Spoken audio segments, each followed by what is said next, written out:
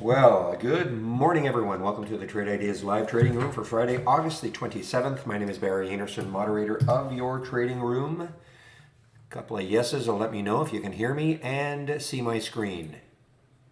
Yes, thank you. Well, it's funny, this morning I woke up a little bit draggy for whatever reason, and not draggy anymore, guys. This has probably been the best pre-market action I've ever had. Where is that Zach? How could he be so wrong about SPRT saying it was going to get to 20? I mean, it got to 50 something, guys. Anyway, 55, I'm kidding him, of course, but I don't know if Zach's in the room yet. So if you were in the room yesterday, Zach's been talking about this one for a while with a potential $20 target. It showed up, SPRT showed up, even on my option scanner. I think it was either 1620 or 1670 towards the end of the day. And so, I took some, and the way it closed, I decided to hold, okay? And you know how I always, if a stock closes well and it has no resistance on top, which it didn't, I thought, okay, let's just hold some. So, a little bit of action after hours, not much, but of course then this morning I'm waking up to a $10 pop. I'm in around 20. I took some out around 30, held on, and oh my goodness, then it just tore up to 55. I sold, I'm basically out of the trade at 51. And now we'll see what happens. It's not shortable for me at Interactive Brokers, but unbelievable, okay, just unbelievable. Yeah, you talk about a short squeeze. Real's pointing out. Look at that short float percent, 55%, 9.9 million in the float. That's what can happen. So that was numero uno. Now, as if I needed something else to get me going, look at Sava, guys. So I'm watching. I had this thumbnailed, and all of a sudden I'm seeing this big red candle coming down. This was up at $73. That's where it kind of closed. It closed up here. It's at $74. So, it's basically near where it closed. And all of a sudden, I'm seeing this big red candle. I'm going, what the heck is happening here? And so I quickly looked to see if I could find any news. Now, I don't know about Quantarex. Don't know anything about them, okay? But this is what showed up. I think it was around 822. Companies did not interpret test results or prepare data charts presented by et cetera, et cetera. And so I said, well, what the heck? So I ended up taking a short right around that 65 mark, and I covered most of it. In fact, around 55, it popped up. I've kept a little bit just in case it does something even worse. There is a 200-day moving average. Maybe that'll hold it up. But man, oh man, what a couple of unbelievable trades for me in the pre-market. I've never had a day like this. So somebody else can take over the room. I'm heading out now. Okay, kidding, of course, but there's no way I can top that. No way. But I guess there are some other things that happened. So let's take a look at some of the other ones that were in the pre-market that are gapping up. I don't have an extensive list because, of course, I had to pay close attention to both Sava and the SPRT. But we've got Neuro, N-U-R-O, and it had a move after hours. You can see that move area right here. Popped up again, pre-market. I actually don't see any news on it. I don't see any headline news on it, so I have no idea why it's moving. I'm sure, obviously, there's a reason. I just can't see a quick headline on it. So there's Neuro. Low float, 5.5 million in the float. So there's that. Then we have NNA. NNA, I know that one popped after hours. I think this is an earnings play. Yeah, so that popped after hours, and it's holding. So this is an earnings play. And you can see, again, there's that move area, popped after hours on earnings, and it's holding. Another really low float. I don't know what's going to happen once this market opens, but let's take a look left and see what we have. 310, 319, so it's got some highs over there. It's got to get through, but then there's TAOP. If I hadn't been so wrapped up in the other two, I may have been able to follow this one a little bit better on a short TAOP. Look at that big topping tail up here. They have it's a crypto play. I mean, they had a crypto press release, so that's what that's all about. TAOP, another low float, 10.6 million in the float. Big lots is another one I may have followed, but again, I can only do so much. So big is another one. This is an earnings play, and when you look at it on the monthly chart, so the next low looking left is 51.30. Well, so it's way below that. So the next low is looking left on the monthly around 42.57. On the daily, I don't think it's got any real support until that area. Again, I'm not saying it's going to get there, but it is an earnings play, down big. CEMI. This is one I used to try to follow a long time ago. And they have this is a virus play. Okay, so a little pop on the virus news.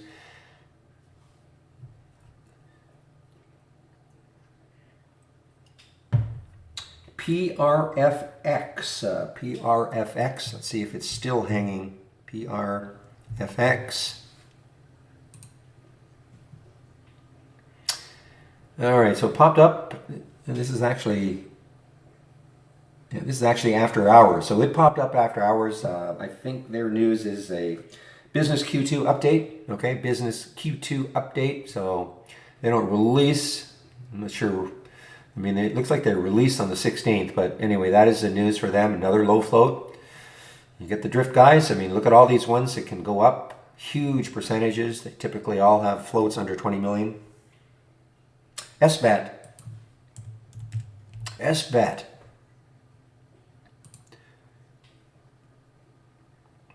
Take a look at what's happening with SBAT. Again, I'm just looking at, glancing at headline news. I don't see any specific reason. Had a little pop after hours. Actually, that's not true. It moved up before the market closed. It held after hours, and now it's popping up again. Look at the theme here, guys. Another low float, 6 million in the float. I don't know if this is really an IPO or a symbol name change.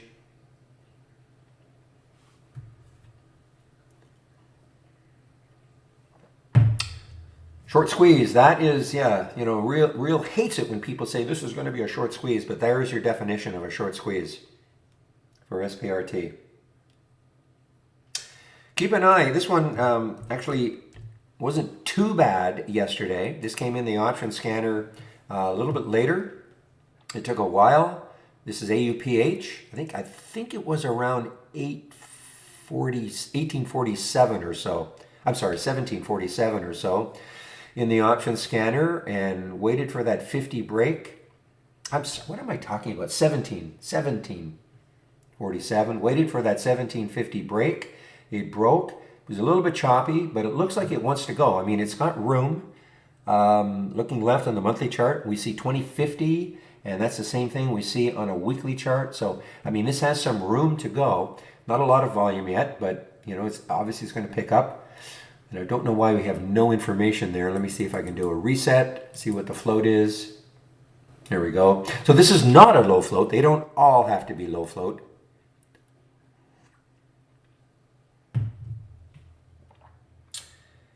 Man.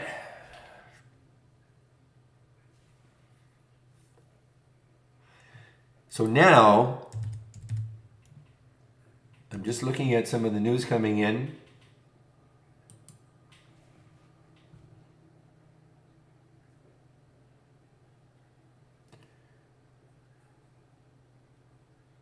Just give me a moment here.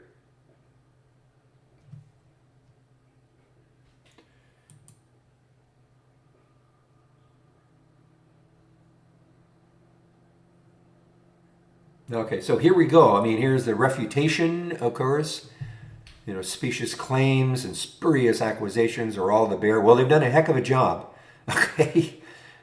But this is what they're saying. The petition against Sava is so misleading and wrong-headed. It seems an intentional act, etc., not a serious request. Well, whatever, they have done a heck of a job, the Bears. When they say, is that all they can do? As I would say, what more could they have done? Now, again, I'm not on one side or the other. I'm just reacting to, what we see on a chart. That's all it is, guys. What you see on a chart.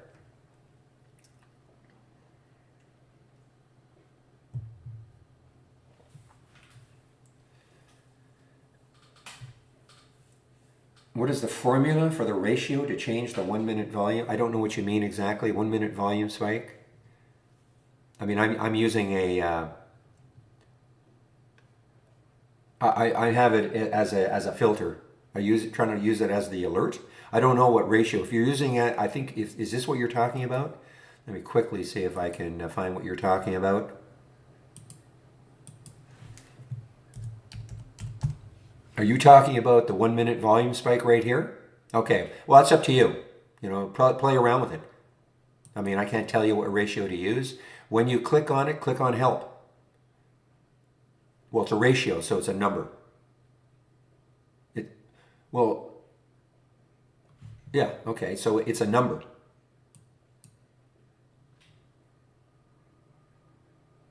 Okay, so, if you want to find out a little bit more about it, but if you were using this, this is if I were going to add the alert, so it's a ratio, it's a number. Okay?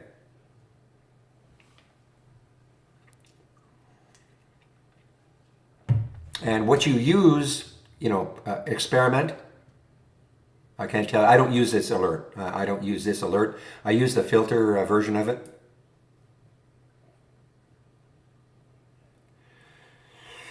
Share my chart link. Okay, so I'm sharing a lot of scans. If you go to my home page, I'll pop this in here. I'll pop my homepage link in. Well, Chris, all you have to do is just type in volume. Okay, type in volume and you'll see it. Okay, just type in volume. If I type in volume, probably if I type in volume space 1, there you go, volume 1 minute. Okay? Okay, sorry, newbie. August newbie. Does that mean you just started trading in August?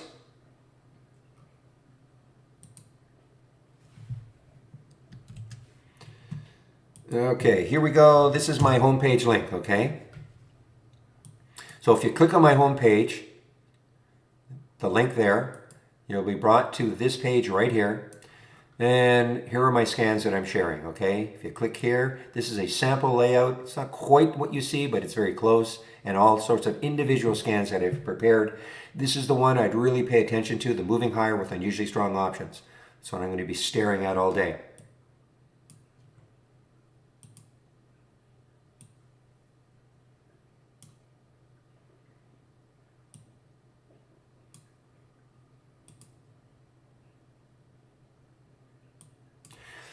All right, what time is it? 9:18. Let me just.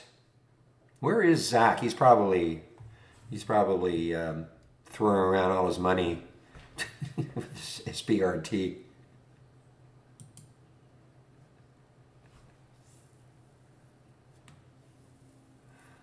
Exactly. All right, guys, I'm just going to do a quick check to see what sort of upgrades and downgrades we have this morning from briefing.com. What a day, man.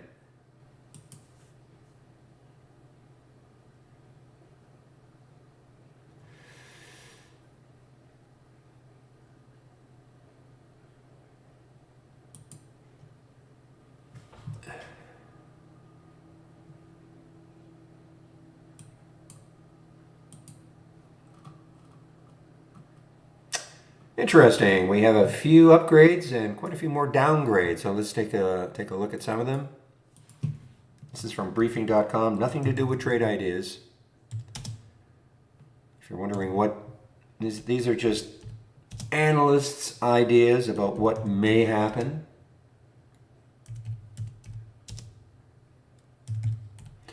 All right. That's all we have for the upgrades, and we have a few more downgrades.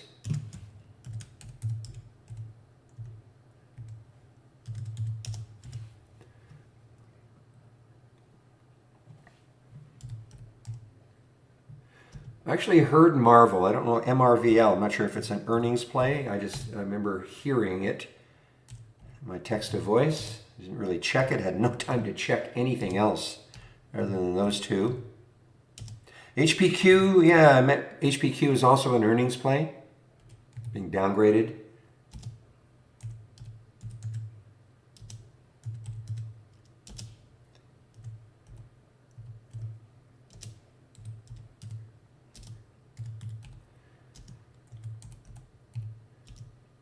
All right, there are some of the upgrades, some of the downgrades from briefing.com this morning.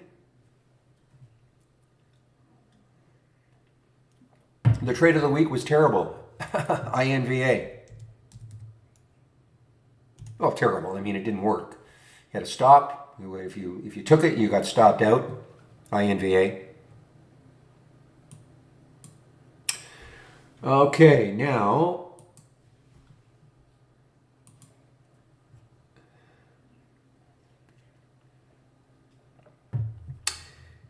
let me take a look at the sectors, the major sectors in the pre-market. We're in for a positive open right now. So let's take a look at the sectors.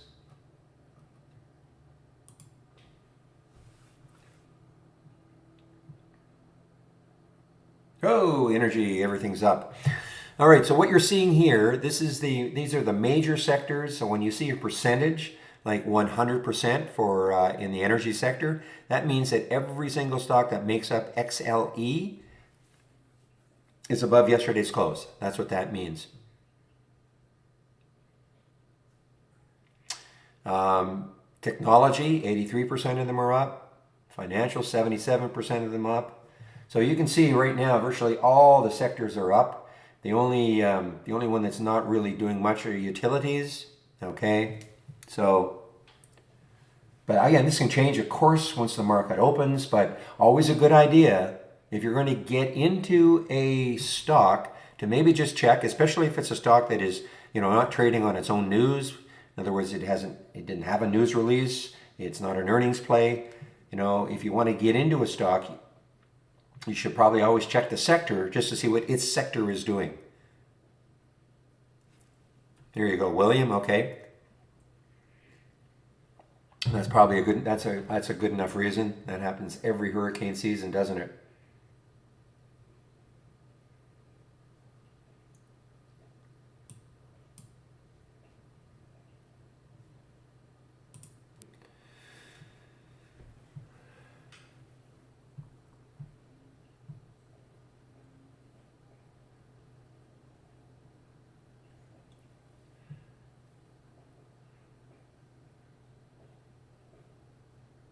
All right, guys, give me a moment here. I'm just going to change headsets. Just give me a moment.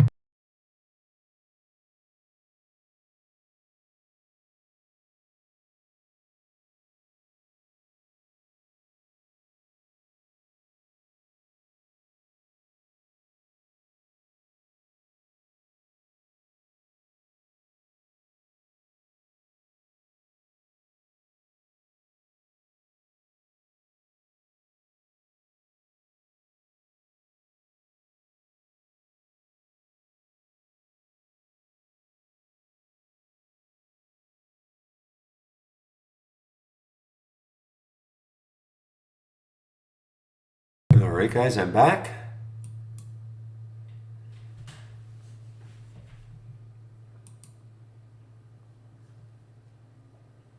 Yeah, just a minute. Something happened to my headset. Just give me a moment.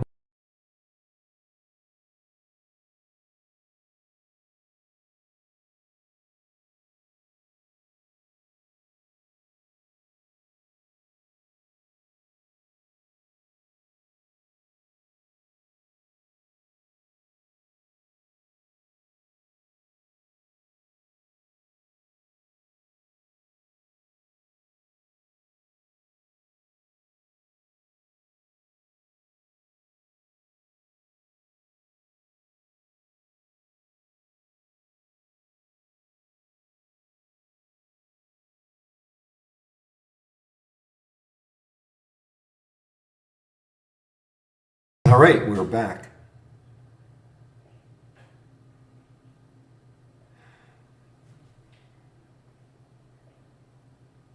Okay, I think I know what's going on with my headset. It's when I have to change a setting. So just give me a moment, please.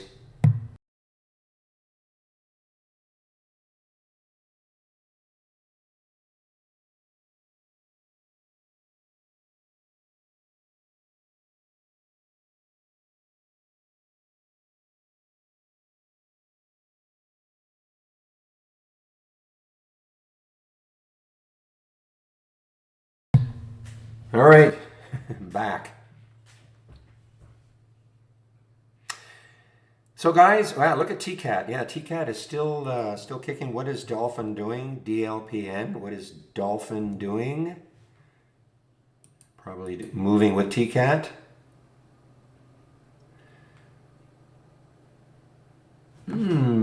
Actually, it's not right now. So TCAT is moving on its own. But watch Dolphin. I mean, it's definitely been moving with TCAT over the last couple of days, 3 days or so, ever since these NFTs caught fire again.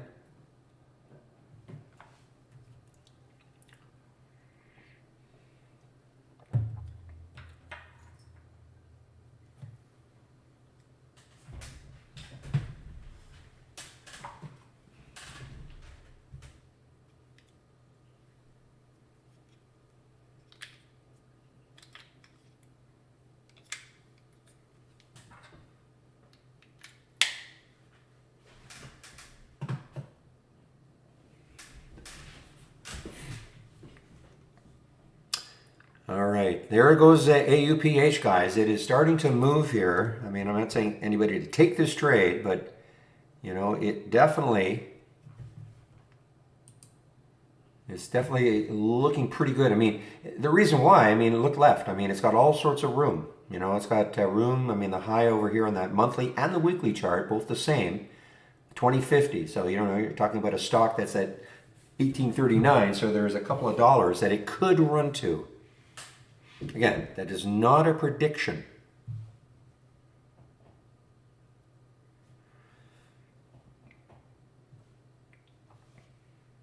Okay, just again, sorry, one more interruption.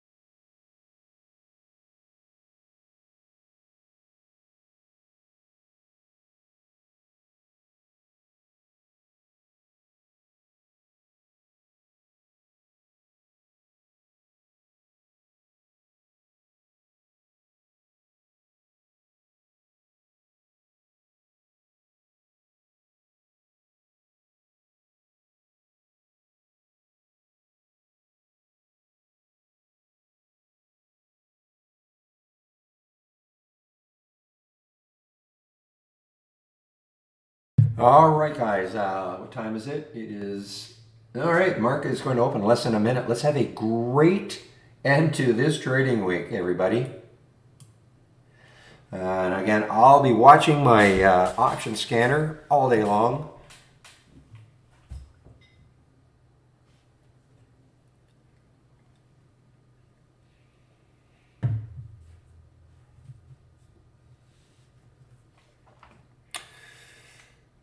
Okay, and just ahead, be interesting to see how what Sava does. See if it's going to have a big bounce.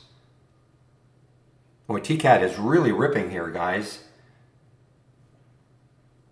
And Dolphin is not. So just keep an eye on this. I mean, keep an eye on Dolphin, DLPN. I mean, usually it will follow suit.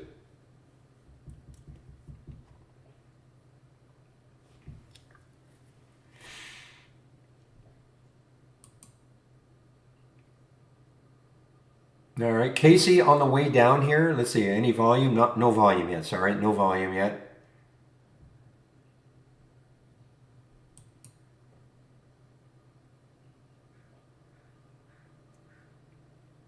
But the volume's picking up. Casey, the volume is definitely picking up.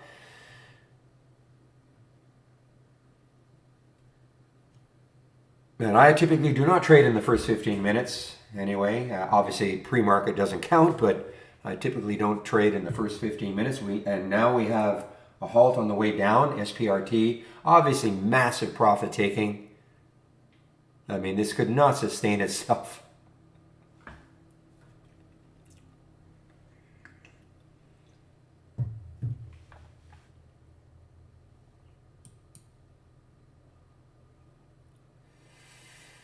All right, MPLN is on the move here. MPLN a little bit.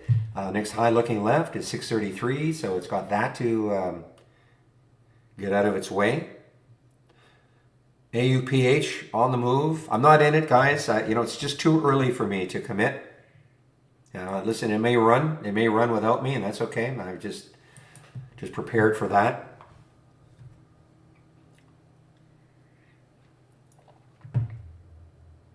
Well, there's a pretty nice big $7 bounce for Sava. SAVA. SBAT.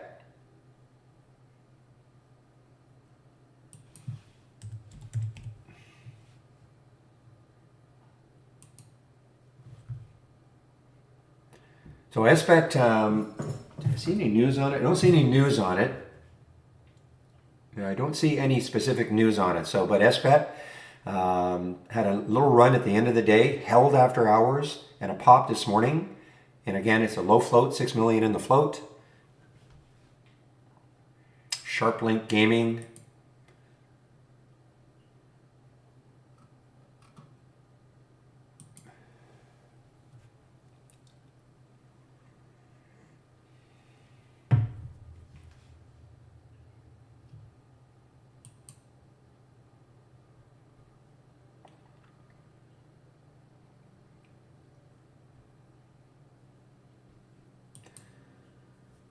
All right, Ford is moving somewhat here. Ford.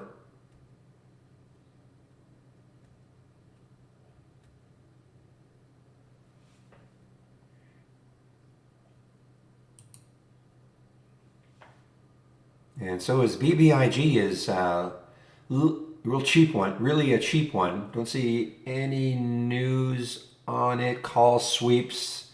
That was yesterday. No, sorry, that was on the 25th. Again, I don't see any specific news for BBIG. Again, if you're new to trading, just sit back for a while, okay? You don't have to get into early trades. Sit back for a while. Let things settle down just a bit. All right, I'll look at RGC. I mean, look at the AUPH, guys. I like it. But I don't like it taking it early. I mean, this is the sort of stuff that can happen. What did it get to? Up to 1872 and then right back down to 18. So, Zach, congratulations, man, on that SPRT. You were just off by about 150% or so, but other than that, nice call. Not nice call, fantastic call.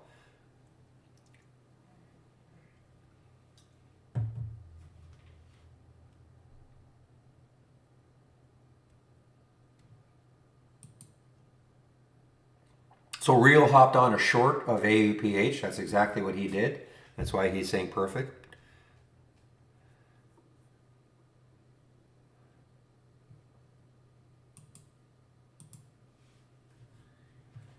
Are you all from the same place? Hardly. We're all over the world.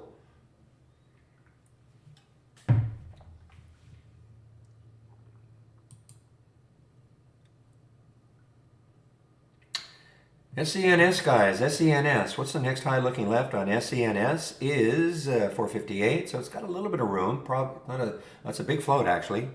337 million in the float, but early mover. Root. Maybe another one.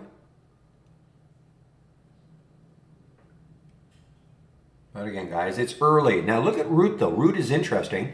Take a look left, 684 on the daily chart. 620 actually. 620 is the next high looking left.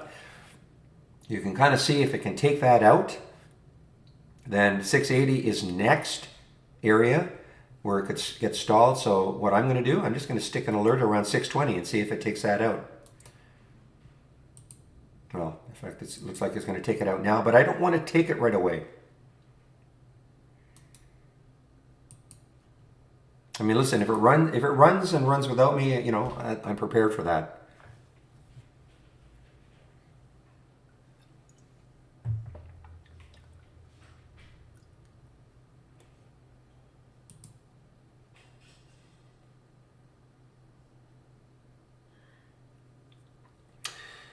Volume coming into semi, guys. CEMI, CEMI. Big volume coming into semi.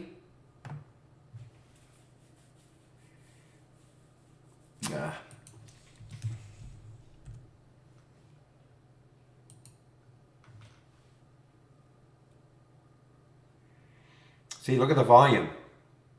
I mean, right there. Look at that volume, guys. There's 4 million shares on that 15-minute chart. And of course, this has another 7 minutes or so to close. And it's a low float, 10 million. I mean, 10 million have traded. It's only 18. This is easily going to trade the float today.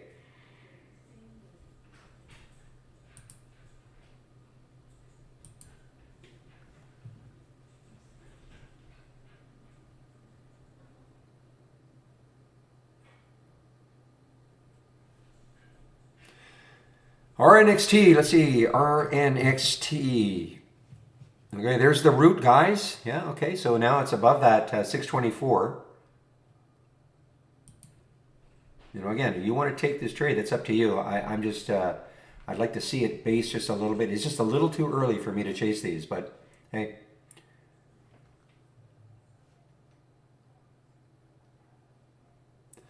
RNXT, let's take a look at RNXT. But some don't mind taking trades earlier, okay? So that's why I point them out.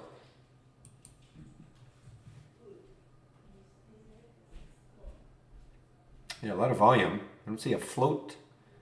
RNXT. I don't see any news. It's not an Amex stock, so I don't see any news, Ija. I don't know if this is actually an IPO or was this just a symbol name change. If it's an IPO, it's a cheap one. I haven't looked at any IPOs for 2 or 3 weeks now. Now look at the SPY, guys. So we're having a positive. There's the SPY. Dow's up, SPY's up, Tech's up. So there is no disconnect as we speak. SPRT is halted, yes. And this is going to be more than a 5-minute halt. Got halted just 45 seconds after the open.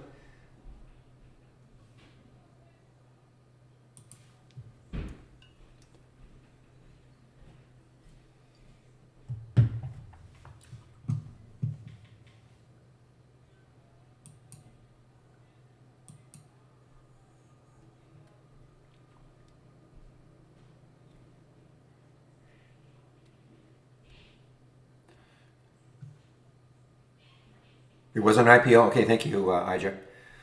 Never really know. You know, when you get those cheap ones, you know, always think, well, maybe they changed symbols.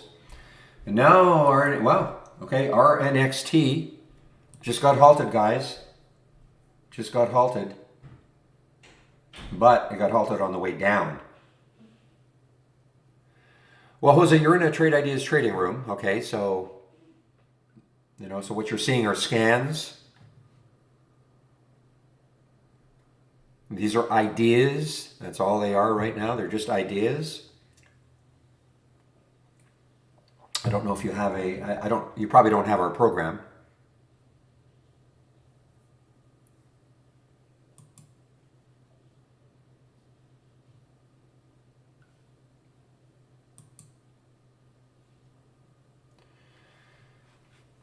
All right, RPHM and not that's low volume. Low volume. I've got to change my volume minimum. I thought I had, but I guess I hadn't.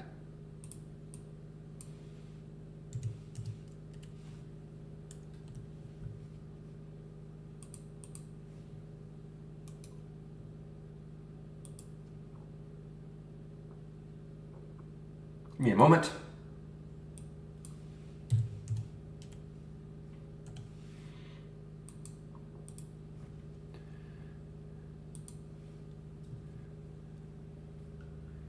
Okay, HPQ actually having a bit of a rally here. I think it's an earnings play. Is the HPQ an earnings play? Let me just get this in. HPQ.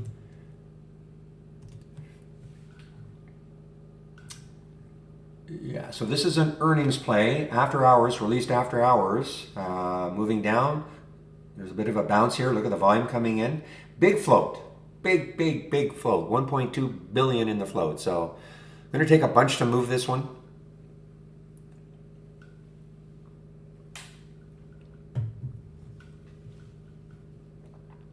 And again, guys, I'm just waiting for something to appear in my option scanner. And Rubber Toe, are you here? Yeah, there you are. So I took your option ratio 0.1 max. I'm seeing some alerts. I made some changes to the filters. So I'm seeing things like EQT. I don't know if you're seeing EQT. Look at the pop for Sava, guys. There's a $10 pop for Sava as the, I don't know if it's officially coming from the company, but people are trying to defend all this, all the news that had come out.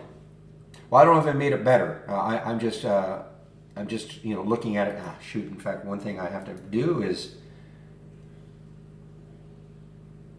put.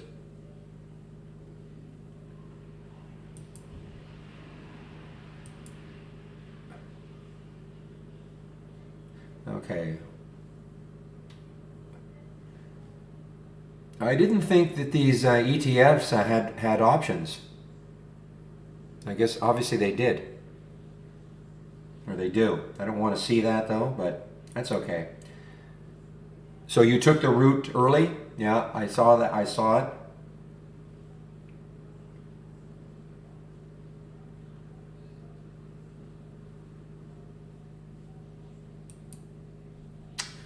All right, guys, hold on here. SGOC.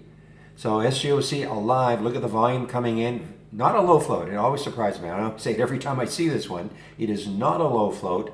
47 million. At least that's what we have. The next high in the daily chart is 1195. I think. Yeah. So well, there it goes. I mean, it just went.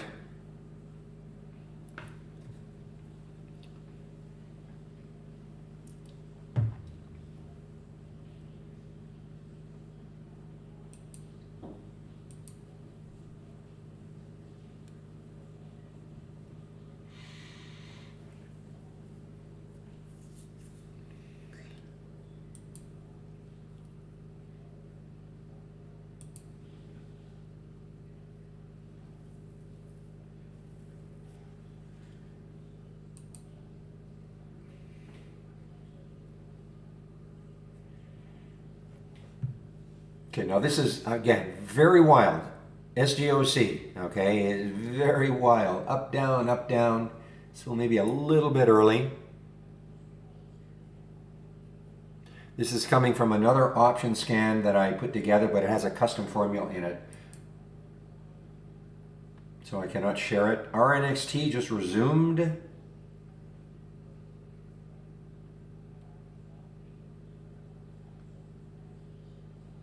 We have no float information on this one whatsoever.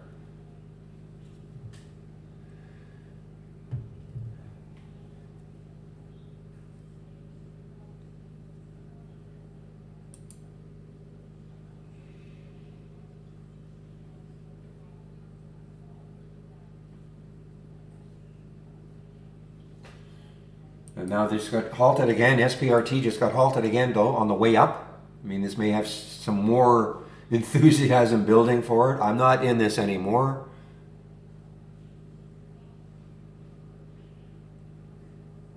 Look at the root. The root is good. The root is good.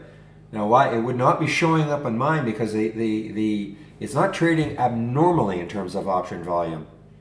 Okay, but on the one that you put together and I massaged a bit, it is showing up.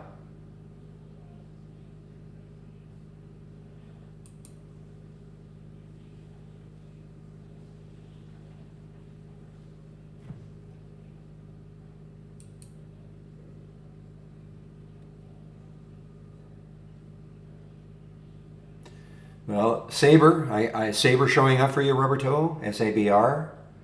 Now, what do I see looking left? 1133, 1142.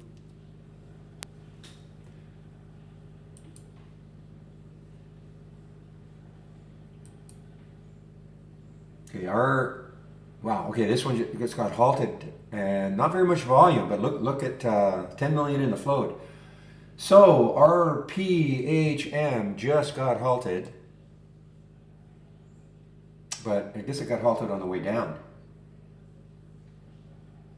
I'm sorry, it resumed. I'm getting all confused here. It resumed, it popped up, but it came right back down.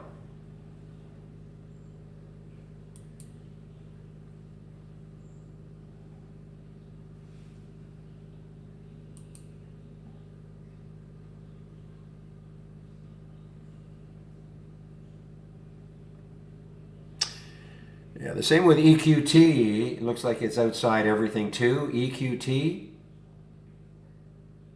Maybe a fade coming now soon for EQT.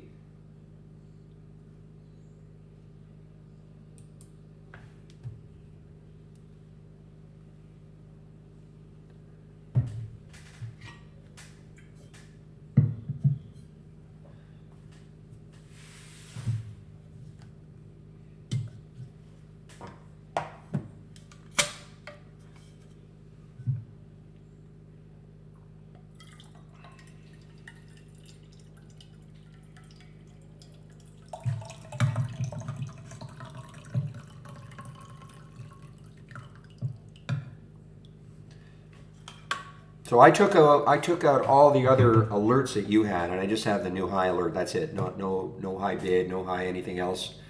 So I just the one alert. Just gonna keep an eye on it, see what's happening.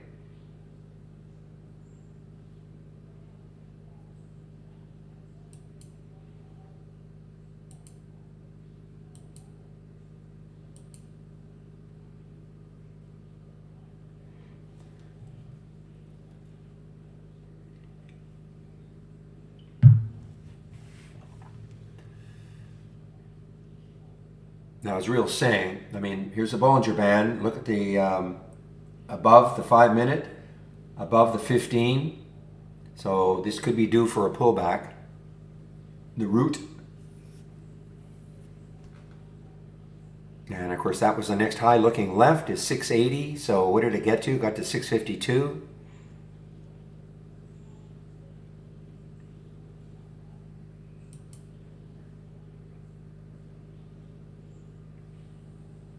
Okay, guys, you know what? This SDOC is actually kind of basing a little bit here. That looks like it wants to go. 1013, yeah, it looks like it wants to go.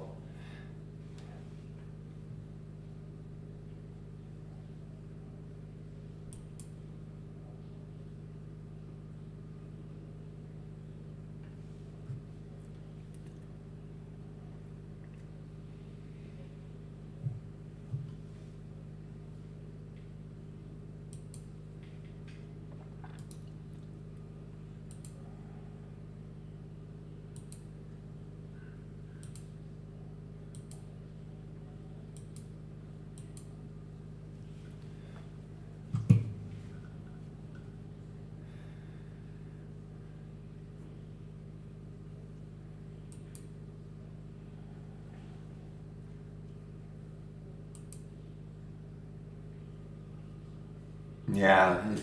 I mean, this is wow. I mean, it did get up to 1045, but I can't remember the last time I traded this one, this SGOC.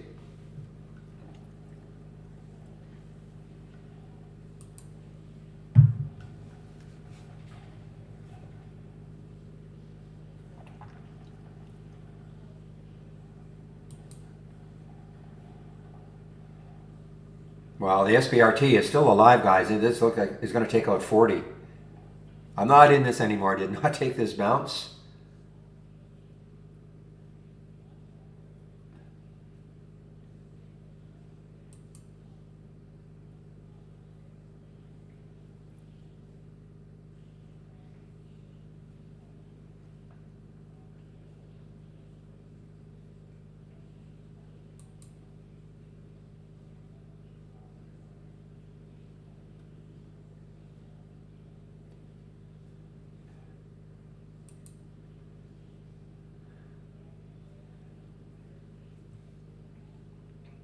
Well, it took out 40. Look at this.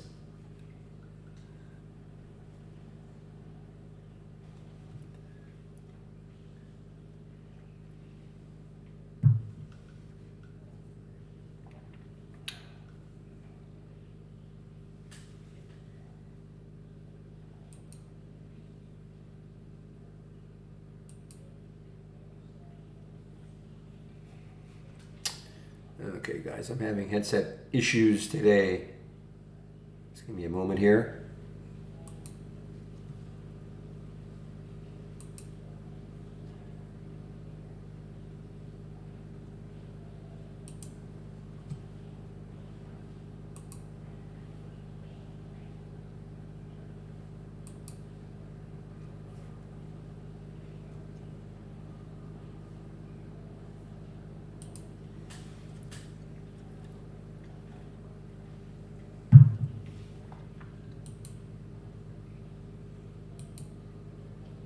Wow.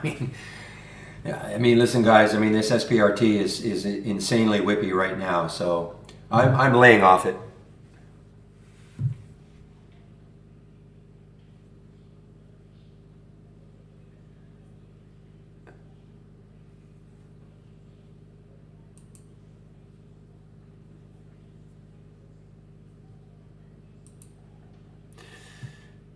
Let's take a look at HIB. Is it an earnings play? Hibbert?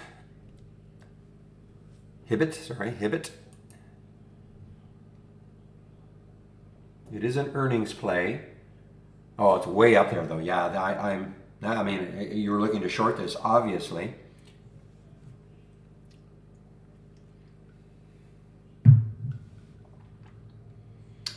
The only thing about that though, I don't know what the spread was. Right now, yeah, I see 87, 87.63. That doesn't look great, but it is an $87 stock.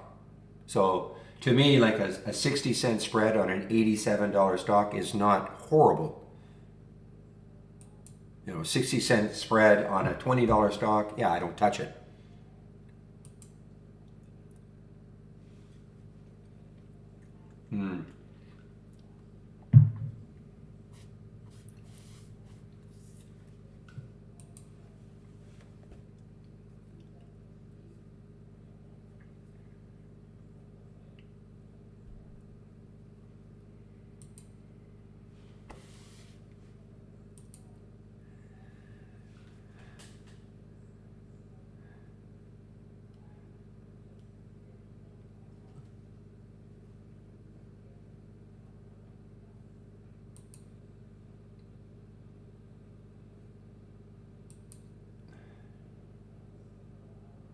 All right, so SBET's on the way down, guys. SBET's on the way down. Oh man, it would have been a great looking little short at the top here. Didn't really see it.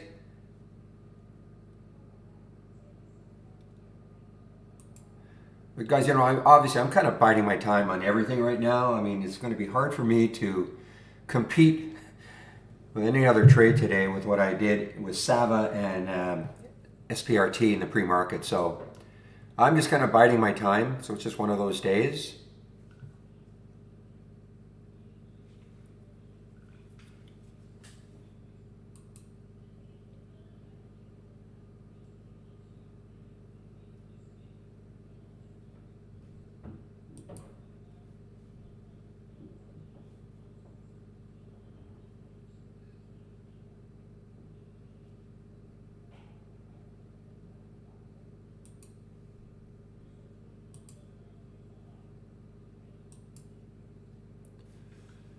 Exactly.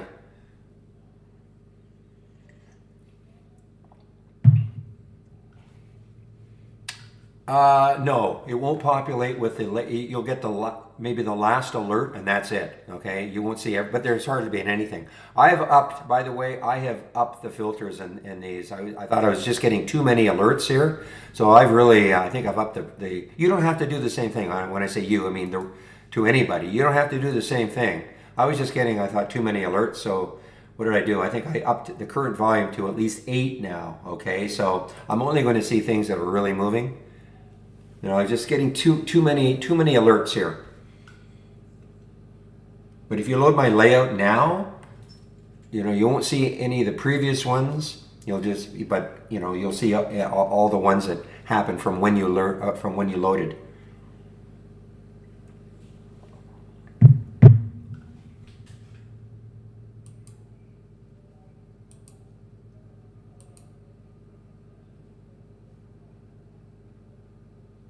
All right, so I do see the SGOC now showed up on my main option volume scan at 1050. So it's dipped underneath. So like I said yesterday, you know, like a watch list. So what I'm going to do is I'll put an alert around 1063, see if it takes out the initial, and the next high looking left is 1195. So we know it's got some room. And all right, there's AUPH now, guys. Back up. So this one, I'm sorry, back down. This was I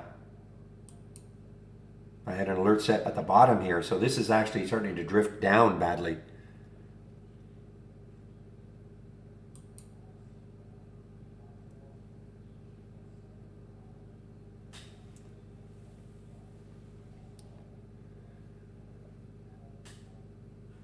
No, no, no. I thought when I got the alert reel, I thought that was for a new high. I didn't realize it was a new low.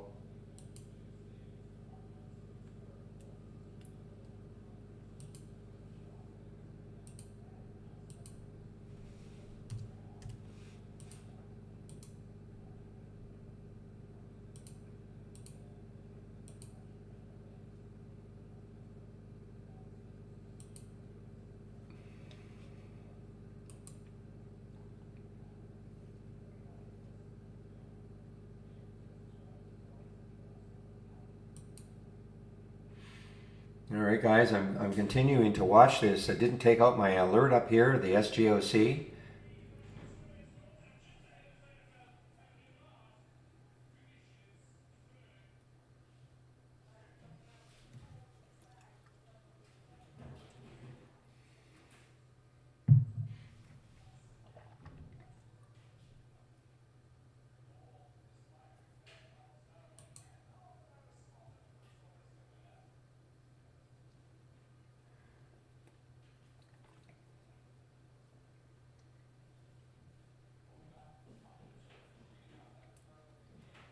Oh man, there it goes, guys. It took that out now. Will it hold?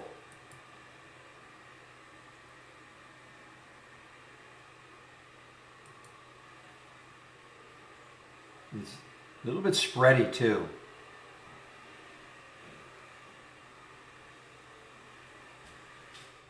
If you have no sound, well, let's see. You guys can hear me. I'm talking to people on YouTube and the main trading room. My mic looks like it's on.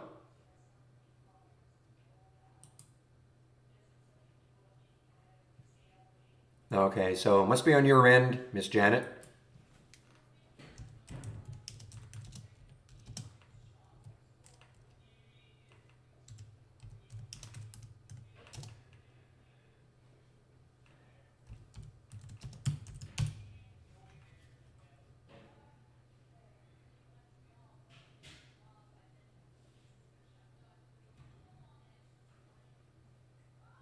I'm just really watching the SGOC, guys, to see if it really wants to take that area out. Get back over 1050 again and surge from there.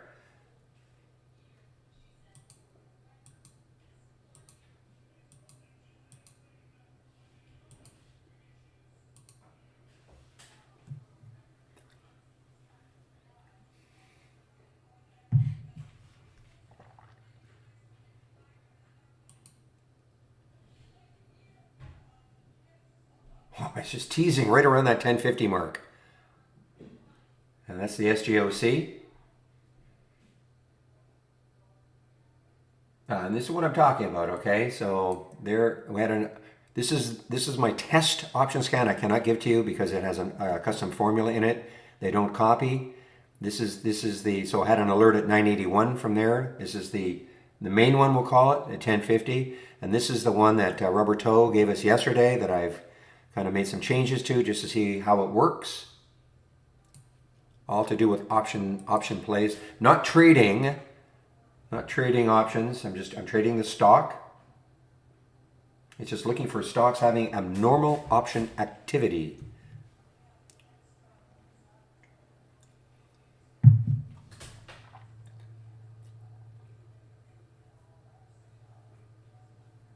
All right, better put an alert up here again for this. I mean, this can be very wild, SGOC, so I'll just reset that alert.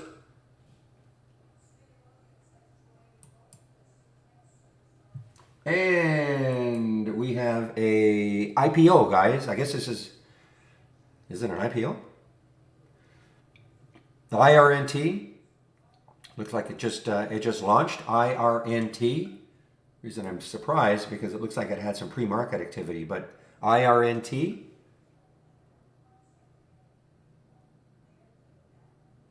Whoa, Neuro, son of a... that was one that I was actually watching in the pre-market. Couldn't see any news on it, but again, it's one of those low float situations. Now look at it run here. Look at the volume that came in from 1246 to 1421, just like that. And of course it got halted for volatility. Well, let's see what happens when it opens. I mean, the next high is looking left, 1661, 1506. Just trying to get a gauge on where it may open. Hard to know. I mean, it says 1421.35.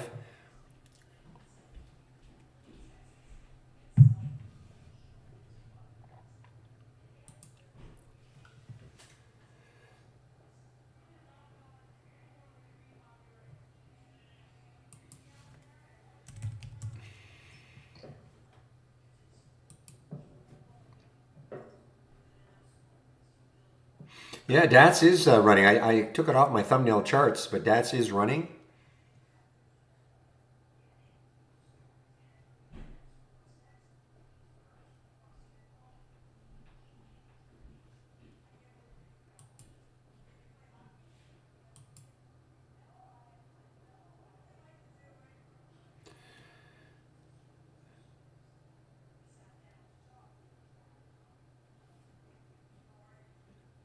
Well, KRI actually held that overnight. He's asking me, somebody asking me in the YouTube room about my entries and exits for SP.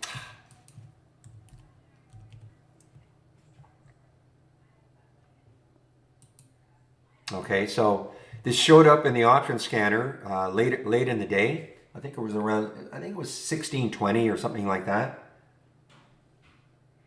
So look how it traded, look how it closed, and I decided to hold, all right, because it closed well. And then so when I woke up this morning, I got rid of some around the 30 mark and some just over 50, over the 50 mark. And so that's what I did. But this was an overnight hold for me. So NNA, guys, yeah, so this is showing up. So what is it doing? NNA, whoa. NNA is now the 200-day moving average. It looms above it. Okay, it's pretty darn close. I know it showed up on the option scanner, but you know, again, that 200-day. Now it showed up at 317 on the option scanner. You know, if it somehow can take that out, then it's got a lot of room.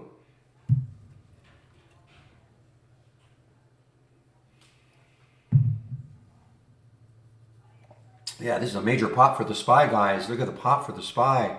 Everything's up. SPY's up. Dow's up. NASA's up. No disconnect.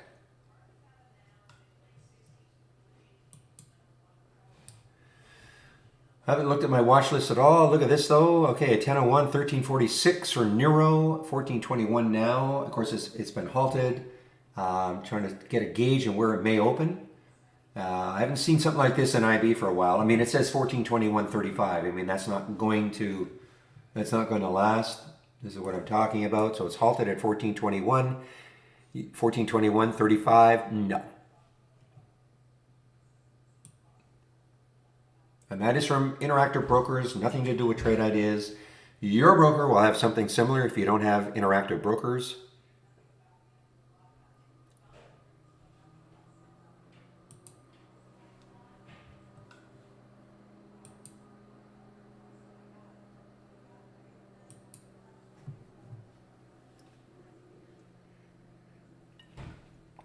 So you will see a lot fewer alerts.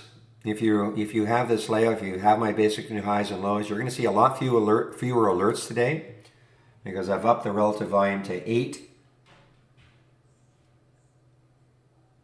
Yeah, exactly. I use the option scanner. I want to see stocks that are having abnormal option activity. Okay, just another way looking for momentum, and then I trade the stock. I don't trade the options.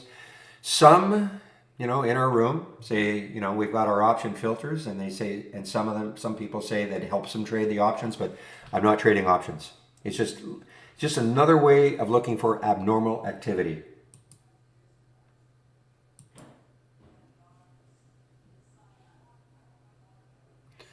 All right, well, this Huma,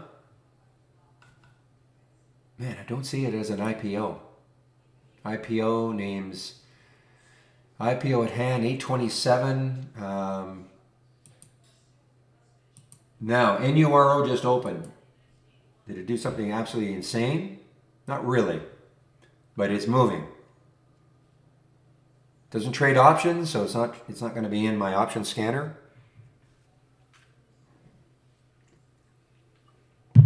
And again, if you're new, this option scanner does not give very many alerts over the course of the day, which is exactly what I want. It may give 5, 6, maybe 7.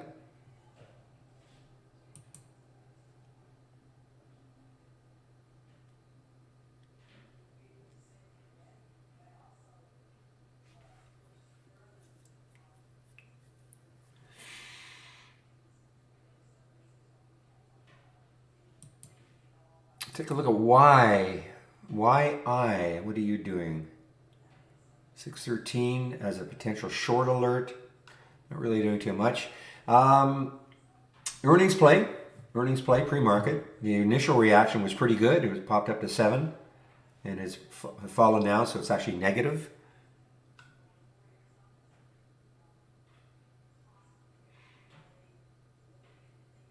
Now Nero on the way down. Okay, just give me a moment, please. I'll be right back.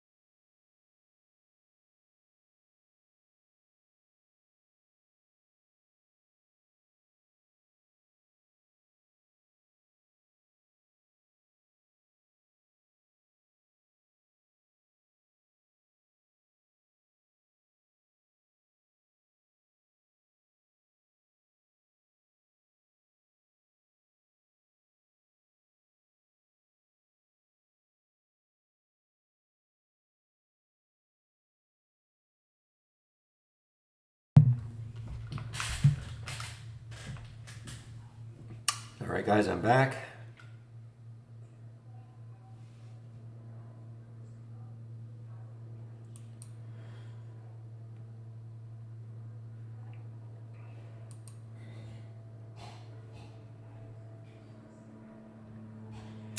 All right, so the NNA, again, I don't like the fact that 200-day moving average is sitting right on top of it.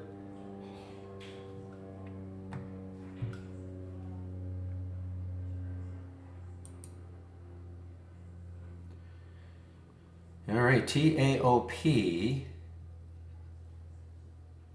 This was up. No, it was way up here, 447. I think it's a crypto play. Yeah, had something crypto. Look at the market. Look at this market. Look at that 15-minute chart right there, or 15-minute bar candle, and the volume.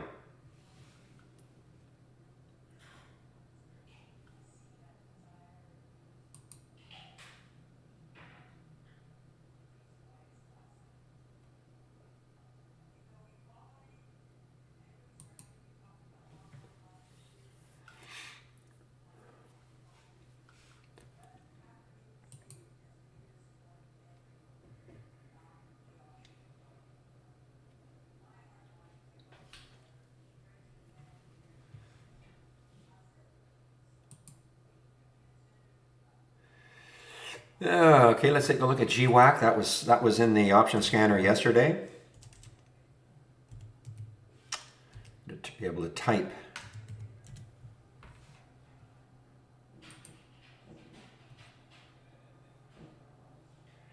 Yeah, so I mean, this got all the way up to 1282 yesterday, so about $1.50 to go to get to that high. So there's some room. Low float, 19 million in the float. Look at the SPY. What a move.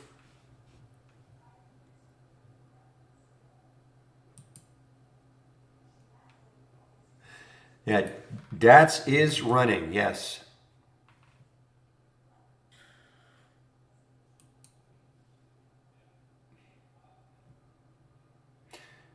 We don't have I've gone through this before. What is it, about a 12 million float? For whatever reason, our provider does not have any information about DATS in terms of a float.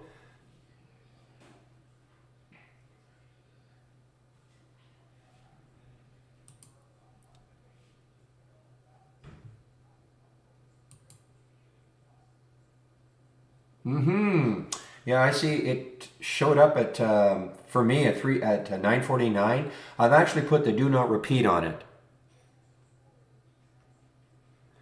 Well, peaceful. There are all sorts of different trading styles in the room. Okay, so I'm pointing out opportunities for people. Okay, you know, the one I would have taken, SGOC, as an example. You know, I wanted to see it break that high right there. I said, well, if it takes that high out, I'm going to be very interested. Things like that. So we're just pointing out opportunities. I'm not somebody who's going to tell anybody what to buy or sell. 16 million in the float? Okay. There are lots of other people in the room that have ideas.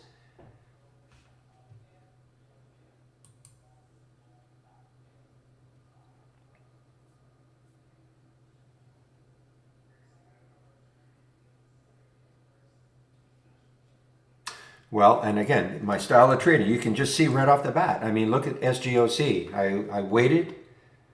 I was sort of steadfast, thinking, you know what? Unless you take this out, I don't want to see you. And it briefly took it out, and then it fell right back down. This is the SGOC, and now look what's happening. Now, it could come back later on in the day. That's why I still have my alert there. It could come back later on in the day, in which case I could get interested again.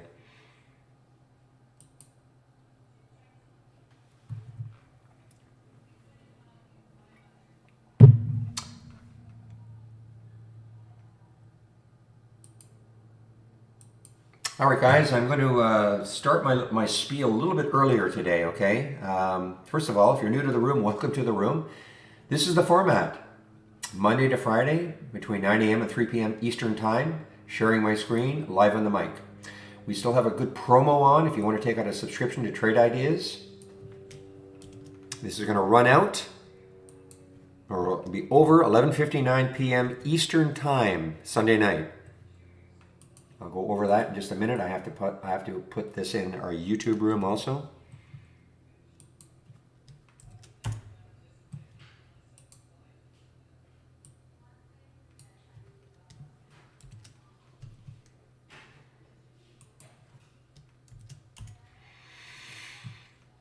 All right, so if you click on my link, and my link is always available as a tab in the main room, right there, see Barry's homepage, okay? But I also put the link, I did put the link down here. Oops, yeah, maybe I forgot to. Oh, here we are. So if you click on my link, my homepage link, this is what you're going to see. So here's the promo code you can use, Test Drive 25 for 25% off the first month only, or the entire year. Okay, this is how much Trade Ideas costs. We have 4 plans, an annual, monthly, and for premium and standard. So the big one, $22.68 a year on an annual basis, minus the 25%. Standard is $10.68 a year, minus the 25%. Main reason people want to take a look at our premium service is because of the AI, which is doing nothing again today. Okay, but here's always my recommendation: if you don't know, enough about this program, do not take out an annual subscription.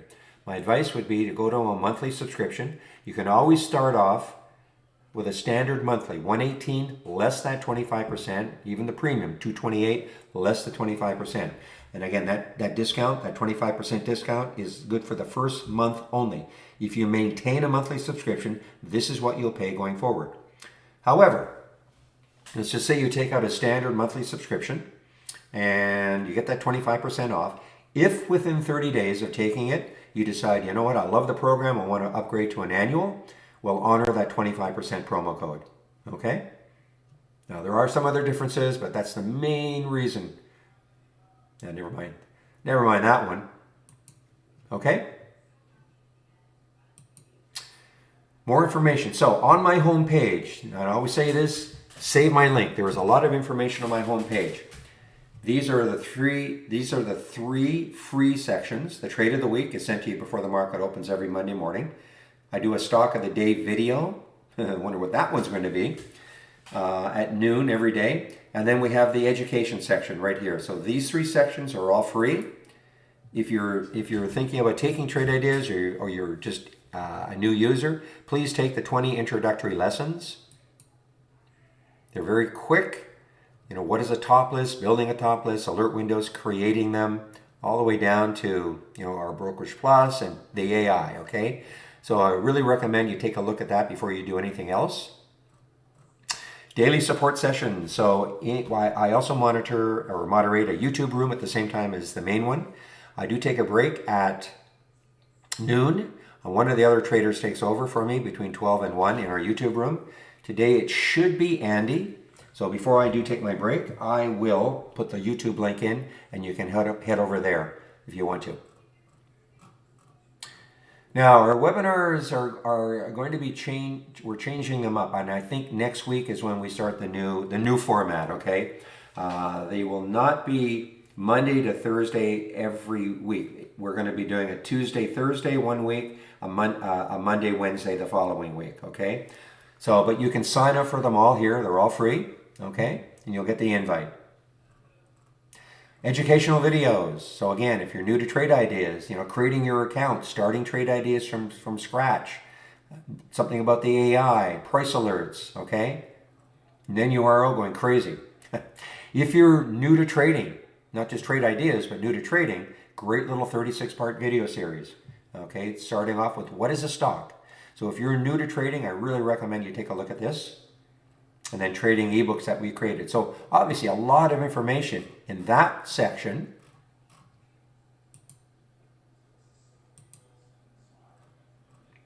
Oops. Give me a moment.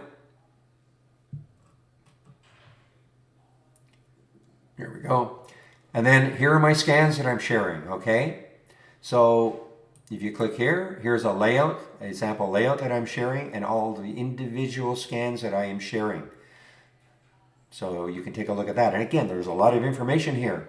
This is what I use in the pre-market as an example. The gap up and down shared, pre-market actives up and down. These are the 4 that I use in the pre-market to kind of get ready for the day. So save my link, then you can take a look at these 2 sections whenever you want.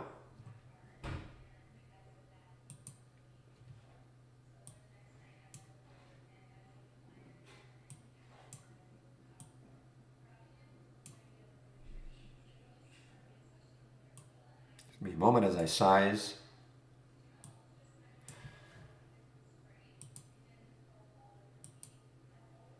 Okay, I see SLQ showed up in the option scanner. Now this got hammered yesterday, I think, on earnings. What was a high yesterday is 918. So it's trying to come back.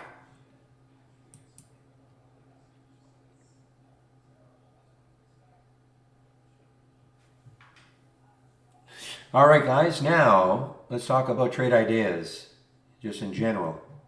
So what are we? We're a scanner. We scan the U.S. stock market. This is an example of a scan I put together called Basic New Highs and Lows.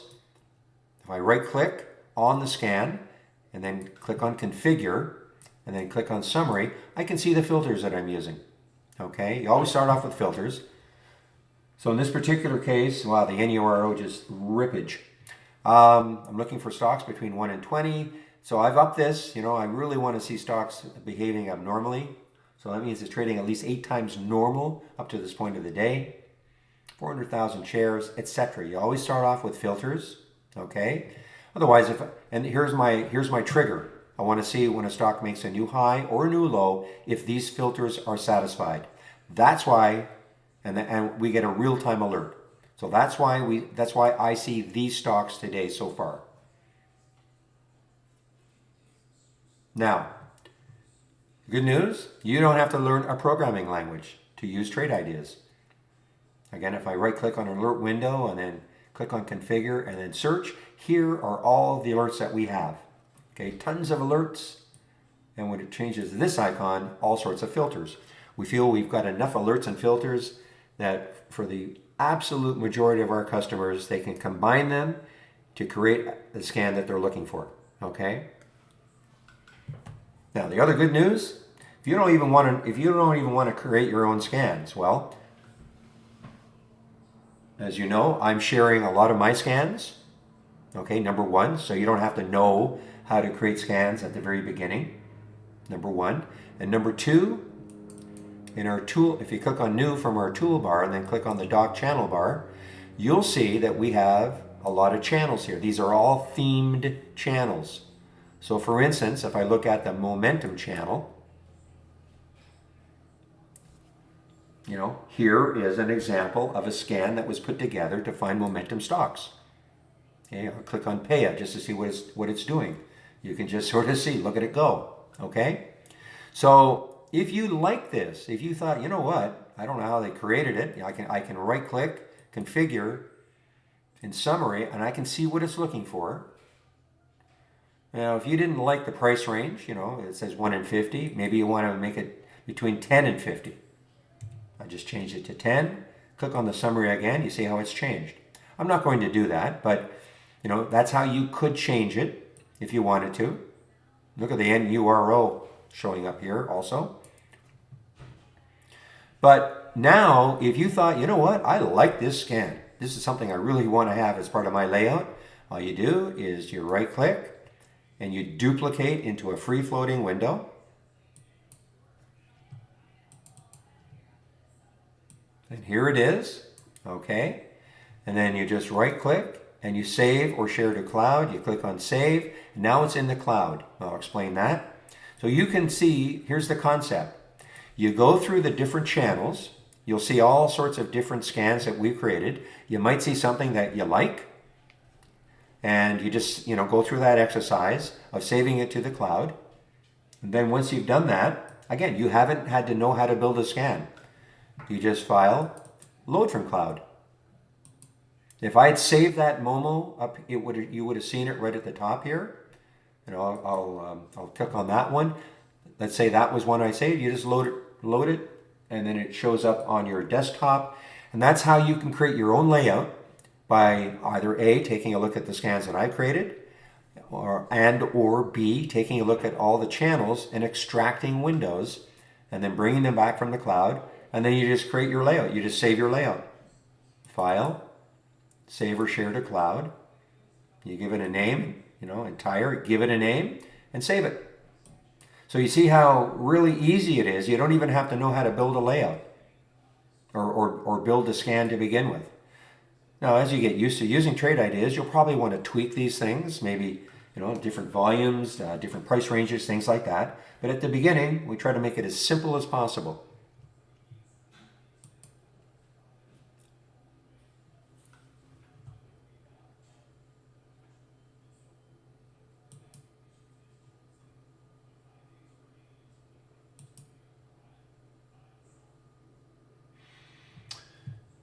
All right.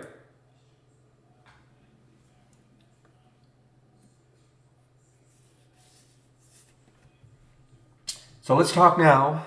I just want to talk about a little bit about our AI. If you have the AI, if you have our premium service, this is how you should look at it. New AI/Holly strategy trades window. And this is the window that you'll see. Never mind these two, but this is the window that you'll see. You'll have an entry price, you'll have a stop. How you trade it will be up to you.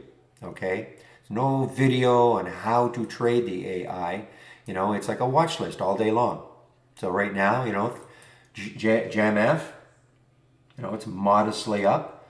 You know, if you looked at this and thought, yeah, this has got some room. You look left on the daily chart. What do you see? 35.27. So it's got a little bit of room. Maybe you could run up to that area. And it's up to you if you're going to take the trade. Okay, but that is what the AI is, and that is part of our premium service. This window that you see here is called Brokerage Plus.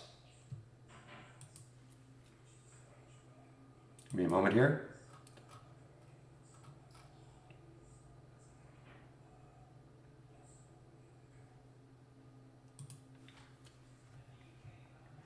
I'm going to pop this link in. It has two videos.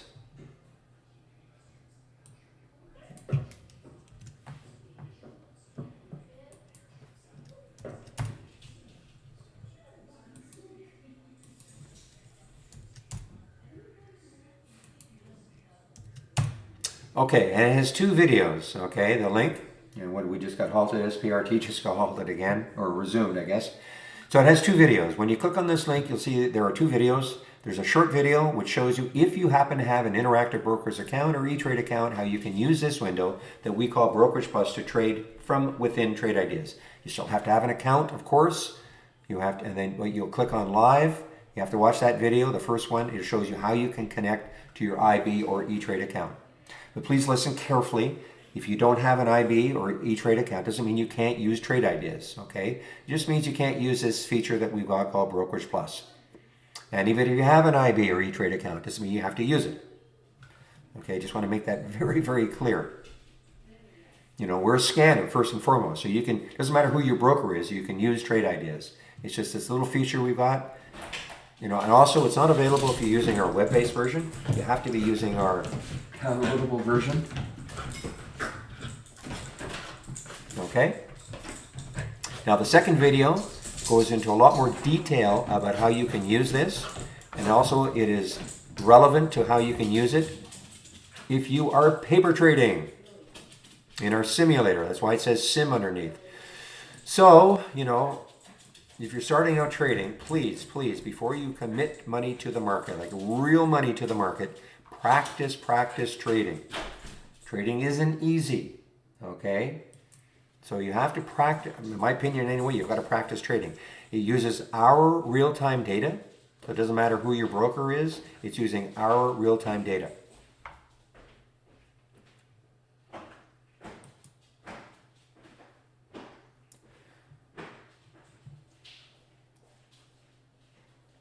So let's take a look at how you can use it. So let's say you wanted to take Nero, but you wanted to take it if it faded all the way back to say 1361. You don't want to take it right now, but this is, you know, I'm just showing the mechanics, okay, the mechanics and how you would do something like this. So you'd pick how many shares you're going to want, and I'm saying, okay, maybe that's a bit of a support area. Oops, a bit of a support area, 1361. So I'm going to put 1361 in both boxes.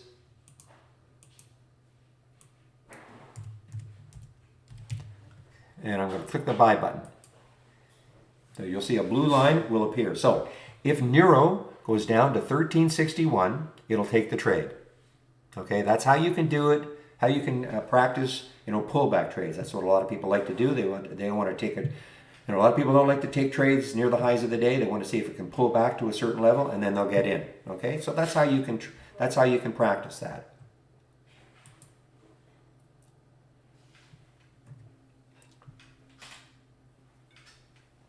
Now let's take a trade. Now here's where the money management comes in. Okay, let's just say I wanted to take this SLQT right here. Okay. Yeah, I'm looking. It's huge. I know. I'm in the middle of my spiel, unfortunately, so I'm going to miss some stuff, but that's just the nature of what I do. That's okay. So let's just say I wanted to take this SLQ trade right here. Okay, I'm going to take 500 shares. I'm going to explain why. I'm going to buy right at the market. It's only a 2-cent spread, so that's okay. So it got me in at 8.25. I'm going to put a stop at 8.05, and I'll explain why I'm doing this. And just to make the math easy. So here's the deal, guys. When you get into trading, unfortunately, not every trade is going to work. So how I trade, and many in this room trade, is that you have to have a price where you're going to get out of the trade if it's not working for you. You just can't go into trading with a hope and pray attitude. So what I've done here is, you notice a red line appears. So if this goes back down to 8.05, it'll take me out for approximately a $100 loss. Okay? So again, if you're new to trading, even if you start understanding the concept, okay, yeah, that makes sense. I should have an area or a price I should get out of the trade. Now, where are you going to put your stop? That is where your practice is going to come in, okay? I tend to look at a chart, and I tend to look to see where I think there's a support area, a lot of activity at a certain price. And so if it popped down through that price, I should be out of the trade, okay? You can use moving averages, there are all sorts of different ways. The bottom of the previous 5-minute candle or a 15-minute candle. You will have to figure out what's going to work for you, okay? I can't tell you what's going to work for you. But let's just say though, okay, you're getting sold on the concept, okay, I've got to have a stop. Now, the next step is, okay, if I do get stopped out, how much am I really willing to risk on the trade if it works against me? So in this particular case, I'm risking, I know it says $97.50, but I'm risking about $100 on the trade, okay? So if it works against me, I don't want to lose more than $100. So that is why, if you notice, I took 500 shares. Again, when you go into trading, I don't think the right way is to say, well, I'm going to take 100 shares every trade, 200 shares every trade, or a certain fixed number. In my opinion, the number of shares you take will vary, and it'll vary in this fashion. Here's my entry price, $8.25. Here's my stop, $8.05. That's 20 cents away. And again, I made it so the math was easy. If I'm going to risk, and this is what I did in the simulator, if I'm going to risk $100 on the trade, I can take 500 shares. If you divide 20 cents into $100, you get 500. Okay? So there's a little quick math to do, and that will share size you.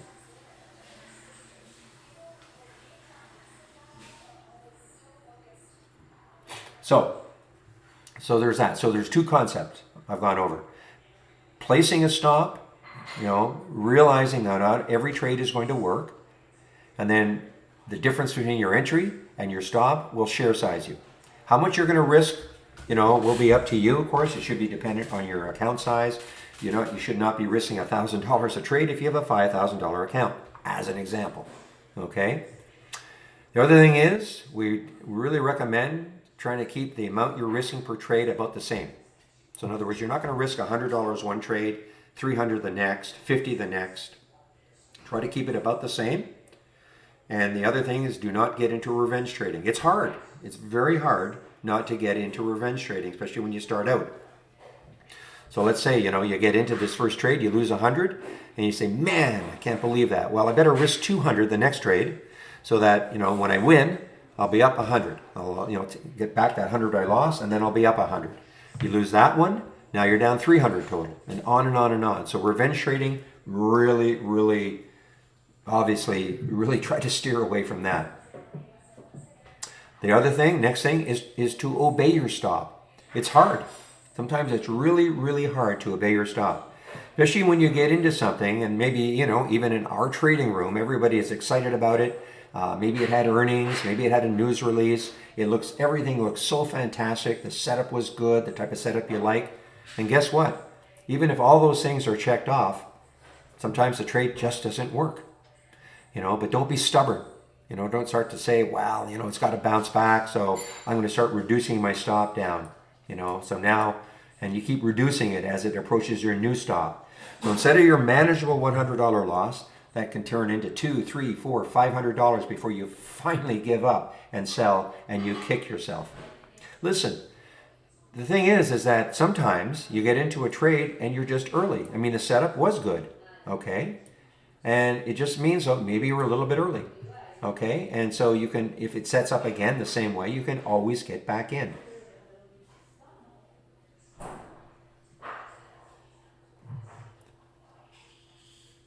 So, that is my spiel, guys, on money management. The other thing that I'm starting to talk about, I know I mentioned it a couple of days ago, but I also want to include it now in the spiel, is, I know it sounds contrary, but look for reasons not to take a trade. You should have a check mark, and I don't mean you should have like, you gotta have 20 things that have to happen before I'll take a trade. You'll never take a trade. Okay, but you should have a reasonable number. I have about 3 or 4 that I can quickly size up, and if I can't check all 4, then I don't take the trade. It's that simple. So look for reasons not to take the trade. Okay, and then if you're satisfied that again, if you have 4 reasons not to take the trade, but you can check them all, saying yep, then you can take the trade. Okay?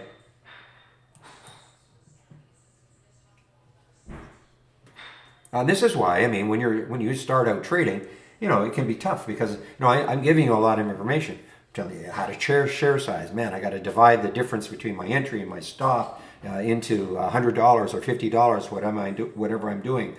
Well, actually, before that, though, you're going over your checklist. Your checklist could be things like, okay, for me, always, because I'm a momentum trader mainly. So things that I'm seeing are always near a new high or a new low for the day if I'm going to short. That's why you'll always hear me say, well, I'm going to look left on the daily chart, the weekly chart, and the monthly chart to see where is the next high. I don't want to have that next high too close to where I'm going to enter because I always feel it could stall there.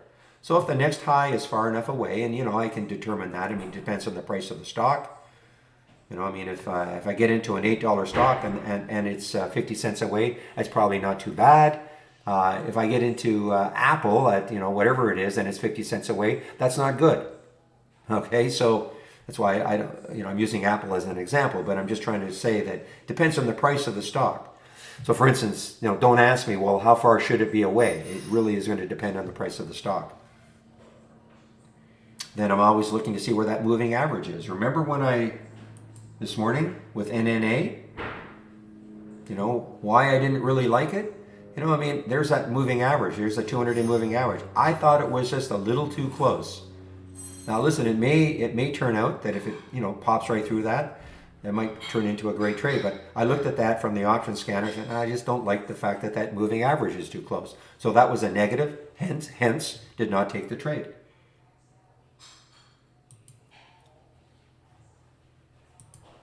But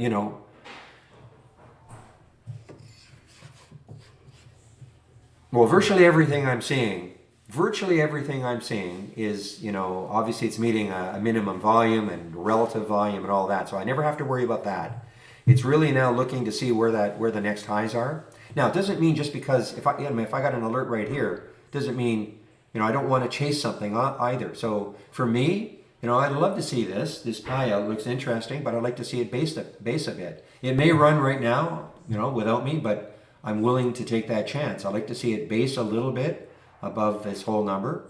And, but also if I'm looking left, I see a high right there of 1019.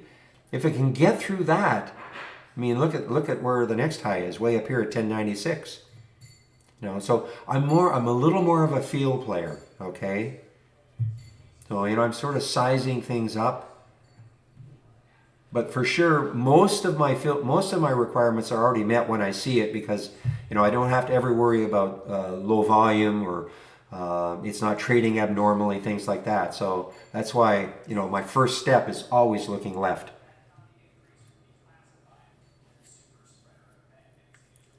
No, you don't see anything like that. All you see in the AI is the entry price. You don't have to get in right then. and you see a stop. You don't see any. You don't see any of the filters.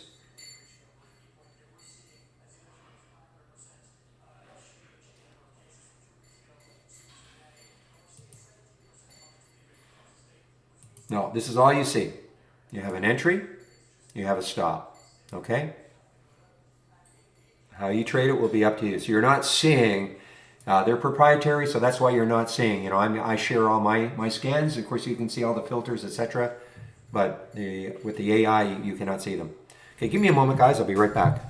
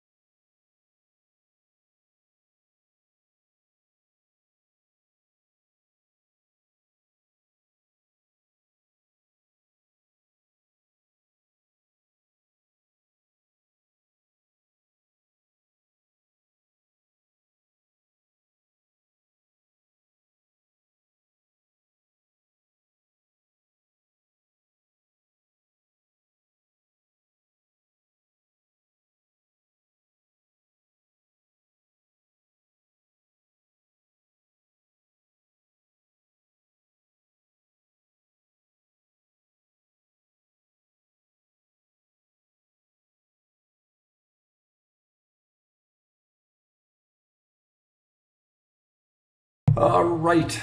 Okay, so now I can start taking a look at some of the things on my option scanner.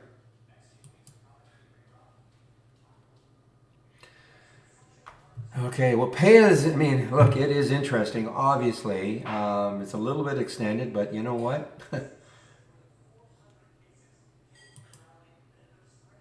I was going to get it, I think I'm just a little too late.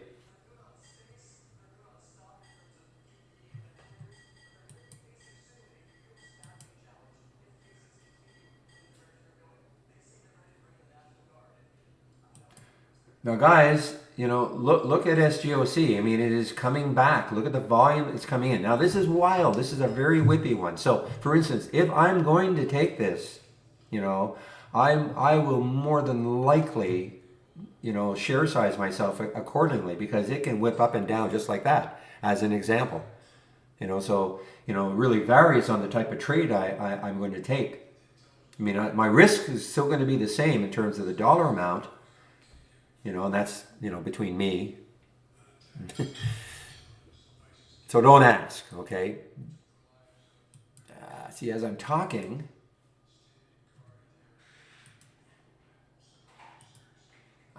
see, I missed it. I just missed it. Let's see if it pulls back at all.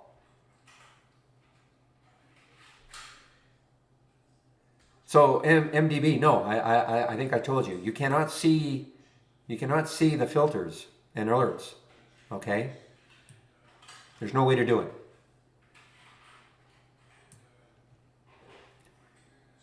I think that just complicates it. I mean, it shouldn't matter. All you should really care about if you have it is, here's your alert. How you're going to trade it is up to you.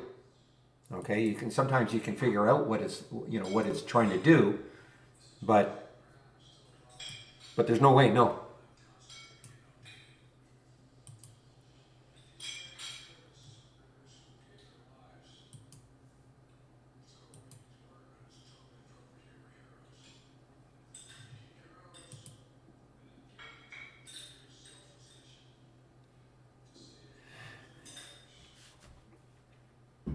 The only thing you can do, I just don't know where it is. I think Windows, help.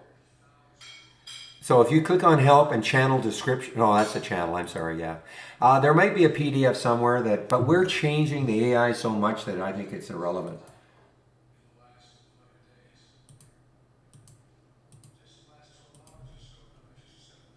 What I was going to say is there may be a description of the individual strategy, but it's not going to tell you the alerts or filters that are being used.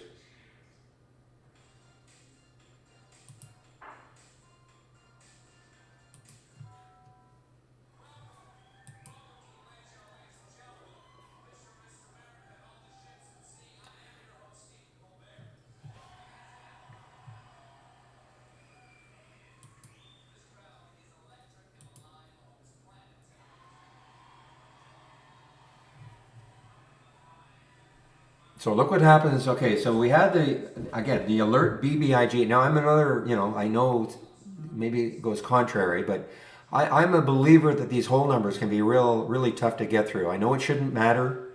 It shouldn't matter, but I find that these whole numbers can be very tough to get through. So look at the alert for BBIG at 380 from my scanner. But if you look left, I mean, you see a high of 407. See, it's just not clean enough for me to get really enthusiastic about it, if that makes sense. Yeah, I'm a little bummed I'm not in the SGOC, but it is what it is.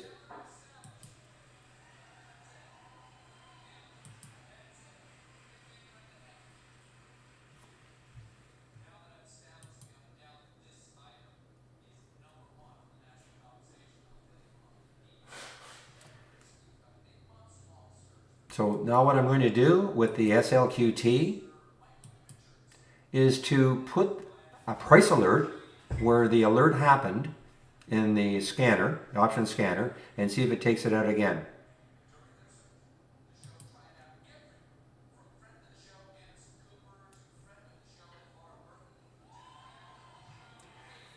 Well, I don't know about a target, but if you take a look, sorry. If you take a look, again, look left, what do you see? No, never mind on that monthly, but there's the next high looking left, right? 1195. I'm not saying, it's going to get there, but, it gets through 11. 1195 is the next area. I don't really, it might be just semantics, but I don't really think about trades in terms of targets. I look to see where I think there might be some resistance. And so as it gets close to that area, if I were in this trade, I'd be probably taking some out. Listen, this may not stall it at all. It's only one day. I may just pop right through and keep going. But so I don't really put targets per se. I just have an idea where I think it may be just semantics. Maybe that is a target in some people's thinking.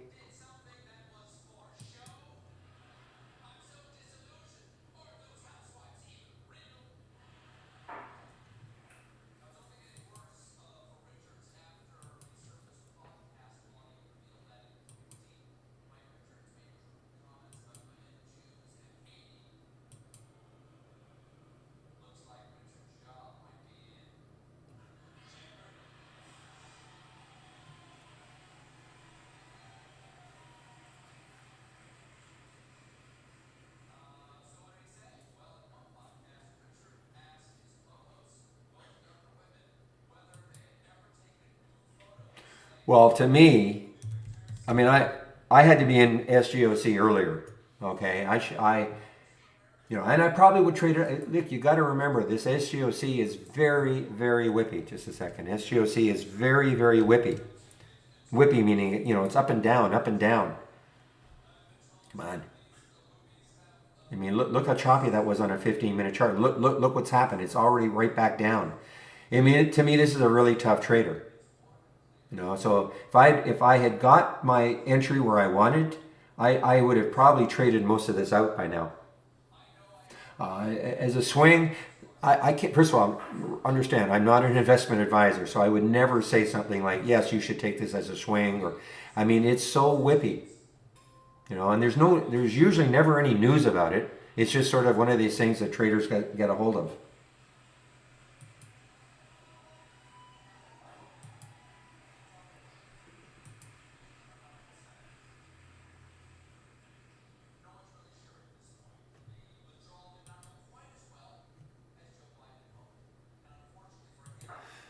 Let's take a look at Bill. You guys are talking about Bill, B-I-L-L.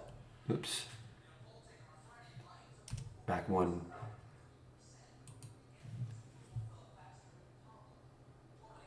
Oh, okay. Well, yeah, it's a little outside of the price range I like, but yeah, what a great earnings release for it.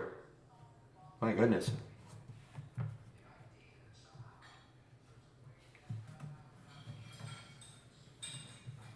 It's just one of those stocks, Jerry, that every now and then it could be certainly not this trading room, but some other trading room. You get people who just sort of pump it, and so it starts to move. It shows up on our scanner. We're not certainly not pumping it. It's just a matter of, well, you see it. How you trade it will be up to you. But there's no news that I see, and there usually isn't. You have to get used to the SPRT. The SPRT. There was no specific news that I could ever see on it. But I mean, look what it did. Look what it did over the last few days.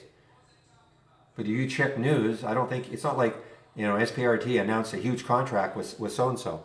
It's a it's a high short float percent. 55% of the float, which is low, is short. So once it starts moving, this is more the classic short covering, short squeeze, if you will. People who are short the stock are gagging here. They're starting to, my goodness, what's happening? And so when you're short, if you were short this stock, what the heck are you going to do? You have to buy the stock to cover your position, further fueling the buying frenzy.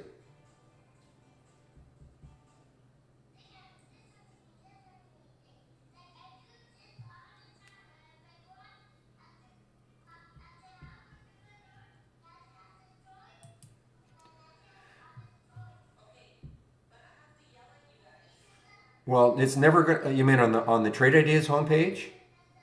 Yeah, I just don't believe that relative to that low float. I mean, I know that's where, it's always surprised me how whippy it is.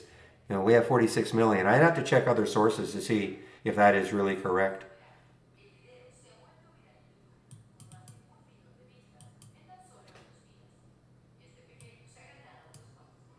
I guess Babu, if you look here, it's not on my homepage. I don't have that.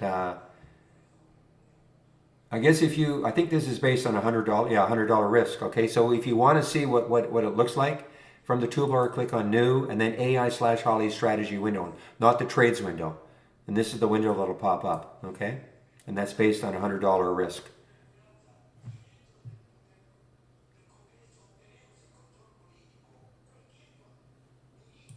I don't pay any attention to it, so. But that's what you do, okay? So from, again, our toolbar, click on New, and then the AI/Holly strategy window, not the trades window. And then you'll see that, and that's based on $100 risk.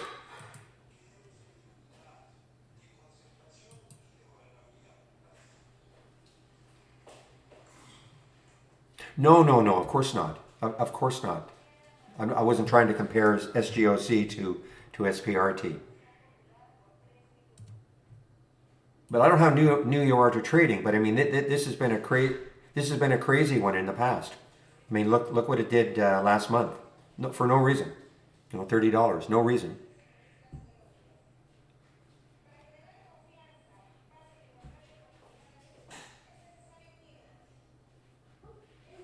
I don't know if you could do a history on that.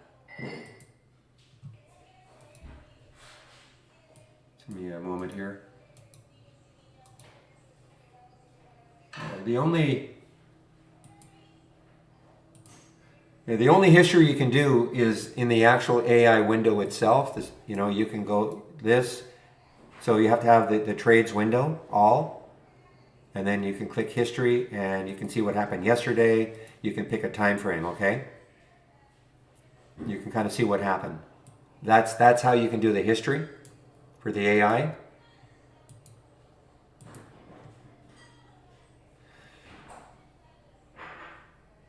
No, the place to follow me, this is what I call the main trading room. A lot more action, a lot more traders here, easier for me to post links, okay?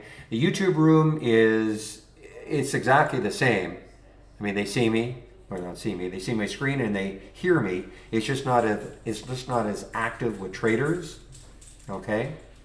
And what happens though, when I do take my break at noon, I'll post, if you want to head over there between 12 and 1 of the other traders does take over. But you're in the right room. This is where the action is. I should probably post that also in the YouTube room. If you're wondering, like, you're saying, well, who am I talking to? Mainly I'm talking to people in what I call the main trading room. And this is the link for it, okay?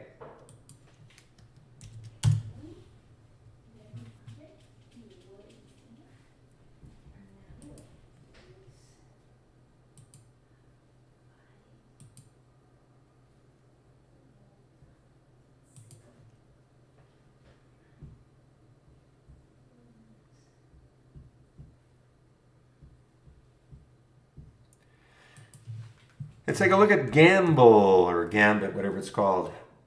Boy, we've really got some work to do. What you're seeing here, and I'm on a development version, guys, so this would not show up for you, but the ability to search on a company name is finally coming, but it needs some work.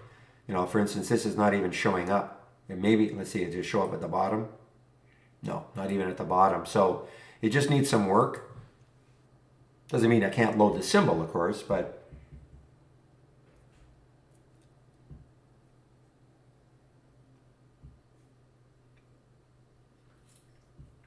I just for experts only.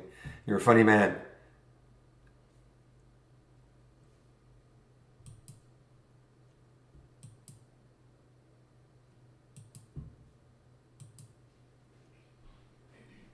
So the pay is getting a little more interesting, all right, because it had that little pull back right here, holding 1020.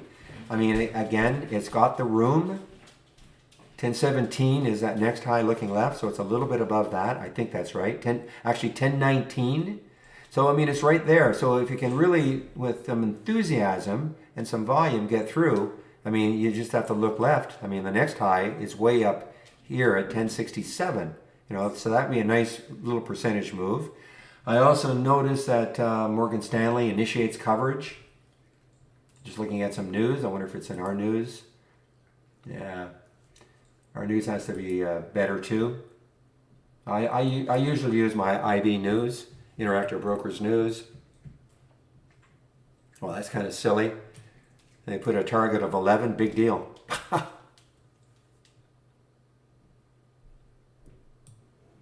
And that's from Interactive Brokers, guys.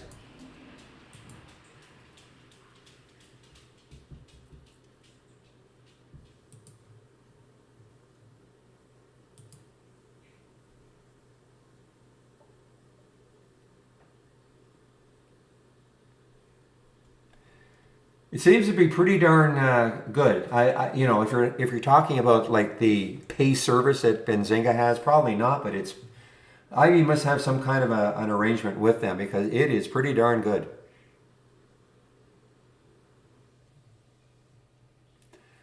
Well, you have to read the news on Sava. Just read the news, and what happened 2 days ago with Sava right here. You have to read that news. It just got slammed, really questioning the scientific method or principles that they were using. This is an Alzheimer drug, okay? So you have to read the news.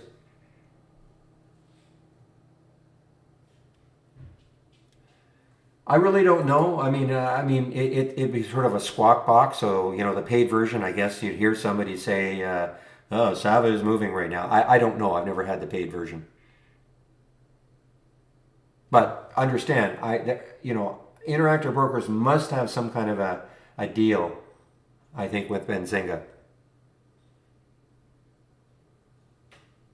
Because I get a lot of stuff, and when I see it, for instance, this morning, this is what got me into just give me a moment here. What's the date today? The 27th? Just hopefully it's still here.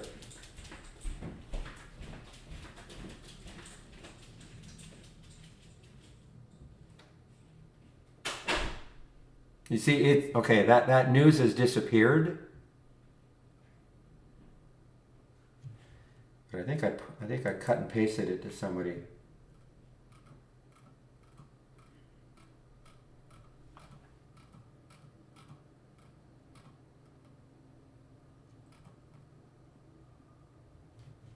Yeah, just give me a moment. I'll show you what I saw literally.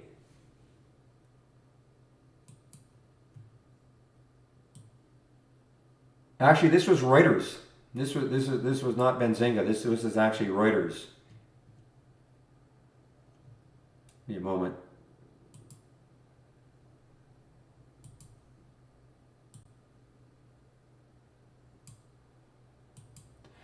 So this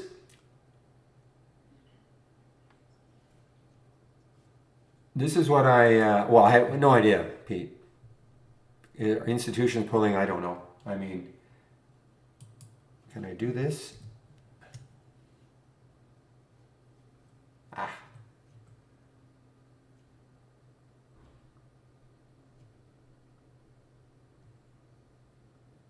Well, at any rate, I had at 8:22 this thing from Quantarex says company did not interpret test results or prepare data charts presented by Sava. Okay, so that I saw that.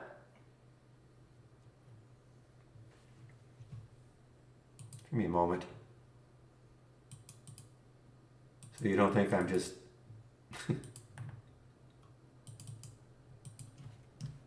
okay. Okay, so this is what I saw in Interactive Brokers. This I think was at right at 8:22. This is Eastern Time, of course, okay? Because what happened is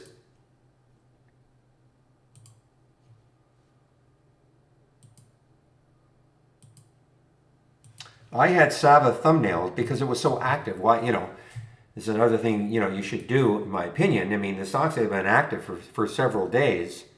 You probably should thumbnail them just to keep an eye on them. So what happened is, so I had this thumbnailed. When I say thumbnailed,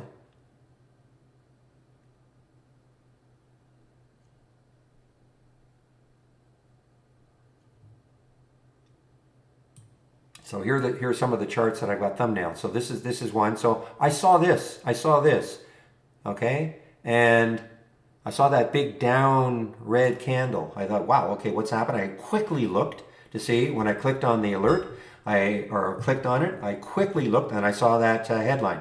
I thought, man, oh man, this could put some real more downward pressure on it. I mean, that's a big drop. That's 74 down to 65. Here's a $10 drop just like that. So that's why I took the short. Was it a chase? Yeah, I took a gamble, I suppose. It was a bit of a chase, but when that news kind of hit, you could just kind of tell. I mean, it was already under pressure for the last 2 days because of what's been happening. So, I decided, okay, take the short, and it worked out great.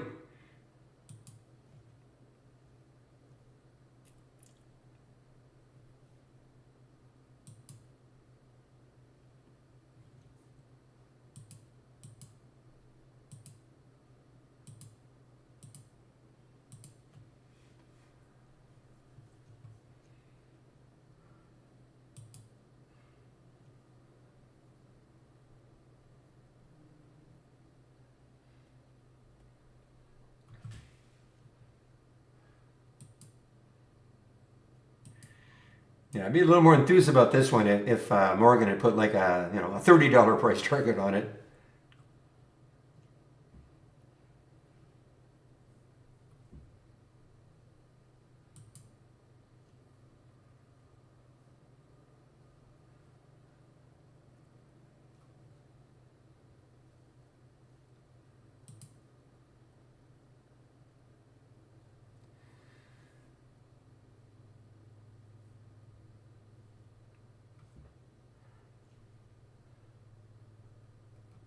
All right, so have I answered, am I up to date on all the questions? If I haven't answered your question, I apologize. Maybe just repost it. Now again, BBIG, I may be completely wrong. I've been wrong before, okay? It may take out 4 like nothing. Volume coming in. So it's from the It's from the scan from my option play. Boy, SPRT just got halted on the way up, guys. This may not be over.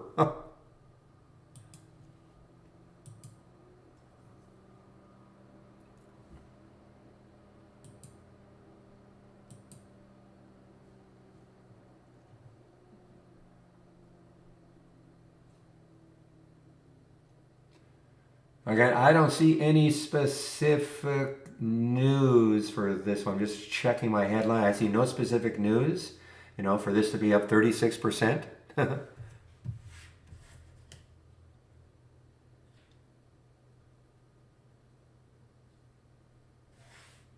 Yeah, so I don't, well, that's it's, to me, a merger, holding through a merger is almost like holding through earnings, which I don't do either.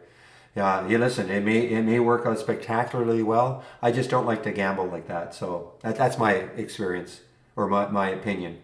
Some will disagree. They say, yeah, I'm going to hold through this merger.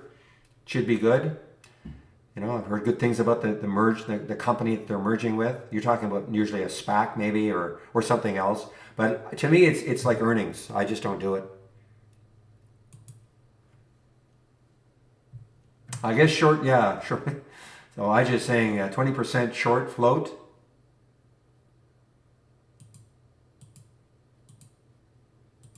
%20 short float for BBIG. So again, if people who are short here, and they're starting to wonder, man, oh man, what's happening? It's a big float. It's not a crazy, crazy low float.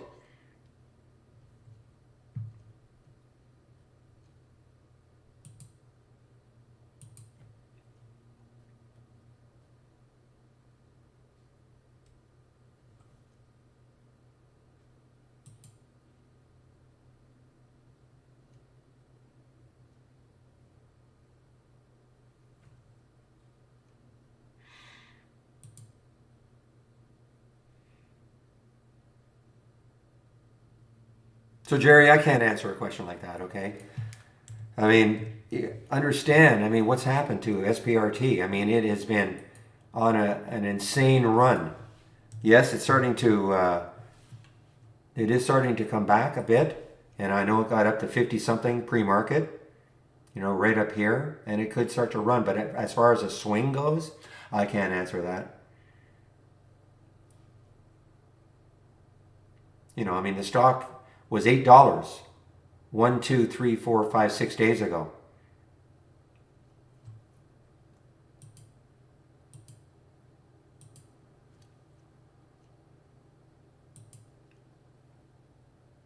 They're highly risky. A low float stock, highly risky for swings in the first place, just because as quickly as they go up, they can fall even more rapidly. So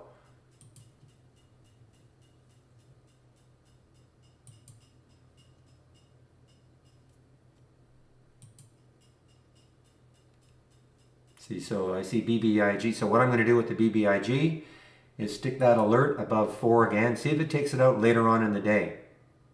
Okay, I'm going to put that alert right at 405. See if it takes it out later on in the day. Had a couple like that from the option scanner that, you get the alert and it kind of moved down, down, down, and then all of a sudden later on in the day, it gets back up to the original alert and huge pop.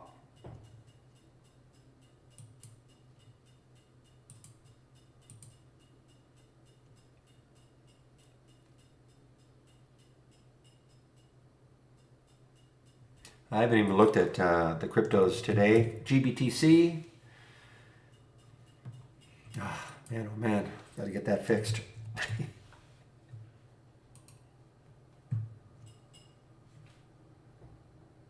Yeah, okay, I see the little move here. Yeah, there's sort of the ETF.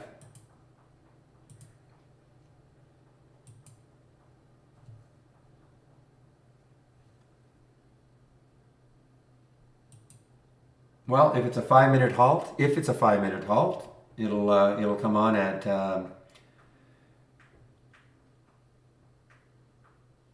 it'll come on in now.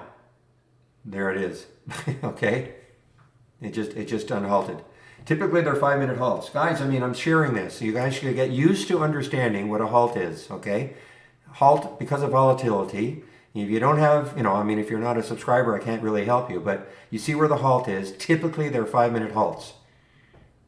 You see, look at that. We got halted at 11:10:18. It opened, I'm sorry, 11:05:51. It opened at 11:10:51. Typically, they're 5-minute halts. Not always, but I would say 90% at least are 5-minute halts.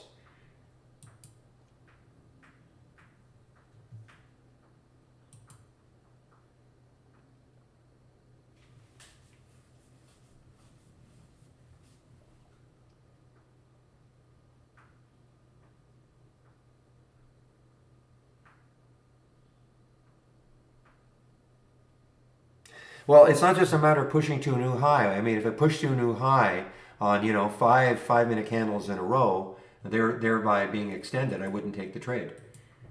Okay? A lot of what I do is, if a stock's at the high, I want to see it rest a bit. Okay? I'm not a great pullback player. I mean, I'd love to have been able to take this here. I'm not a great pullback player. But if a stock is near the high, it doesn't mean I just take the trade. I want to see it maybe rest a bit and then start to move again on increased volume. And you can always tell. So, for instance, meanwhile, SPRT is just going insane again. So, for instance, with the BBIG. So this is pulled back, yes. So I've put my alert here at 403. If it pops through that, but on volume, and what I'm looking at is the volume bars. So if I get an alert here, it's going to pop up on my screen. I'm going to see the price alert. I'm going to click on it. Then I can see, okay, did it pop up on volume though? I mean, if it's no volume, I mean, look how the volume has decreased on the 2-minute chart. But imagine we got a 2-minute volume bar that looked like that pushed it through. That'll get me interested.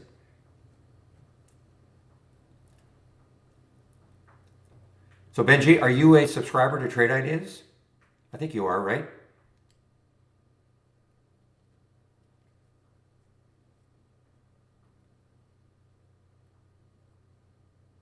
I was asked, how do you find the halted stock symbols? So Ben, are you a subscriber? Okay, so just go to my homepage.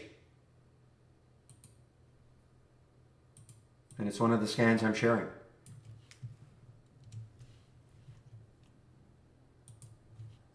So just go to my homepage and go to the scan section.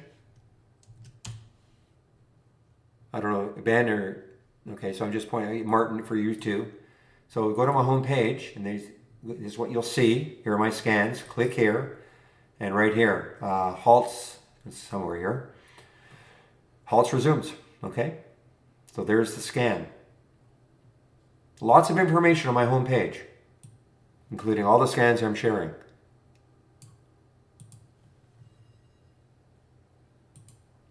So when you do that, this is what you'll see.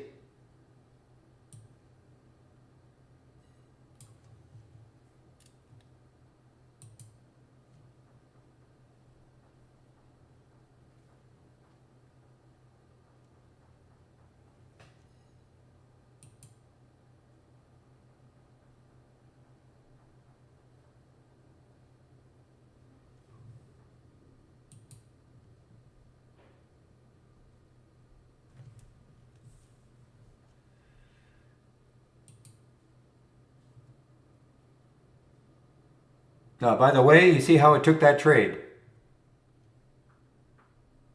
Remember, I put this, it got me out of the trade. You see how that worked? Okay. Now, I took this trade to show you, the idea of putting a stop in. And so it took me out of the trade for approximately a $100 loss. This is in this simulator. Now, 3 good columns to have.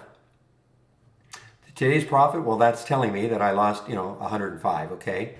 At one point, it was up 52. Now, that's not the worst thing. to be up 52. I mean, I would never personally have allowed that to happen. I would have got out, probably break even, if I saw the way it was trading, moving down, down, down, okay? But what you don't want to see is this max P&L. What if that had said $500? At one point you're up $500 and you allow it to turn into a $100 loss. Obviously not good. The other thing to have is the distance from the exit price. So where I got out now, I mean, really, what I'd love to see is a big negative number. Now listen, this might bounce. I mean, this might turn into a great little bounce trade. It's LQT. But right now it's telling me from where I got out, it's 5 cents above. Obviously, if you went long a stock, when you bought the stock and you got out, what you'd love to see is a big negative number. What that would mean is that it's way below where you got out, which is of course what you want to see. This is these 3 columns right here, and you can add them. It's all alphabetical order. Right click, columns. So here are all the columns that we have. Add them, and this will give you a good idea about how good are your exits.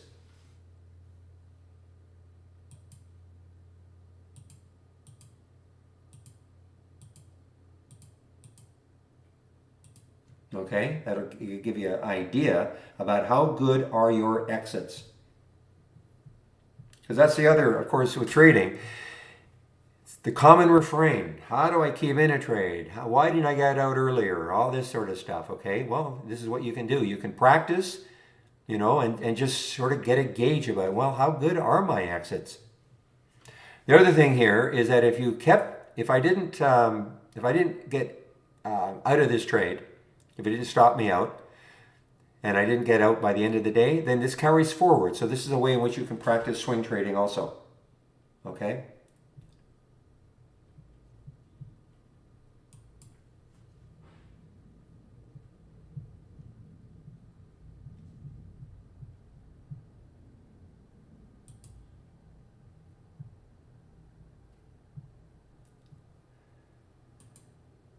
Well, look at this one. I mean, this is not an options play because it did not come on my option scanner, because guess what? It doesn't trade options. But here was the alert, GAMB, from my just the very simple scan, and there's $1 almost tacked onto it. Now, there was the alert. There's the candle. You can see the candle that happened on, and then boom. And if you're saying to yourself, well, how come you had to wait here? Why didn't I get this trade? Why didn't it alert here? As an example, at 9:35 instead of waiting till 9:88. You can set up a scan to do that. I could create this scan and it would show me that. The problem is that, and by doing that, I would have to reduce things like this. So I could reduce that current volume. Maybe if I reduce it to 5, it would have shown up earlier. Maybe if I reduce the volume, it might have shown up earlier. So you can always create a scan to see anything. That's a common question we get. How do I see a scan that, I saw this stock, how do I create a scan to do it? You can create a scan to show you anything. The problem is that for all of these ones that you see that keep running, you may see 10 others that stop and go down. There's always a sort of a give and take.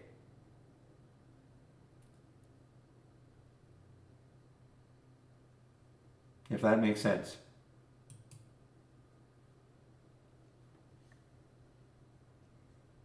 I'm actually liking this now because I'm not getting too many alerts here.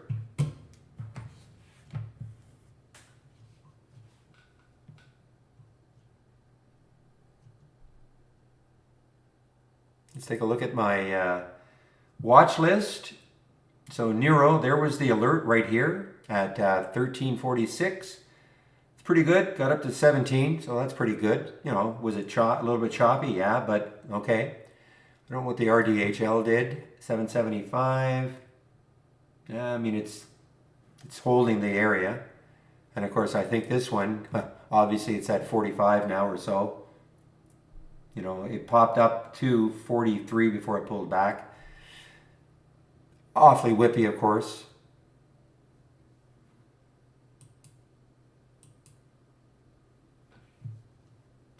So today I would have to say that my option scanner is not producing like it has for the first 4 days of the week. It's not always going to be fabulous, but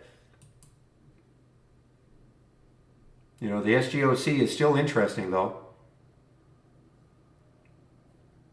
The Nina we went over, NNA we went over.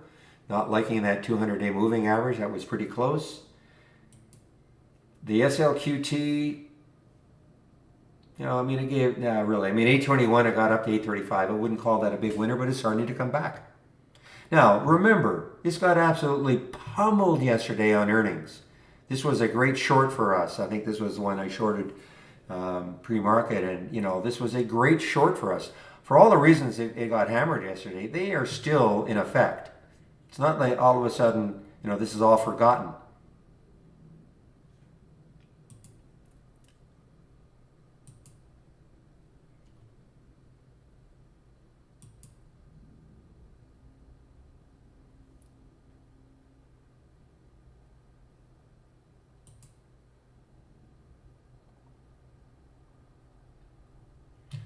And we have a resume for the, so this is an IPO, I guess. SQL is an IPO. Just expected to open at price at $4.25 a share. This is a real cheap one, guys. Sometimes these can be really crazy the day of. I don't know how many shares have been issued, probably not very many. Is this a China? Is this a China IPO?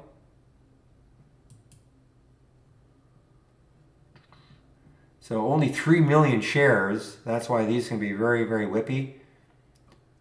Just want to see if it's a China IPO. I don't see that it is. Where are you out of? Oh, there you are. So it's no. So it's a U.S. IPO. Sometimes these crazy ones from China. We've seen them several in the past that have that, you know, are like really, really cheap, low float. And, you know, they can go 10, 20, 30, $40 a day of. I'm not saying this is going to happen with this one, okay? But it just got halted on the way down now, SQL.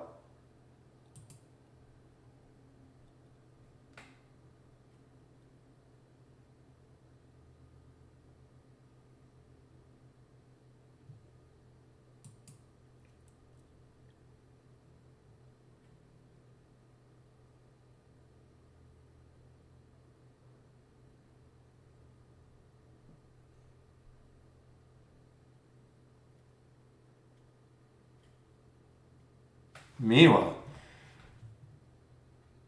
GAMB just soaring here.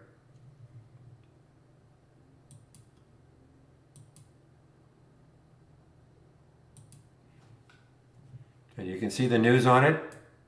Company announced it launched Bet Arizona. Okay, so that's the news. And it's yeah, I mean, it's a low float, 6.9 million in the float.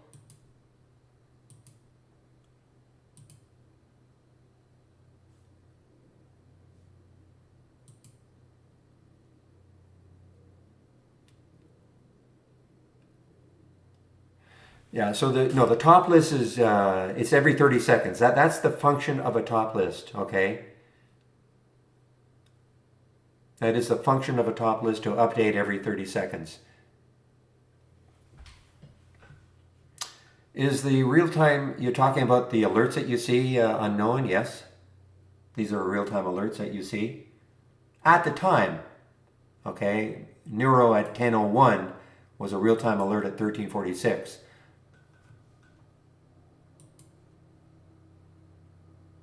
Speaking of Neuro,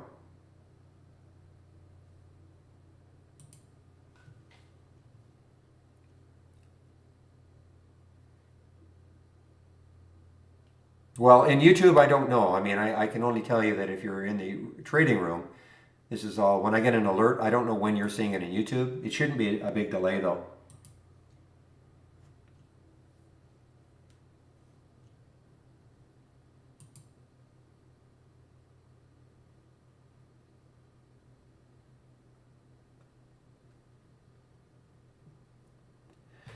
All right, guys, it is 11:25, so I'll be taking my break in about half an hour. I think it's Andy in our YouTube room.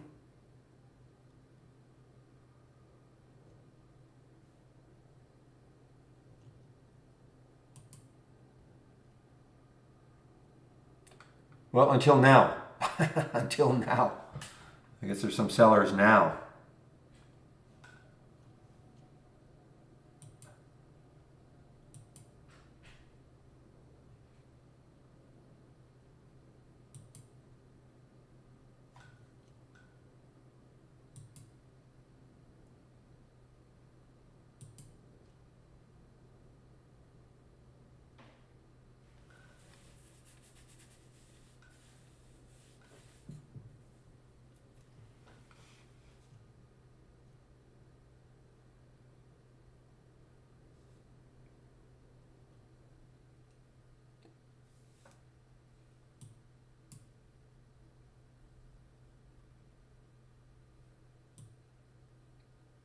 No, that's okay, Real. I'll stick around till 3.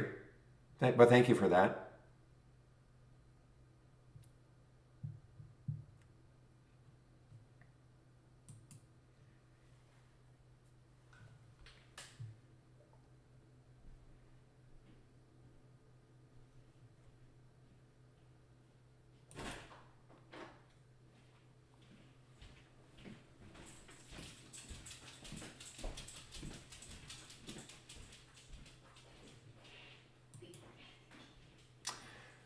All right, guys. I'm not seeing too many new alerts right now. I'm just looking at some of my thumbnail charts, seeing whether I don't see anything really popping on my thumbnail charts.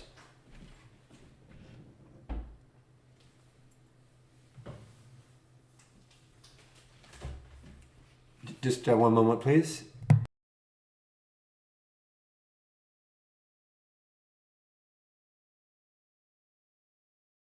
Guys, I'll be right back.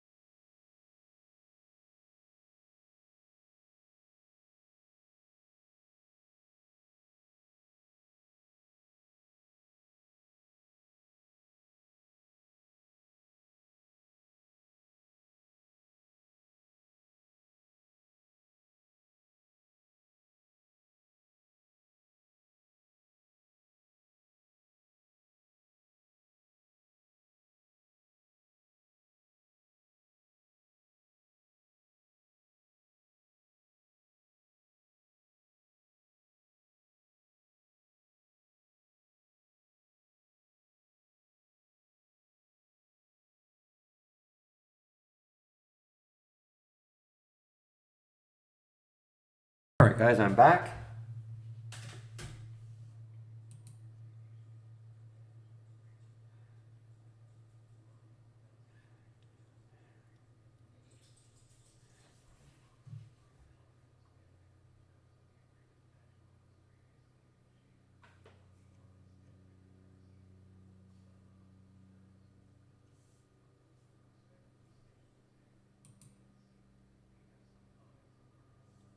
Okay, I'm sorry, guys. I'll be right back.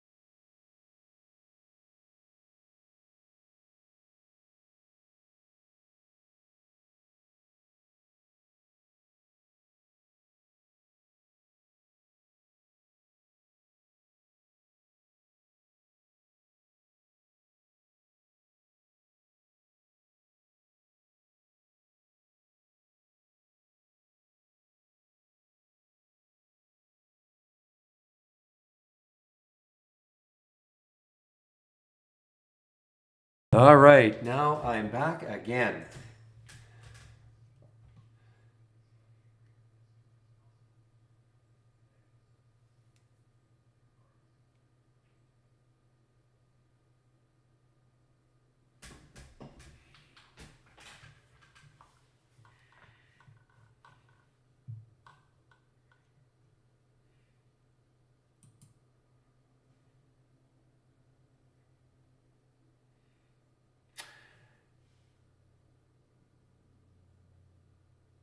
Okay, guys, so just checking these things that have come from my watch list or my now. Okay, there's Paya. So what I'm going to do is I'm going to stick an alert at 10:11. The alert from my option scanner was at 10:10, and see if it takes that out later on. The big I'm not that interested in, though I should be. Okay, again, you never know. Later on in the day, these things can just start to move. The SLQT, you know, I've got my alert set up here. So, I mean, but again, I'm a little bit influenced by what happened yesterday also. I don't see like a big move on it. The NNA, I'm just going to forget about. I don't like that 200-day moving average. And this one has been all over the place. SGOC, very tough trader.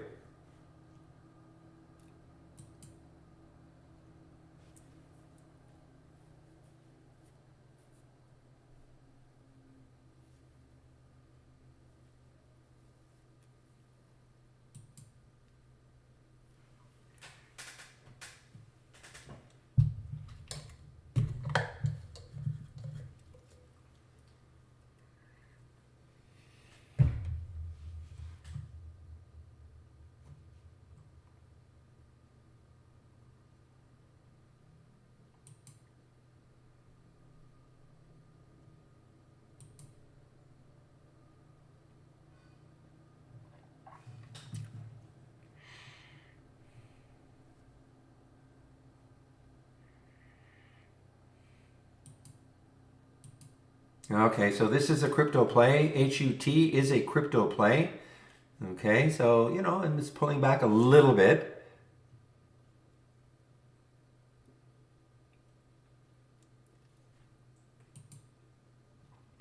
Well, this is really a classic battle, isn't it, with Saba? I mean, between the Bulls and the Bears, an absolutely classic battle. I mean, the Bears have triumphed in a big, big, big way over the last, 2 days, 3 days.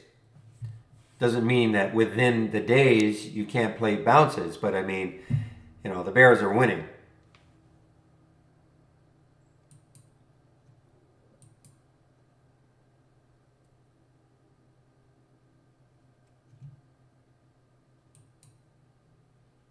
Boy, AUPH has been all over the place too. I haven't really followed it since this morning, since I think Real shorted it and it bounced up and popped way back up again. Now it's giving it up.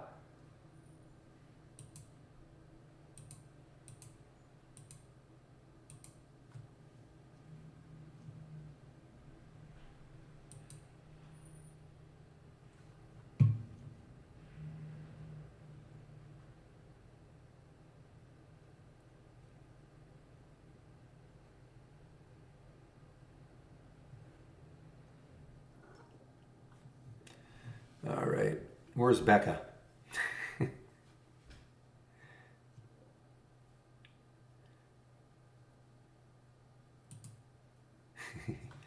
There's the kitty alert for you. In just a minute.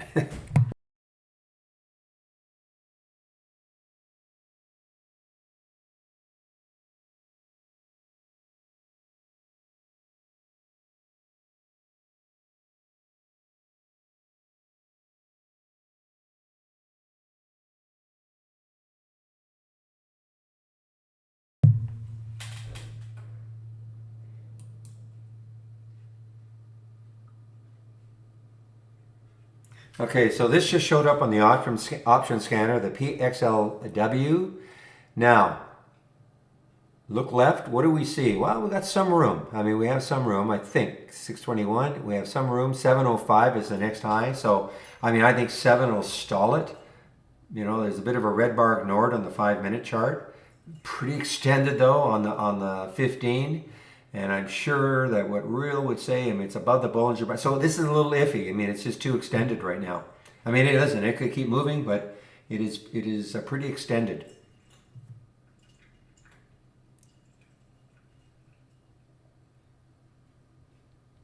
PXLW.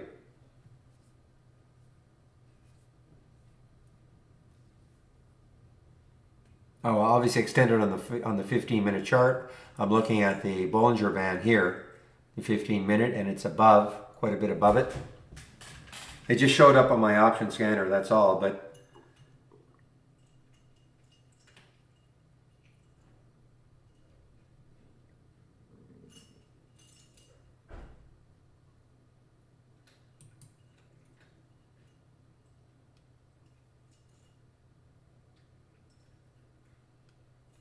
all right, guys, I just want to make sure that it is Andy in the room today, our YouTube room.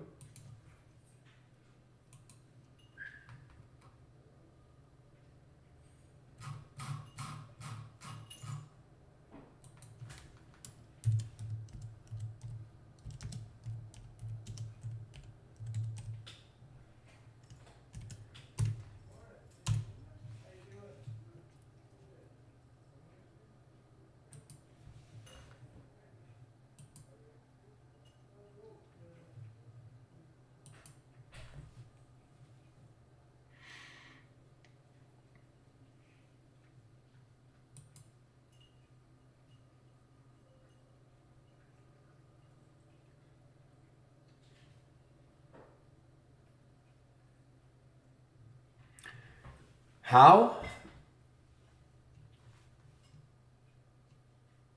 I mean, I can give you this. I can give you this. This has all the indicators that I use in the 2-minute, and you can just duplicate the chart and change it to different time frames if you want. That would be the easiest way. I mean, it's just the normal way, the 20 and the 2, but I'll just show you.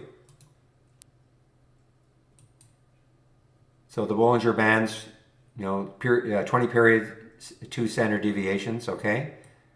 But I can give this to you. Let me just, I think, let me do it again.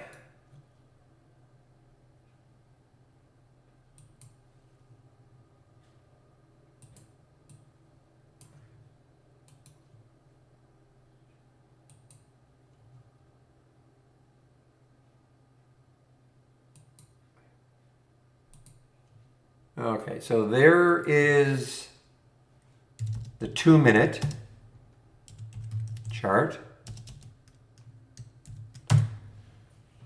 Okay, so now all you do is just duplicate the chart, duplicate it, okay, and then you can change your time frames. Okay, if I want now a 5-minute chart, so now I've got a 5-minute chart, all the same indicators, okay, now just on a 5-minute chart. So you can keep duplicating as many times as within reason, okay, and then so that's what I've done here.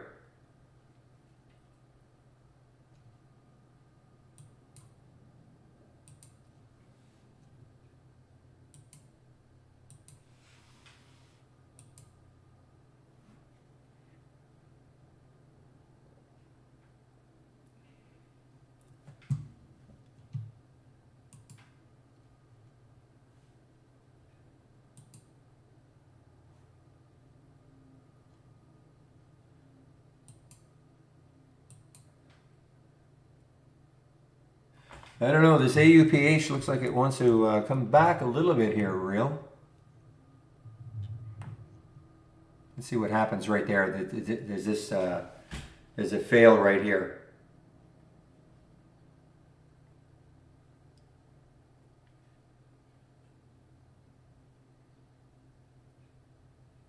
I'm hearing NLTX for some reason. NLTX, yes, NLTX is starting to run here.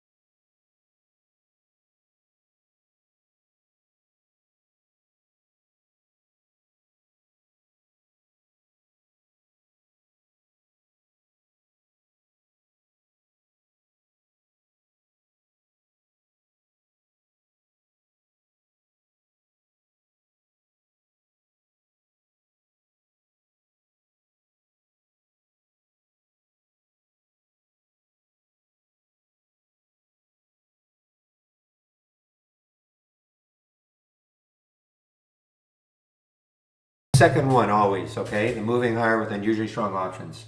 The other one has, I keep it in there. I know it's maybe a little confusing. I keep it in there because some people want more action, okay? So obviously it's going to give you a lot more alerts, but the other one will give you fewer alerts during the day, and it's the only one I look at.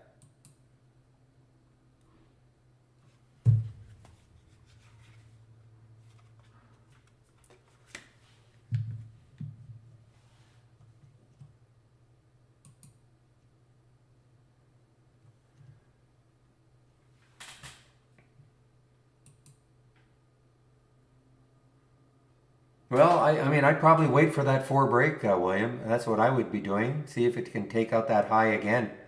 I mean, it doesn't look terrible,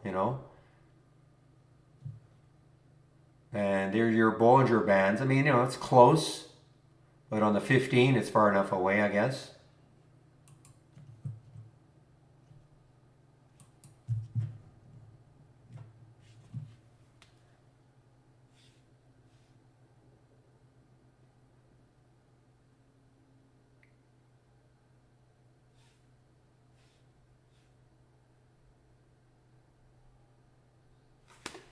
And there you go. So there you go. Now, listen, I'm going to take my break pretty soon, so I'm not necessarily, but look at this.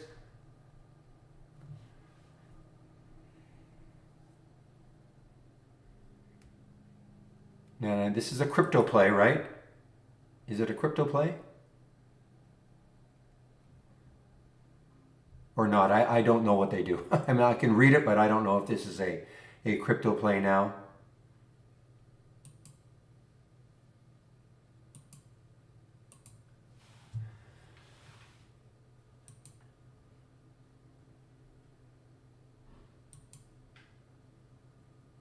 All right, well, it is moving, guys. And so if you took it, the next high looking left is at 407. Takes that out, then the next high looking left is 437.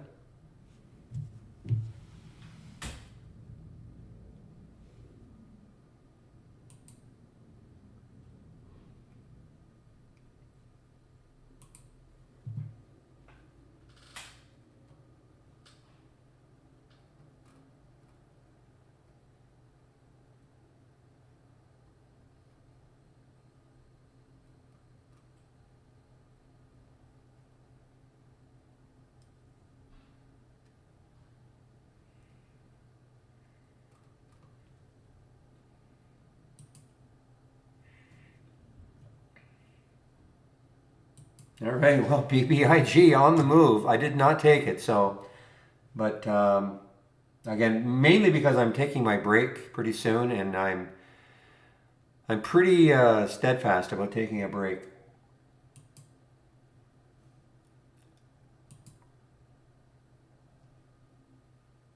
But you see what I was talking about is you set an alert. No, I don't know where it's going from here. I mean, it may stall, but it looks pretty good. There's a red bar ignored on the 5-minute chart. But now it's above, for you, William, I know it's above that 5-minute Bollinger Band. I know that. So I don't know if that's going to stall it or not.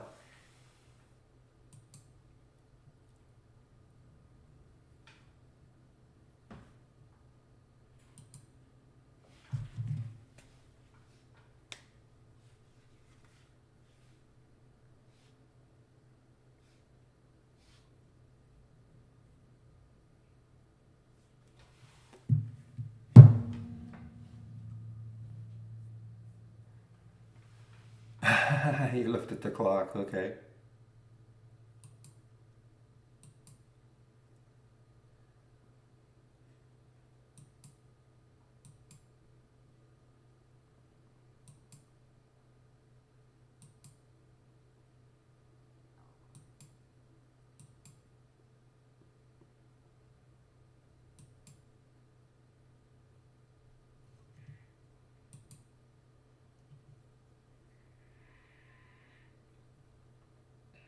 Guys, keep an eye on DATS right here. DATS right here, just over the whole number.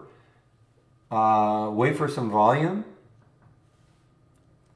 Look at right there. See how the volume is decreased, but it's been holding that 8. What if you got a big volume burst taking it through 8? That could really get it running. So what I do, put an alert at around, I don't know, 8:14, 8:12 or something. If you get the alert, then click on it and see, is it happening on volume? So simple to use our price alerts, guys. If you're not, I mean, it's a great way just to, so you don't have to stare at a chart all the time. Just from new, just click on price alerts window. And then this is what you're going to see. You're going to see the price alerts window. And so here's my alert. If it triggers, it's going to, first of all, I minimize my screen. So when it triggers, the screen will pop up. Okay, it'll pop up. And I have a sound alert on it in case I'm away from my computer. And I sort on the trigger time, so it's always going to show right at the top here. So all I have to do is minimize it, and when you get an alert, it'll appear. Kudos to Real on the AUPH.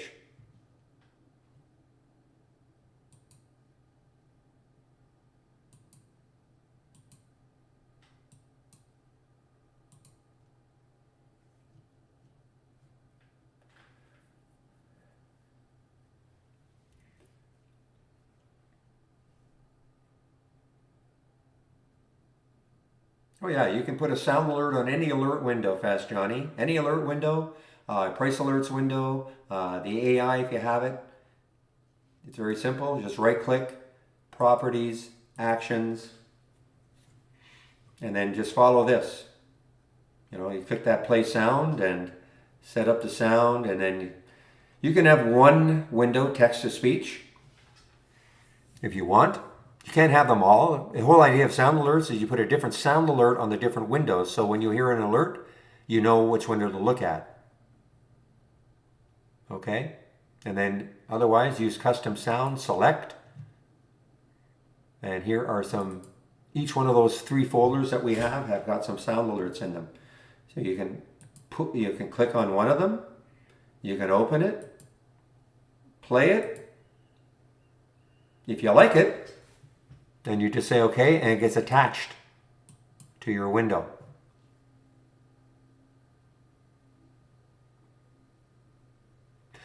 No, Autolycus, no, you cannot. It's been asked quite a few times actually, but yeah.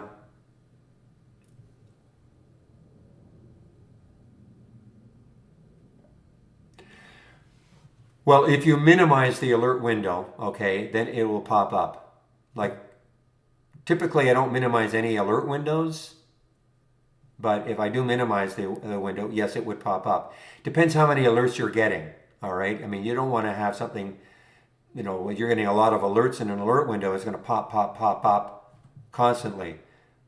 I don't mind doing it with my price alerts window because I don't have that many price alerts that are going to pop up. Man, oh man, guys, well, I blew it. I mean, what can I say? I blew it on the BBIG. I was really, you know, wanting to take my break, so I didn't want to get into it, but boy, I mean, that's a great percentage move.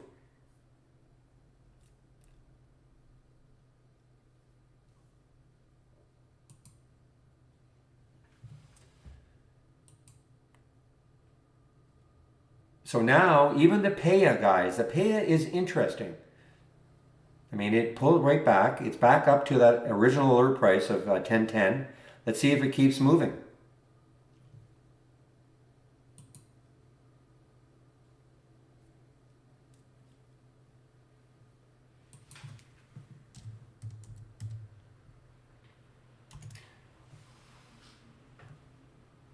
Well, we have about 10%. We have 37%, 37 million in the float, 10% is short, if that's what you mean. That's what we have.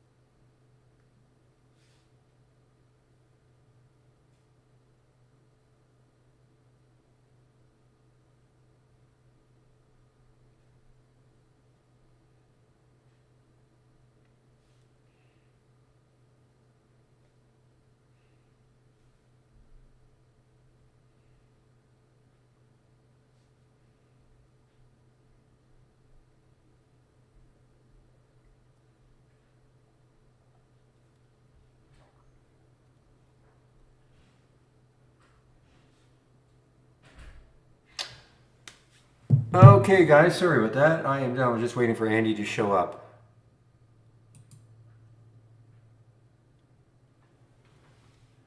Yeah, it's a watch list. You know, it's a watch list. You know, I know I say it every time. When I get an alert from it, doesn't mean I just hop into the trade. And sometimes, you know, even this, here's Manu. Is that Manulife?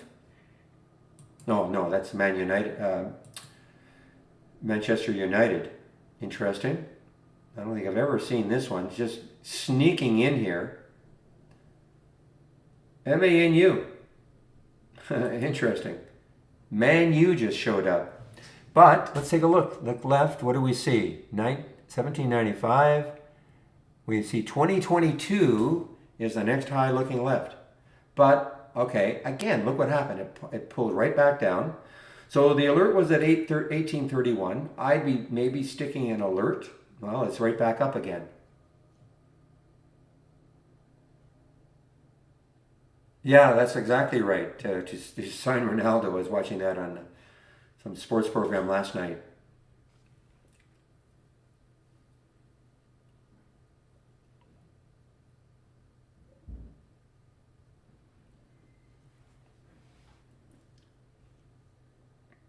All right, guys, I'm just going to put my announcement here. Be on a break.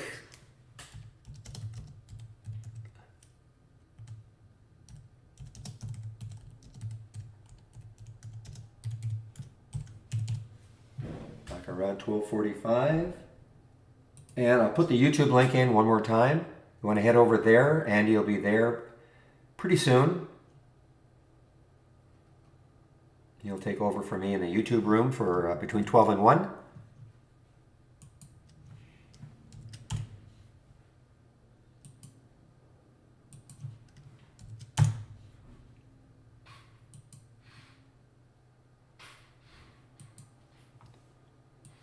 All right, guys, so there's the SLQT. It did come back to kind of the area that I'm looking for, but again, I'm going to be on my break. I'm just waiting for Andy to show up. So look at the DATs. Here's another example, of putting price alerts. I was talking about the DATs. I said, listen, it takes this out right here, right there, that 814 on volume. We should know about it. Well, look what happened. It didn't happen. So I don't try to anticipate that something like that will happen. I wait, see if I get the alert, number one, and then if we got the alert, I would want to see a big volume bar.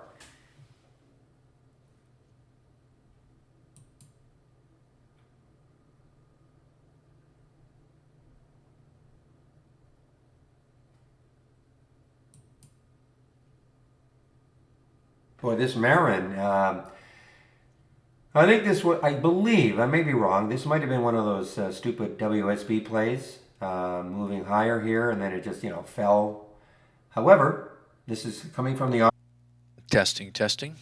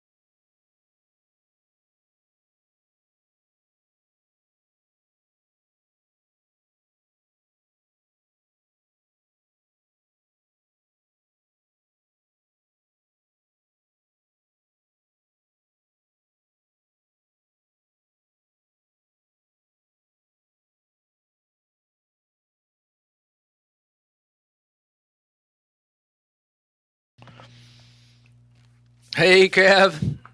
Happy Friday to you, too. Hello, everybody. This is Andy, and this is the Friday support webinar. Hey, Aja. How you doing? KPLT. Let's take a look.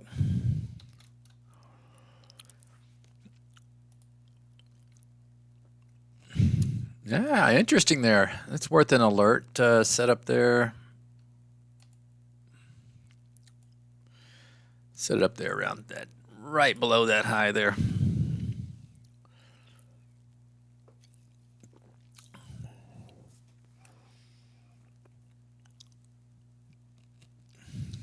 Not sure what happened on this day right here. Typically, anytime I see a bad gap down, let me make sure, August 10th. So, no, that would have not been, or was it? It was earnings, wasn't it?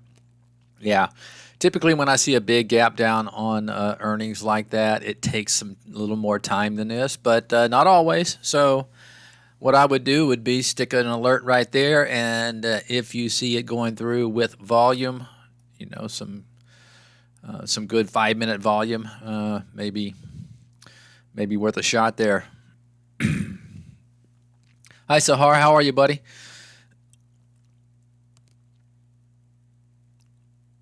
All right. Looks like we have some of the regulars in here. You guys been playing this SPRT lately? Gosh, what a monster. Pixel works too, man. You cannot stop it.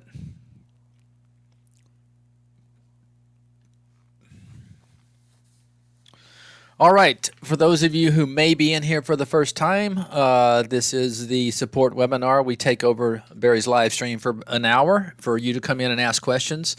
Any question that you might have about the software, and we will take a look and do our best to answer your question. So don't worry if it seems, novice or, just a very basic question. That's fine. All of us were new to the software at one time. So just ask anything you want and we'll try to tackle it for you.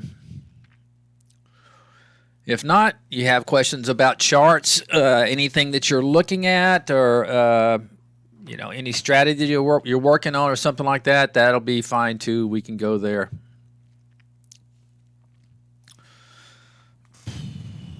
That being said, this Fed-driven market continues to power higher. Well, I use the term power. It's more of a kind of a creep, but anyway, it's still it will not sell off. I think we've had over 100 days now without a 3% correction, which is I don't know if it's a record, but it's got to be close to it.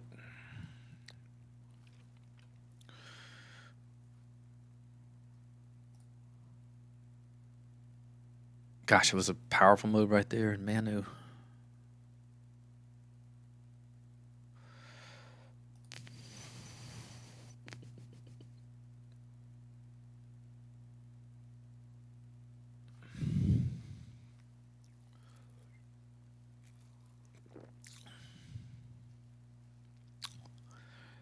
Matriculating higher. Okay, Phil? You're going to have to make me go to Google on that one. But I like the sound.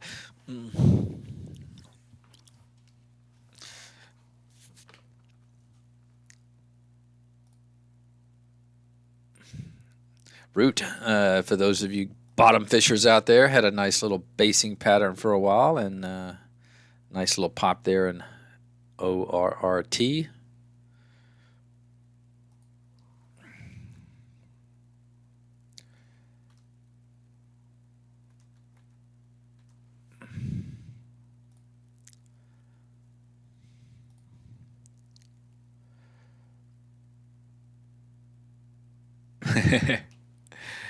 Can't buy Aja says as a Chelsea fan, I cannot buy Manu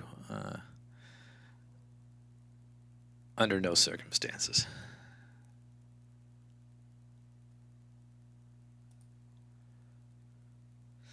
This Be Big had a nice pop there from 406.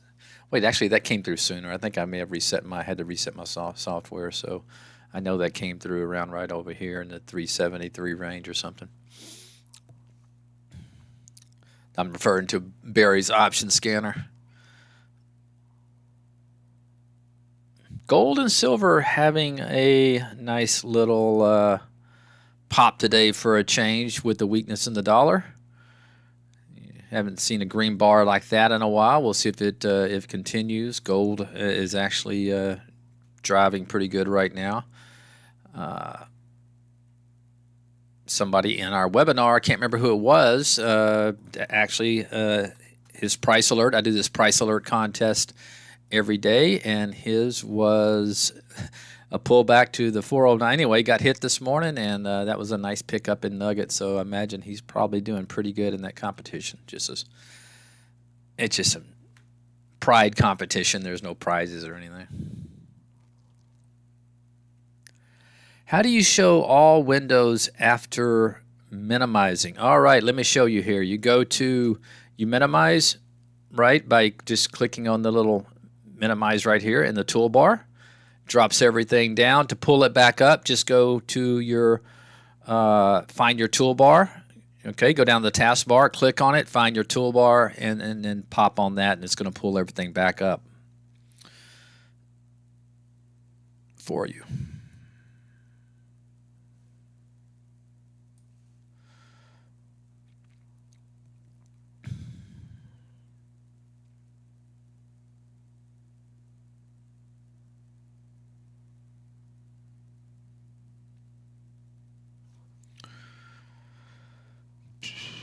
Okay, let me see here. I hope you got that, Shankar. Andy, first time in YouTube. Okay, do you generally trade based on same scanners as Barry? No, lately I have been, because it's been very difficult for swing trading because nothing seems to last very long. Now, if you're longer term, investing, or, I'm typically a guy that may hold 3 to 5 days, sometimes longer, depending if it's holding up. So, but I have to say, lately I've been doing more active trading, even some day trading, just because I don't know, these market at these levels. I don't know. I'm just finding it with the rotation we're seeing in stocks. It's like look what's up today. IYR retail. I'm sorry, that was wrong. Oil sector is doing good today. Steel sector is doing okay, but look, just a few days ago these looked like crap. So, just a lot of rotation going on. So I kind of narrowed my, when I get into a trade now, it may be 1.5 to 2 days. I'm just not seeing any sector have a ride for very long. But I'm more of a swing trader though, so I will definitely use some different alerts in Barry for sure. Now, I do not mind. I love using momentum alerts for swing trades as well. I think some of your biggest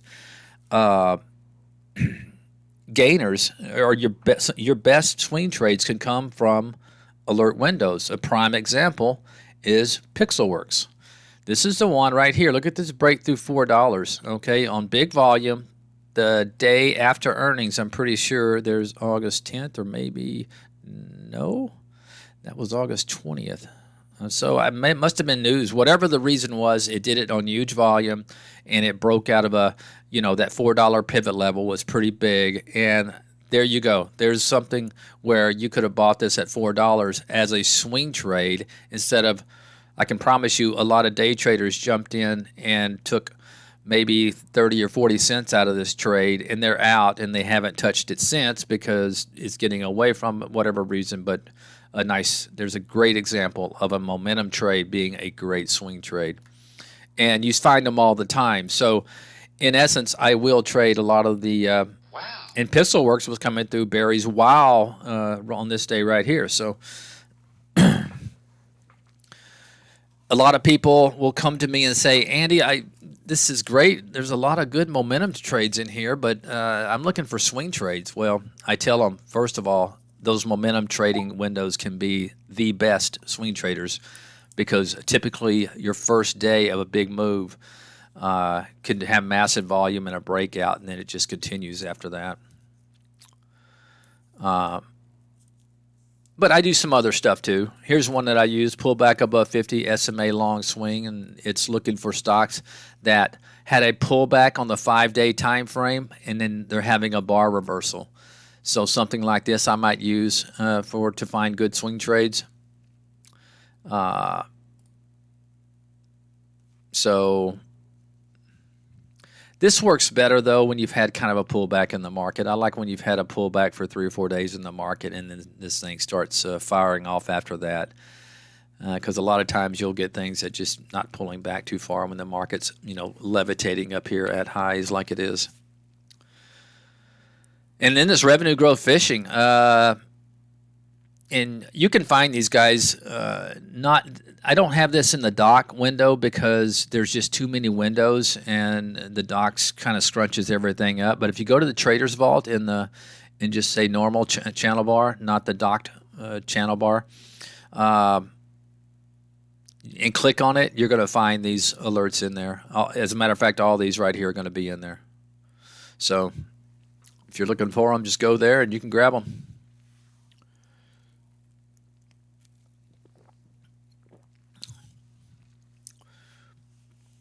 All right, let's see. CPNG, let's take a look. I'm seeing some symbols being thrown out there, so let's take a look. Wow, yeah, that's beaten up. Typically, when I see things, because I don't mind bottom fishing at all. I do it all the time. As a matter of fact, I had a couple the other day. I mean, I bottom fished, and I think I mentioned this in the this RLX. I bought this thing at 387 and had a nice move. Unfortunately, I sold my rest yesterday at $5. That was kind of my target, so I missed a little bit of the move today. But from 387 to $5, it's a decent percentage gain. But what I normally will look for, that was a little bit different kind of a trade because on that day China was bouncing huge. K-Web was up over 10%. FXI was up over probably, I can't remember, probably 5 or 6%. I'm seeing all these China's rip, and this one was lagging. So this was a case of just buying a lagging China stocks. Plus, I mean, this thing was trading. Its cash was almost equivalent to its market cap, and I'm like, gosh, he's got like almost $2 billion cash. Really been beaten up, so I took a chance on that one. It worked out pretty good. But what I was going to say is typically I will wait something like this root. You know how it got above. I look for it to get above their 10-period moving average. Okay, this one popped above and then held for like 3 days. So I look for at least to get above, and now you kind of got a curling 10-period moving average. The one you just mentioned, that CPNG, you got to be careful because it's still under pressure as long as it's below, this 10-period moving average on the daily, in my opinion.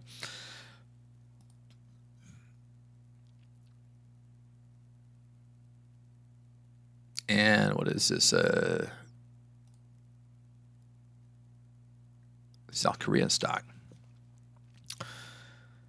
Joby. Let's see. Aja says Joby.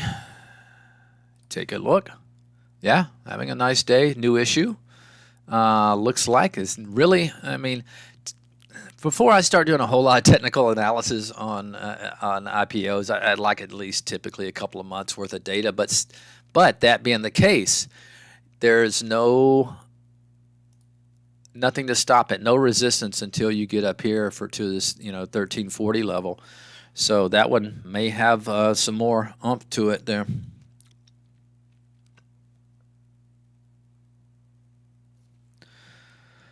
Boston Trader, hi Andy. I am looking to improve a top list scan showing stocks closing max 5% below their 20 moving average. I want to see if I can refine the top list to display names that are up over the last 10 to 20 days, but down over the last 5 days with a close below their 20-day moving average. Okay, this is a good little project. We can work on that right now. I always like questions like this because a lot of people in here are maybe new and not familiar with how you go about configuring a window. And basically you do what Boston Trader's doing right here. You think about a chart, okay, then you think about what the parameters would look like, okay, even if you have to write them down.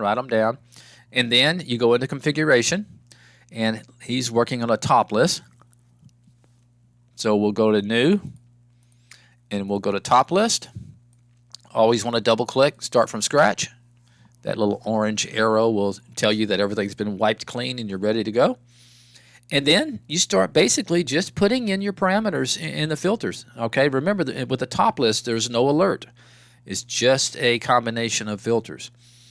So first thing we want to do is, let's go from the top. It wants to be a max of 5% below the 20 moving average. Okay, you're saying max. So, but okay, so you want it below. So we're going to have to do a min, and we're going to have to do a min and a max here. Let me ask you this, Boston Trader. Are you saying you want it below the 20-day moving average, but you don't want it more than 5% below? Is that correct?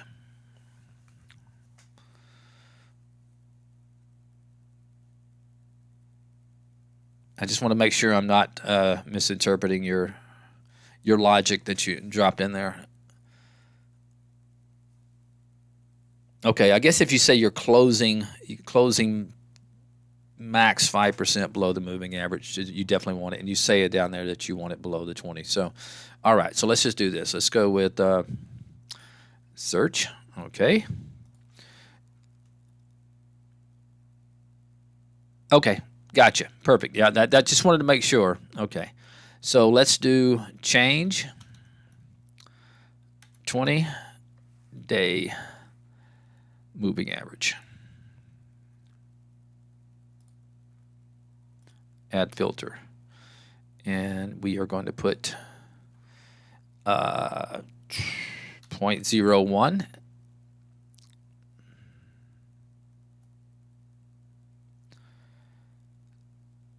And it's kind of wonky.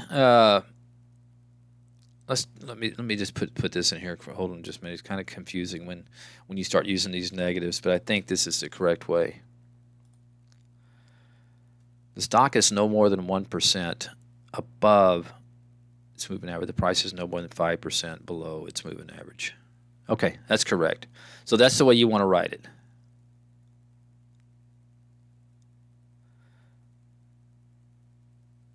Wonder why it's showing me. Did I put a oh, I did. I put a positive in there. Okay, so this is, you want a max of negative 0.01, and you want a min of negative 0.05. Always click on that Show Me button. The price is between 0.01% and 0.05% below its moving average.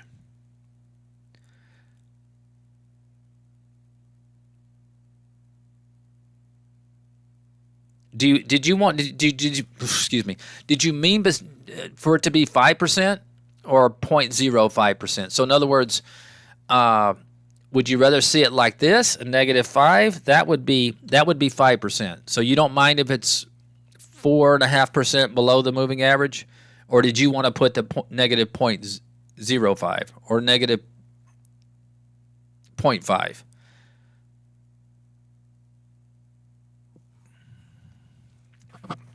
You said 5%, so this would be the way to do it.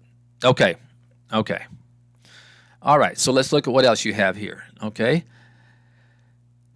Sometimes you have to just kind of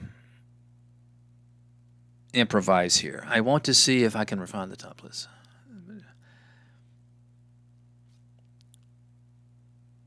Names that are up over the last 10 to 20 days, okay? And down the last 5 days. Okay, it's all right. So what we'll do, just using your numbers, you would have to do change in 20 days. Okay, so all you're saying is you want it up, so we'll add that filter, and then we'll put a min of 0.01. That would make sure that the price is up at least 0.01% from 20 days ago.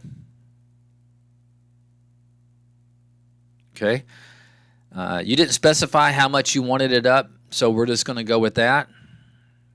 Okay, then we're also going to do, you say the same thing for 10 days. And we're going to do the same thing. We're just going to put 0.01.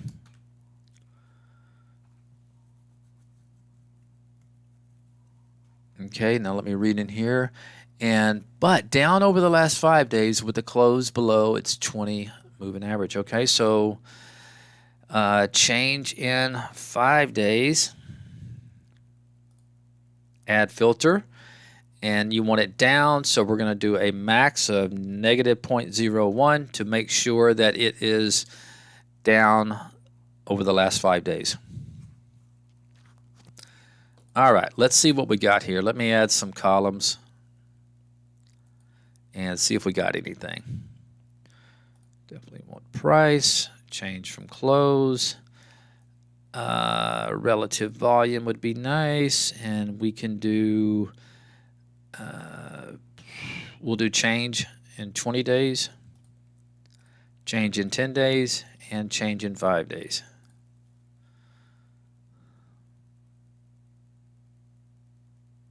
Okay, let's fire it up and see what we got.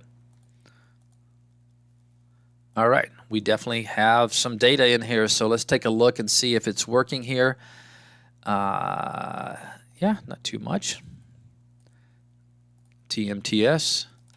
Okay, so we probably want to put a volume, minimum volume in here, or let's just use volume today.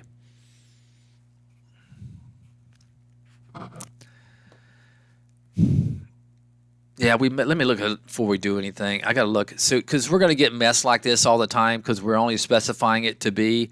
So we may have to change one of those.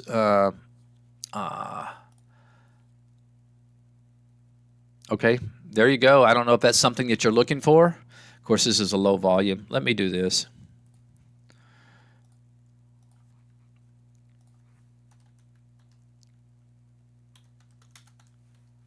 Volume today's shares. Just make sure we have some volume in some of these things. I don't like those. We just lost a lot of stuff.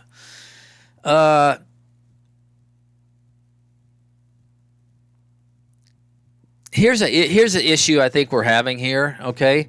Anytime you're asking for a stock, this is where you have the discrepancy that you have. You're asking for a stock to be up over the last 20 days, but you're asking for it to be down below its 20-day moving average. See, it's almost a paradox, okay? Because remember, the 20 days is looking at the average of the price over the last 20 days. So if the average, if the average price is up, since we're using that, 0.01 as a minimum, thus there's your paradox. It's going to be hard for a stock to be below its 20-day moving average if the trend is higher. So we may want to work on this one. And trust me, this happens all the time, okay? You're going to find yourself not getting data or symbols coming in here, and you're going to say, gosh, something's not working. I got to go in and tweak some things. Let me show you a great example of a top list, and this will kind of give you an idea of maybe to work on it. Let's see, I don't think it's in there. I have this pullback swing on a top list, and I'll share this with you guys. And it's great for doing your homework. But this will give you a good idea of how you go about thinking when you're building these things.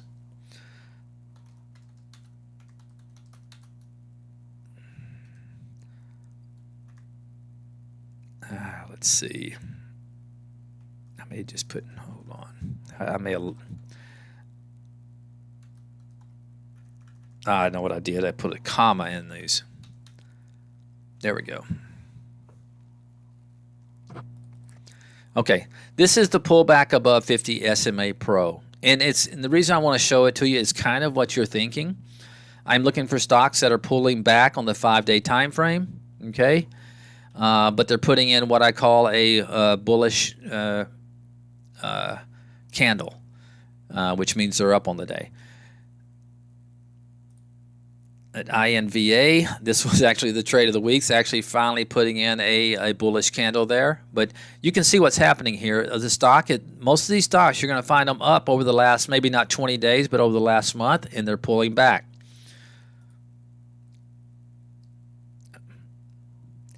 It's hard to find things in here when you got market at all-time highs. It's like I said, it works better when the market's pulling back. But let me show you what I did.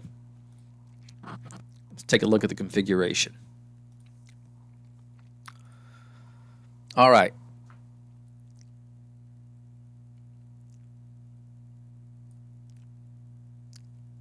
This is looking for stocks, okay, that the key elements in here, and let me pull up my Epic pen real quick. The key parameters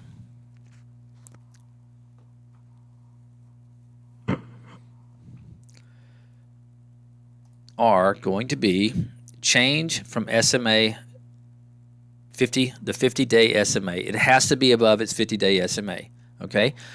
I'm thinking to myself, hey, listen, I know if the stock is above its 50-day SMA, we have a bullish pattern going at least for the last 50 days, right? That's why you're going to find these stocks sloping upward, over the last 50 days. See, they're going to be above this 50-day moving average, okay? Let's see.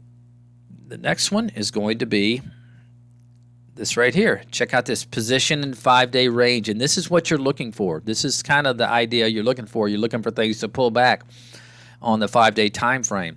This is a good way to do it. I put a max of 25. Okay, so that tells me in the last 5 days, this has to be in the lower 25% of its 5-day range. Okay, so we have a pullback now on the 5-day time frame.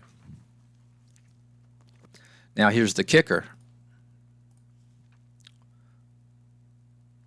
Position in range. This is the intraday range, okay? And keep this in mind, guys. This is says just the opposite of this 5-day range down here, okay? We're looking for a stock that's in the upper 25% of its intraday range. So what does that tell you? Those parameters right there I just went over tells you so much. A lot of people don't think about what the chart pattern is doing, and even what trader psychology can be going on in this thing. So what this tells you is it's sold off to the lower portion of its 5-day time frame.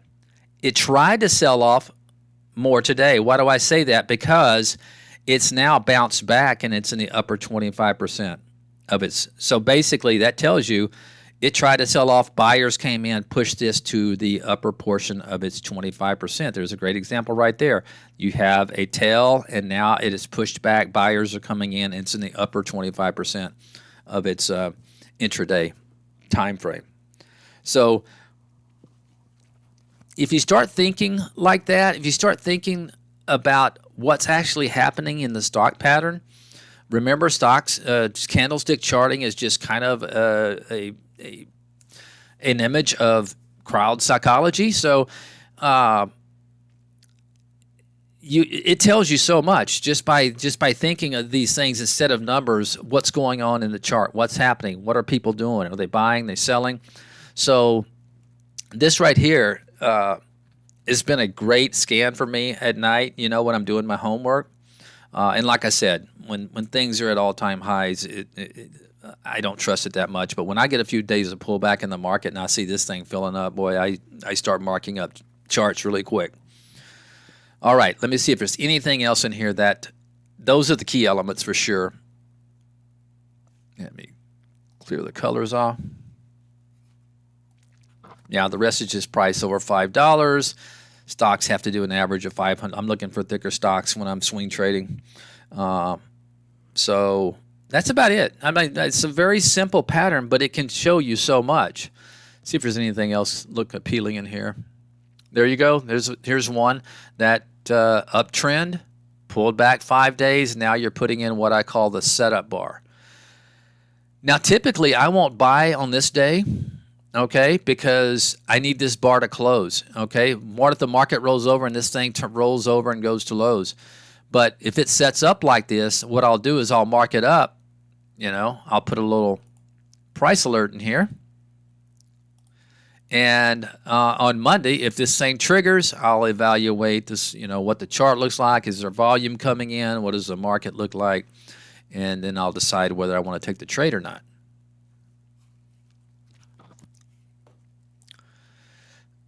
Let me see if there's anything else.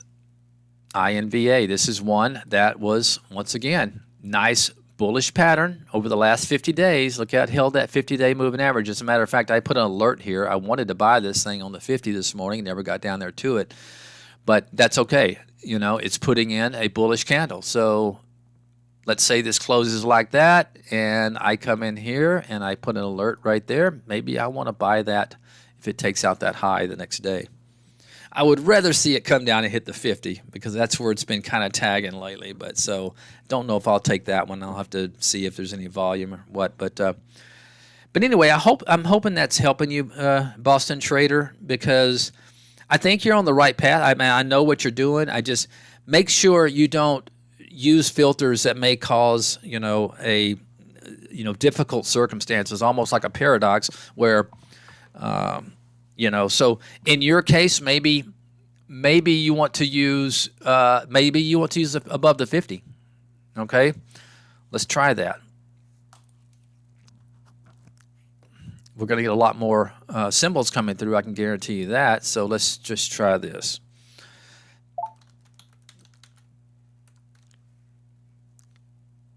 What?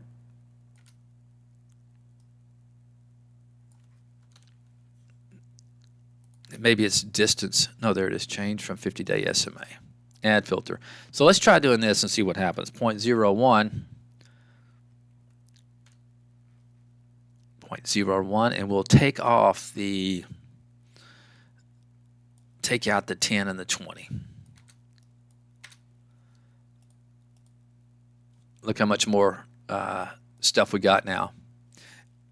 And there you have it. You're starting to see some of the things that you're probably looking for now. That so I don't know. You used a minimum of negative 5%, so these are going to be well below the 20. But this one's bouncing off the 50. So maybe something like this would help you, because you're definitely going to get tons of more symbols by doing this. I see a lot of charts that look similar to mine.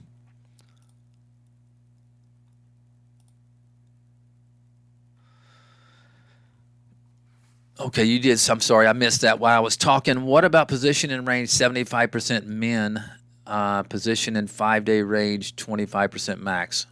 Yeah, that pretty much is the exact same thing that I had in that one. So let me just share this one with you, this pullback above. And I think this is a great little template for you to work off of, and you can make some changes.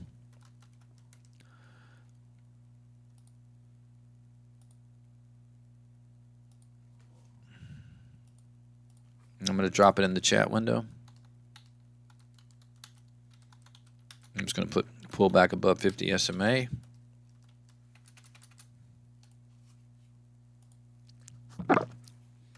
There you go. Hey, Mike C., how are you, buddy?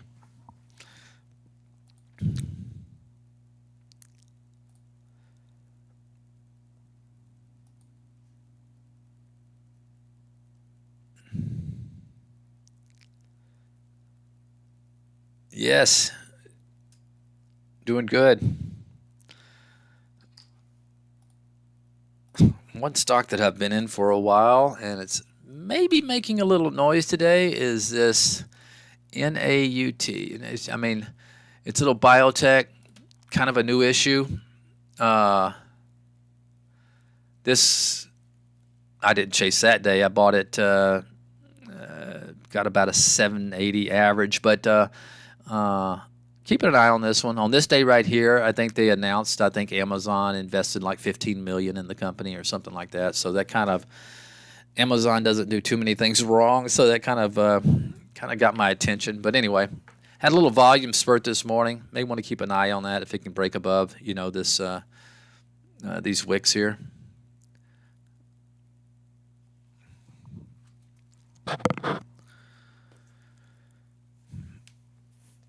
Hey, Mike T. We got no. Wait, now we got a Mike. We got a Mike T and a Mike C.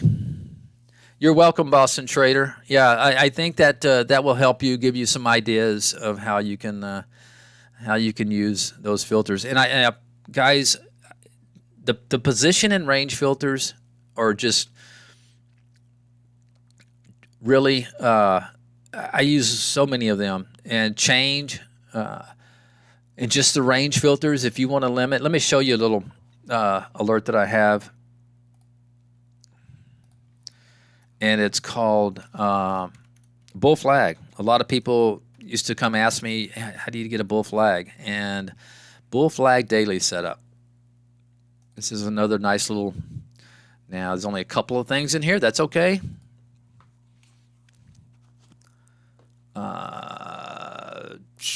Let me zoom. Well, this one just doesn't move a whole lot. It doesn't look much like a bull flag just because the range has been really kind of tight, even though it doesn't look like it. It's only been moving, 50, 60 cents. I'd like to get a better example of this. Now, that was a good one. That's a good bull flag coming into the day. Look at that. It's looking at the prior days, and then you look at that pop right there. And some of you might be asking, yes, I will definitely share that one. I got an intraday one too. When people ask, well, how do you get that consolidation pattern? Well, let me show you. Because once again, the power of these filters, boy, you can really get creative with these things. All right, price between $5 and $200. Change in 10 days, 3%. That's key, okay? Because in a bull flag, you want stocks that have moved up. Okay, so how do we define that the stock has moved up? Well, you can use a change in 5-day, a change in 10-day. I use the change in 10 days. It needs to be up at least 3%. Change from the close. I just want to make sure it's up today. That's just an earnings hack to make sure no ETFs are coming through. Okay, so here's a key one right here. 5-day range, okay? I got a minimum of 1 and a max of 5. Okay, so I want that 5-day range to not be any more than a 5% move. Now, you can make this tighter. I used to have a 3% right here, but I wasn't getting very many with today's volatility. I just wasn't getting a whole lot of symbols coming through, so I changed this to 5. If on certain days you see a whole lot of symbols, loading up in there, you can take this down to 3% to show more, a tighter bull flag. And then position in previous days range, I want it in the upper portion of its, I don't want to see stocks in here that are trading at the, close of the prior day, and I want things that are trading up. This one would have been great to see this morning, man. Just a nice little pop out of that bull flag there. So yes, I will trade it, but the key is take a look at these range filters. If you're looking to build consolidation, you can use 60-minute range, 30-minute range, whatever you want to, and you can limit the amount of movement just by putting a max in there. So great little filter. All right, let me share this, and then I'll show you my intraday one, which I bet you is pretty full today. We'll take a look.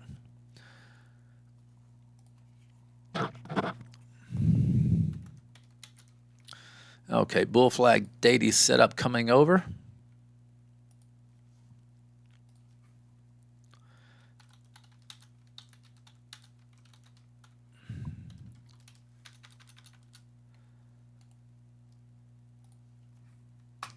And now we'll take a look at the bull flag intraday, which is also a good one.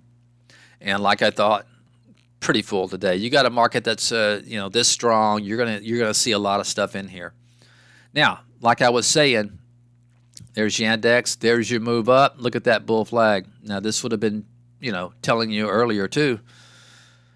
Slab was the trade. Oh, look at this thing. This thing is getting ready to possibly explode.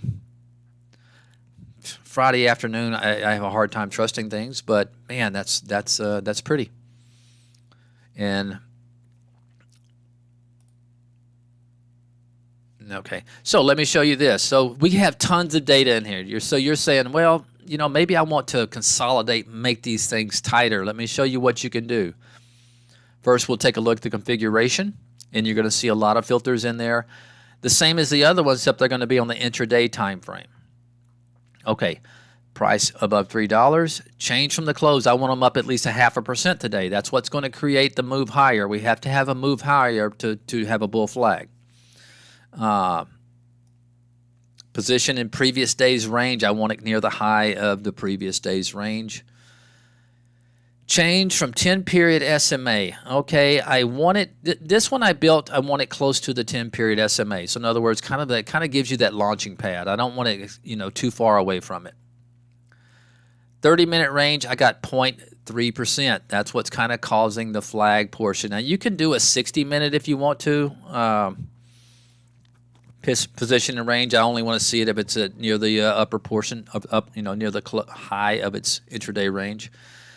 Now you could make this smaller if you want to. So show you, if I took this and I went 0.2, let's see how much it drops. Well, it dropped, cut about half of those out. Now I'm looking at a 15-minute chart, so some of these are not going to look like bull flags, okay? But if you probably took this down to a 5-minute chart, it would look more like it. There you go. So you got that, more consolidation. Okay, so when you're using a 15-minute like I am, some of these may not look like they're consolidating that well, but they're doing it for at least 30 minutes. They have to because of our filter setting.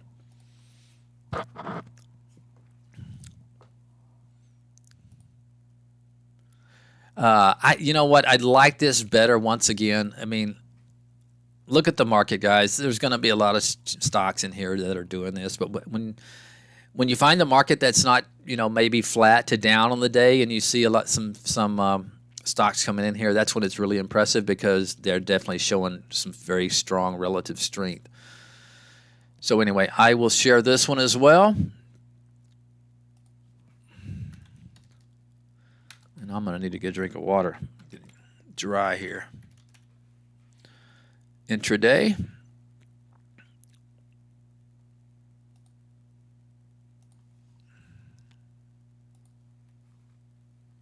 Oh, you're welcome, Kathy.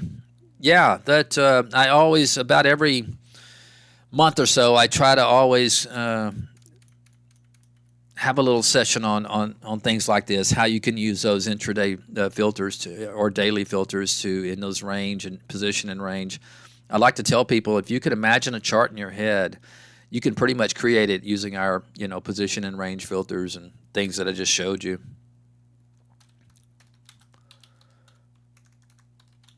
Okay, this is the intraday one.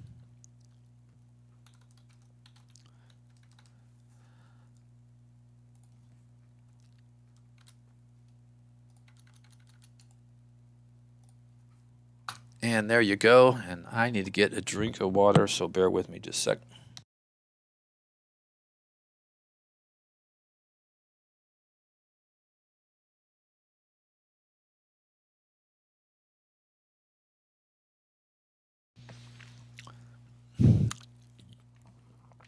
Hewlett Packard coming through the wow.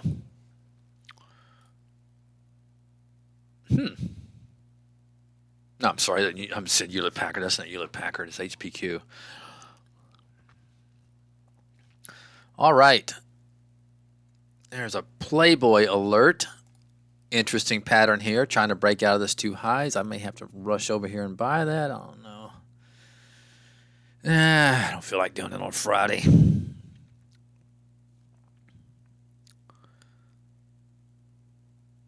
All right. So that was some good stuff there.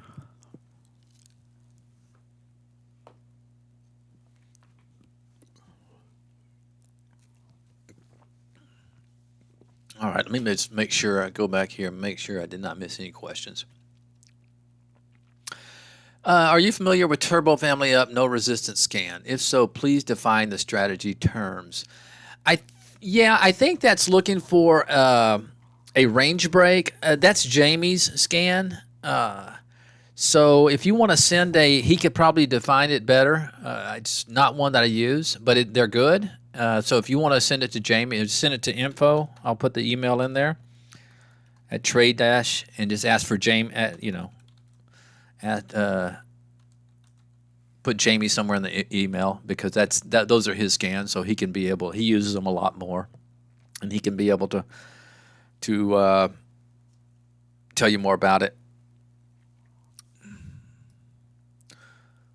All right, looks like we're all caught up. Andy, is there a way to build a scan which are the most volatile stocks for the day on high volume? Yeah, there is, Iris. It's a filter that I don't use that much. It's a volatility filter. I'm more of a guy that looks for technical breakout on the daily patterns, which like you're going to find in my Extreme Volume Master Blaster, Extreme Volume High-Low Pro. So you'd have to incorporate a volatility filter in that. So we can try. Like I said, it's not a filter that I use, but we can try to build something. We'll just go with select alerts. Are you looking for a top list, or are you looking for stocks hitting new highs? Oh, and thank you for that nice compliment.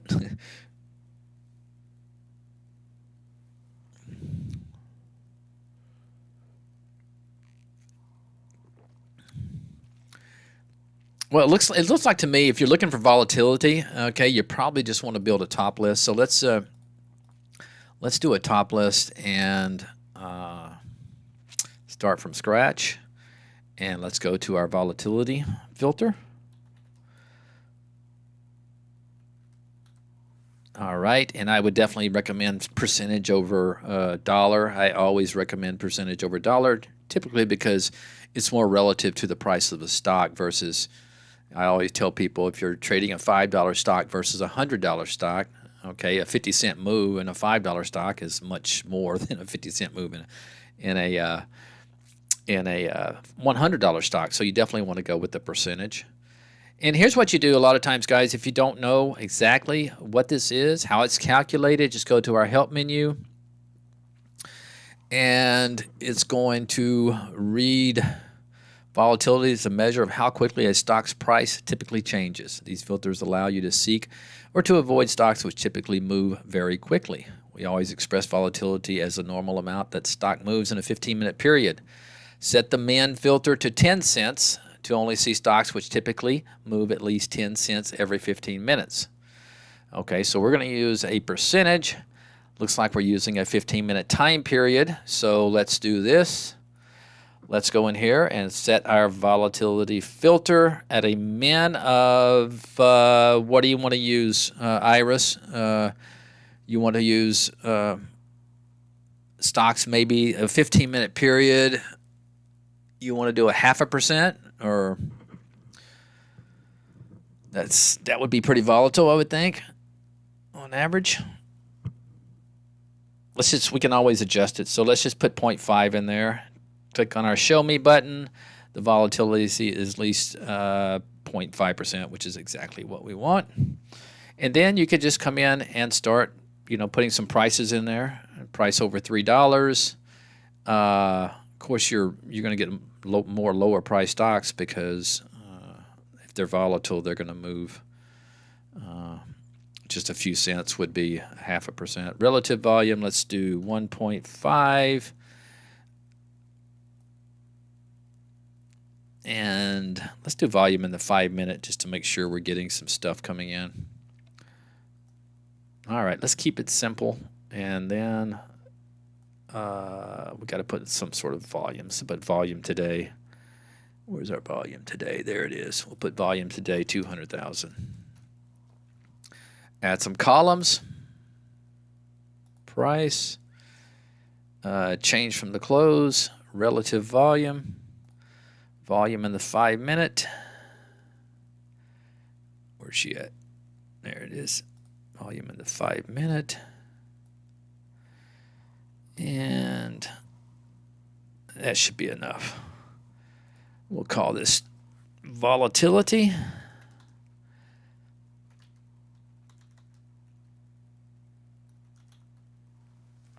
I do that right? There we go. All right, let's take a look. Yeah, well, it looks like it's working. Got Biggie B in there. Man, that thing, I wish I'd have bought that when that alert came out today.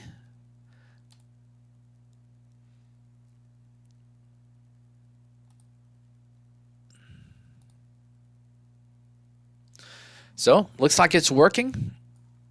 Nice little color coordination came through with the red, Neuro, Sport. These are all very volatile stocks, so it is definitely working. You can sort by relative volume, or you can sort by change from the close to see the strongest on top. We got to put a volatility. Very important.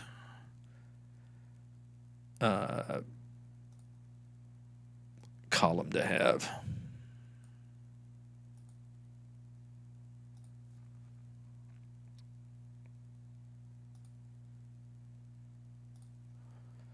Boom, there we go. Nice. So you can look over here and you can see the volatility. You can look at Neuro real quick and see this one is pretty volatile. And thus you can see. So, man, this is a very impressive little top list. And I may have to use this myself. I will save it and share it with you guys. You guys are getting all the goodies today. And to finish up,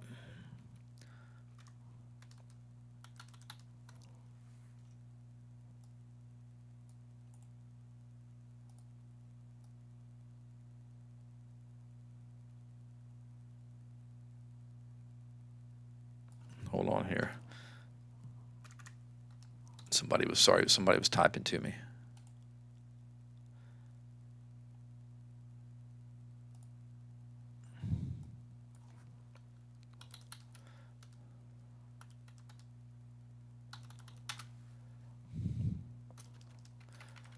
All right, there you go.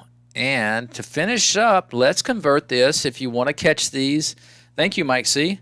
Let's say you want to catch these in a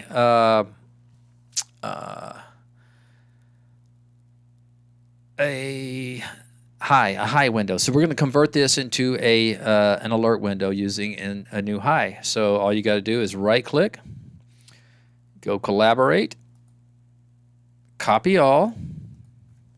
Then come over here and launch a new alert window. You can just fire it up because you're going to change it anyway. Because we're going to go collaborate and we are going to do paste all. Now, when you first do this, it's just going to show your configuration is going to be with the heartbeat because it's not sure what alerts you want to use. So you'll have to go in here and configure and go to the alerts, and you want to take it off heartbeat, put it on new high. Okay. And now you have a nice little window with, let's take a look at the history for today. All right, so you'll be getting all these stocks coming through that are strong today and have volatility associated with them. Yeah, that looks like about a pretty decent number too, that 0.5, because you have a lot of 0.8s coming through here, 1 point, so that's pretty good. Let me just go ahead and add the alert type to this in the columns so you'll know what you're getting. There you go.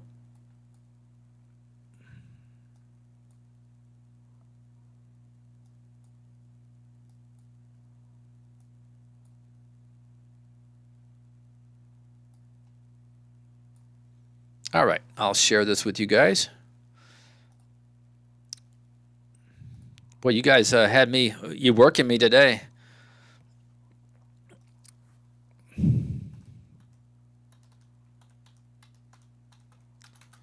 Volatility alert.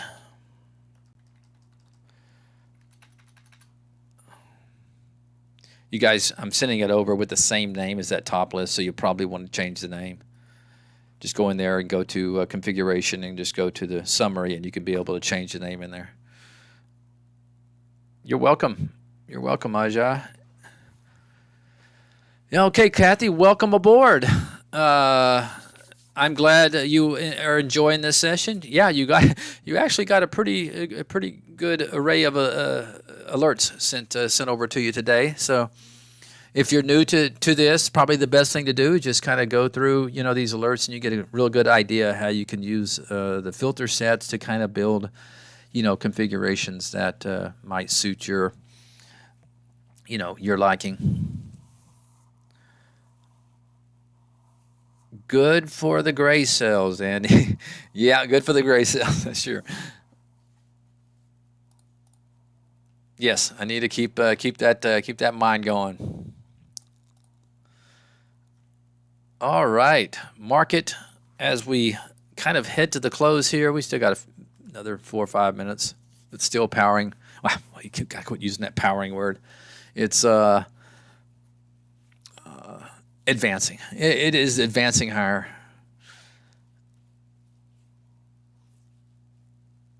But there's definitely some stocks powering higher, that's for sure. You're welcome, Iris. You're welcome. Glad I was able to get you a volatility window there. That I kind of like that topless one the best. I may have to find a place for it on my default layout.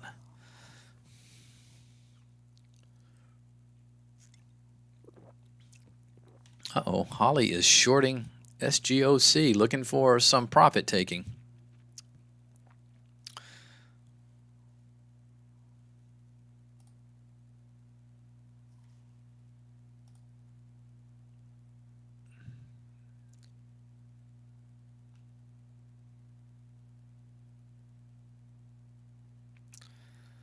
Okay, the market's so strong. I shorted Peloton today at 106. I think it was 106. I have to go look, but it was it's on this move right here, so it's probably 106.40 or something like that. Thought it had me. I still like it. Thought their earnings were pretty weak. But if it goes to highs, I will probably get out. I will get out. Because even though that looked like a great short as far as the stock goes, the market has a way of lifting stuff that you don't want it to lift.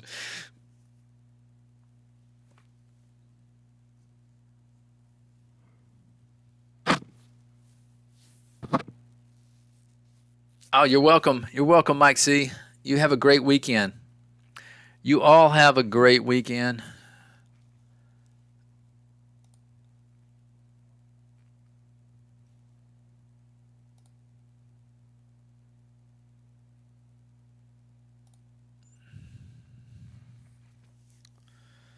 You too, Aja. You're welcome.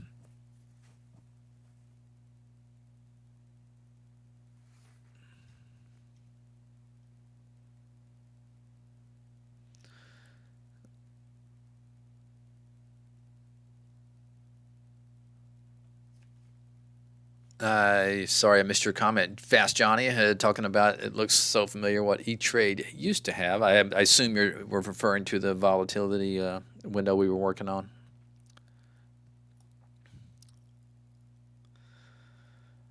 All right, guys, I'm going to let Barry know here in about 1 minute that I am done, and it's time for him to come back in. I imagine he'll be leaving on a early on a Friday, but I'm sure he'll be back in. Let me close my Epic Pen so I can get to my...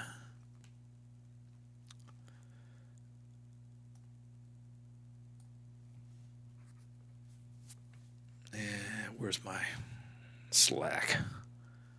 Hiding somewhere. There it is.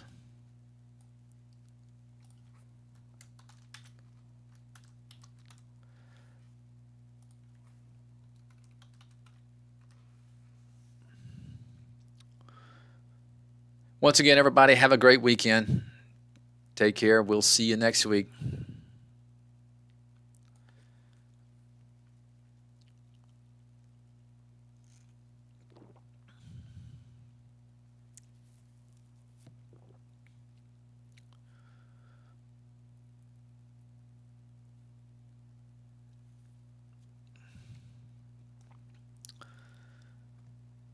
You're welcome, Kev. You too.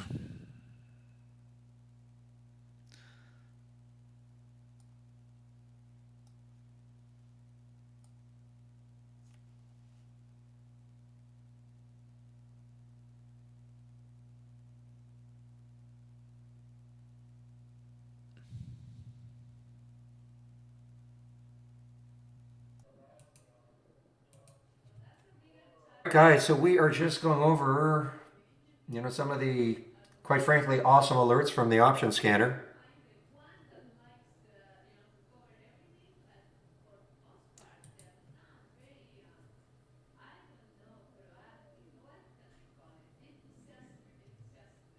So again, if you're new to trading, I know a lot of you who've been in the room for a while now, you probably get tired of my saying this, but I honestly mean it. If I could only have one scan, if that were the rule, this would be it. Every single day. I'm not saying every single day, every one of these is a big winner, but even using it just like a watch list and watching how they trade, just getting you to focus on very few alerts. I mean, look at the ATER, guys. I don't even know what to say. Look at the ATER, ATER. And these are stocks that, most people, they're not affected by what the market's doing. I have no idea. I'm not even sure I've ever seen ATER before. Yeah, I mean, I may have seen ATER before. It doesn't really matter. Today, it's having a big option day. 6 times normal. 6 times normal option trading.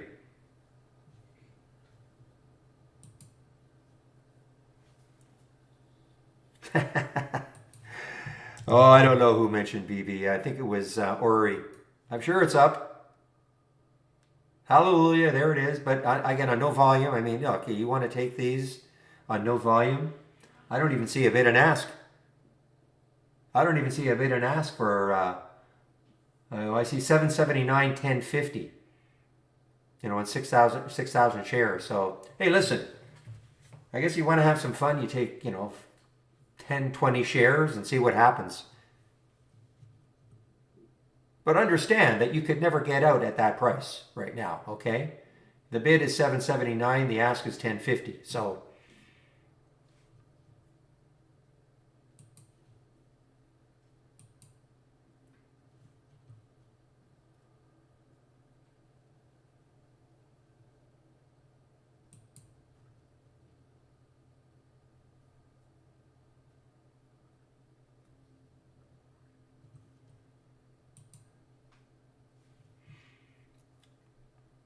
meanwhile, NURO, which was pretty choppy early, but boy, oh boy, I mean, this has a chance to just keep soaring here.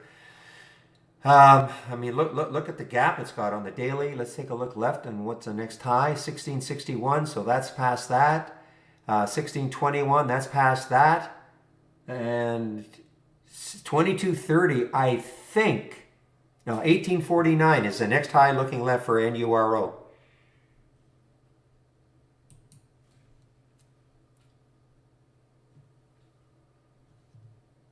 And you know why? Why can this stock do this?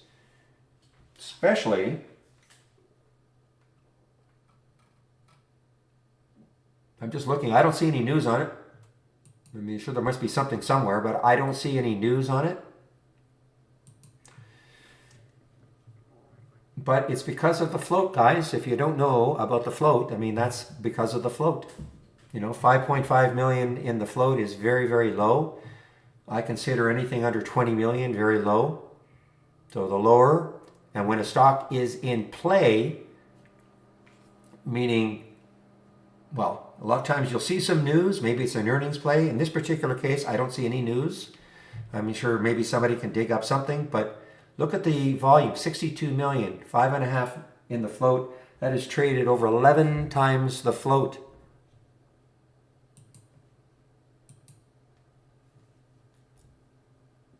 And where is it going? Who knows?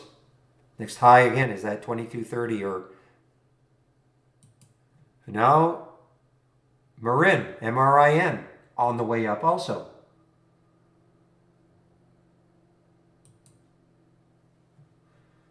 Now, what did I see for Marin? 749 is the next high. I missed it. Sugar.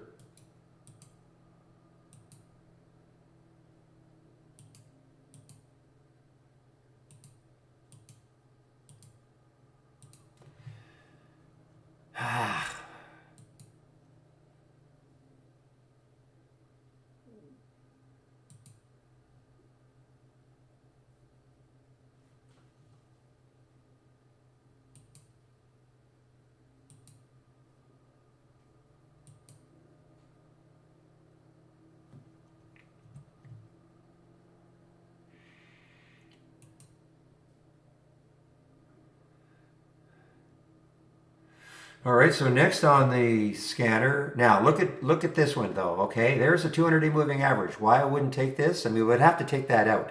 So Veru came on the scanner. The alert was at 895, but there's the 200-day moving average right there. I mean, this literally could turn into a short if there are shorts available for me at Interactive Brokers. That 200-day moving average may stall it.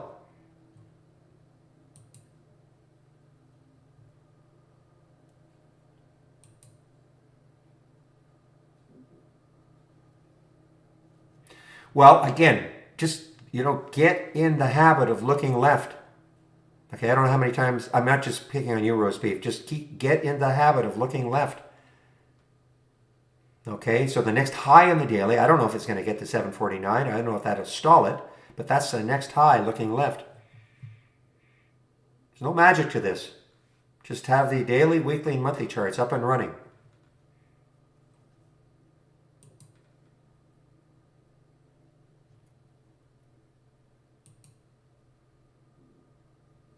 But I missed my entry on Marin.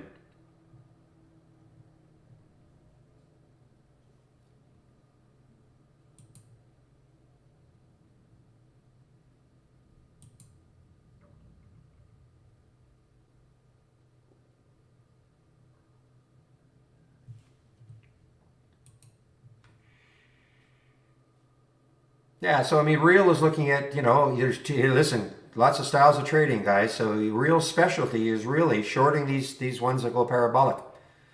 Fall if you're into that, absolutely follow real. Okay, because he's looking at all these ones that go parabolic and then shorts them.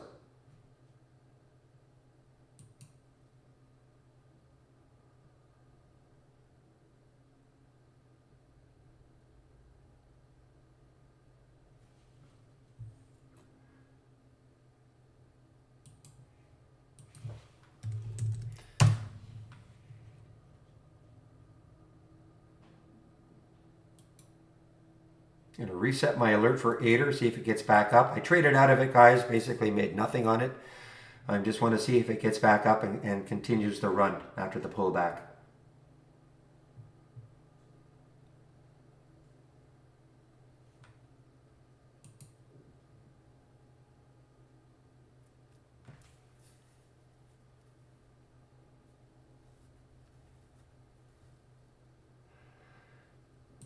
Yeah, well, it's funny, Grant, because I get the question, not in this room, I think because people, can hear me, but I get emails saying, but you're an intraday trader, you're a quote unquote day trader. Why do you care about the daily, weekly, monthly? If somebody asked me what's my favorite, it'd be the daily chart. Why? Because I have to look left to see where it could stall. What's the next high looking left? I know I drone on and on and on about it, but I mean, it's a pretty simple concept. Doesn't mean it's always going to stall there or get there, but it can get you into a trade at least, and it can keep you out of a trade if it's too close.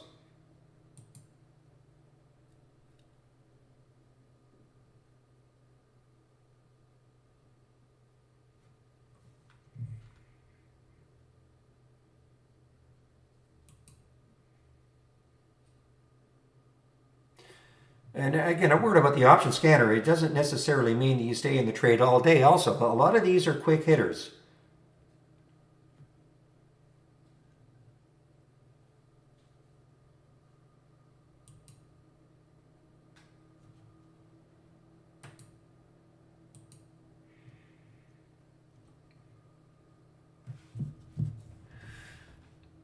No, well, basically, I think he's looking at the Bollinger Bands in all sorts of different time frames, but really probably on the 30-minute. So, I mean, like Nero, it's above on the 15.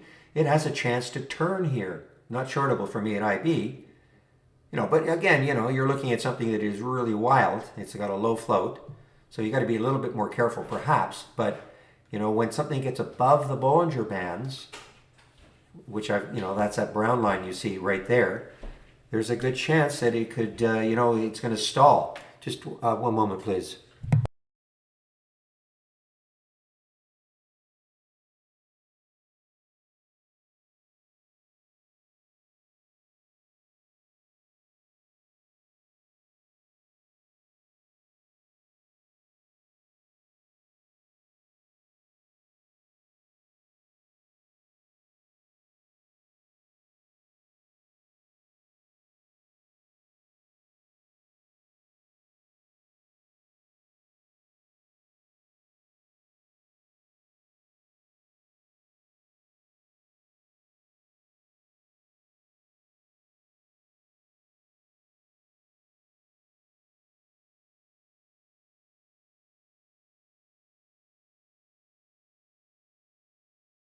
All right, I'm back. You can't get rid of me that easily.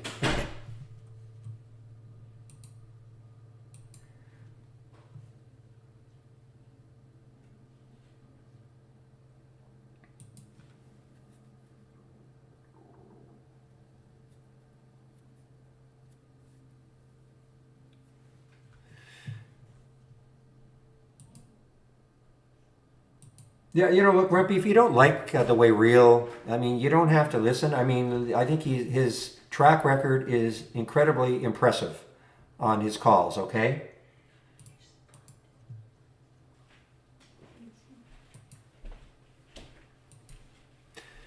Okay, just a minute.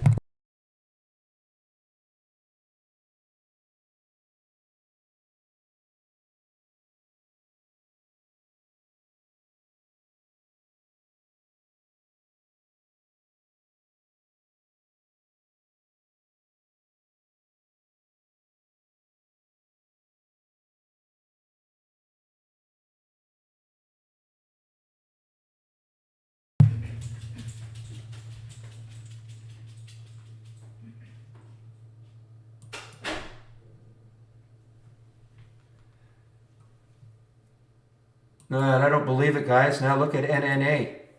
NNA on the move now.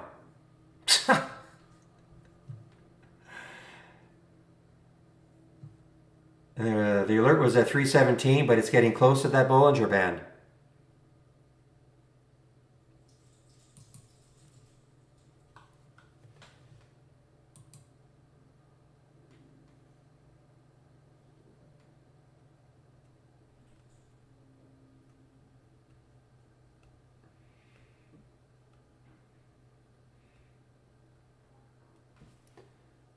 Yeah, but with Neuro, well, yeah, I mean, but at intraday, you're looking at the Bollinger, you can look at the Bollinger Bands and make a decision. Do you think it's way above the Bollinger Bands? Intraday, I mean, yeah, I know what you're saying. It spiked up before, but then it came down. But for some reason, it's moving today. I don't know why it's moving today. No, Randy, get rid of some of your scan. Just use my option scan. That's it. That's all you need, man.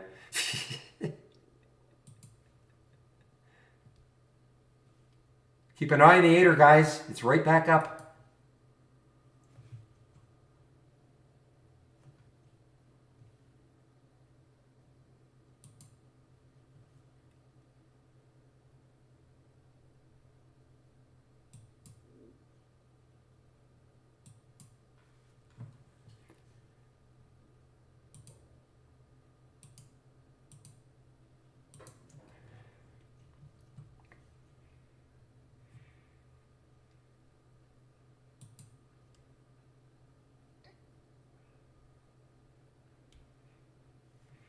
I'm only really, I mean, I've got his other one, but I'm only looking at mine right now. There are some that are similar. When I say similar, the same alert. But I'm just looking at mine right now.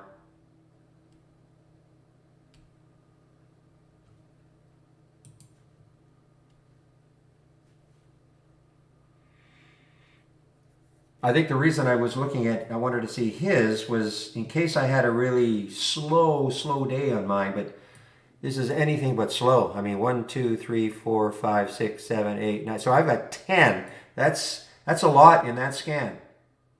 You know, with the filters I've got some pretty tough filters that have to be met. So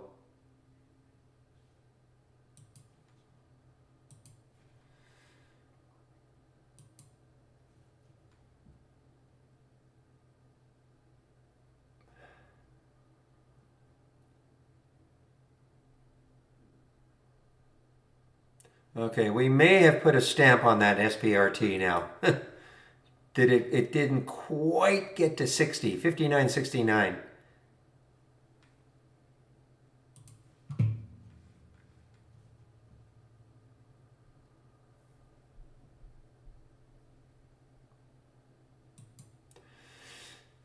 Yeah, just play the chart. I don't really care why something is moving. Well, I mean, especially if I can't see any news on it, I don't really care. Just play the chart and see what happens.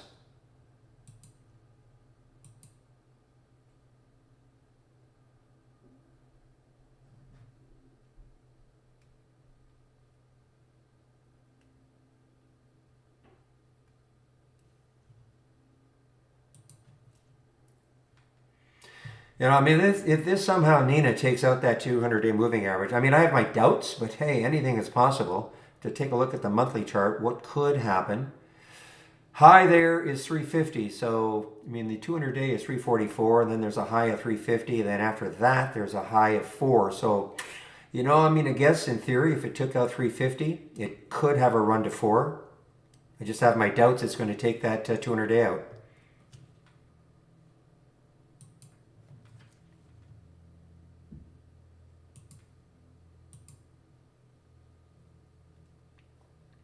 No shorts available for me for support, SPRT.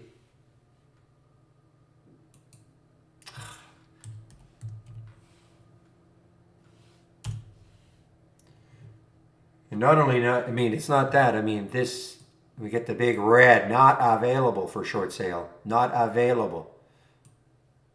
So a lot of times what will happen is there'll be shorts earlier on and then they get snapped up. So it'll say, well, we can look for you. But this is literally at Interactive Brokers. No shorts available.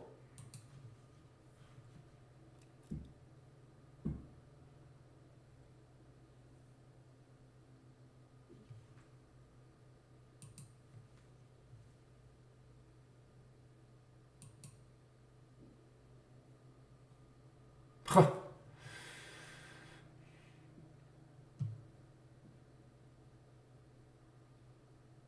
I mean, look at this, guys. Look at Marin. I mean, look at Marin. It's 719 on the alert. 773 now.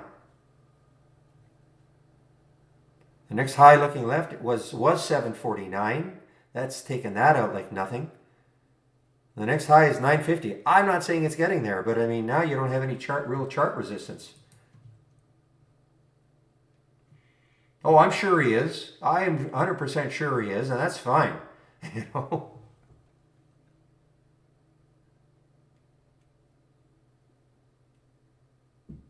Well, I've got it here 18 million, and there's 10 in the float, so it's almost traded the float double.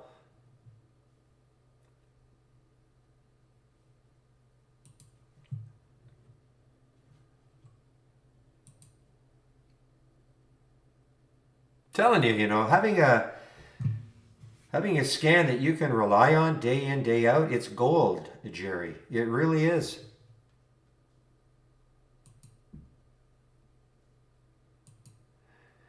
Position and range.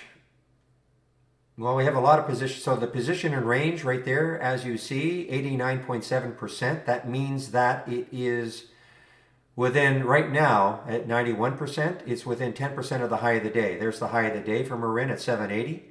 So that is within 10, like 9%, 9.6% of the high of the day, or 8.6%. Okay? In the 5-day range, it's way over. Guys,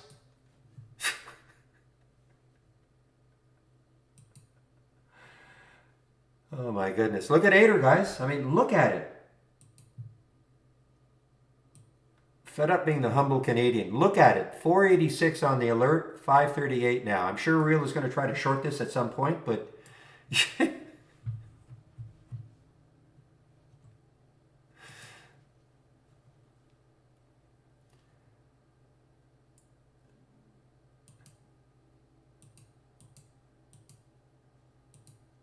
unbelievable. Yeah, it's just a question of when. Same with the Ader. I get it. I get it. But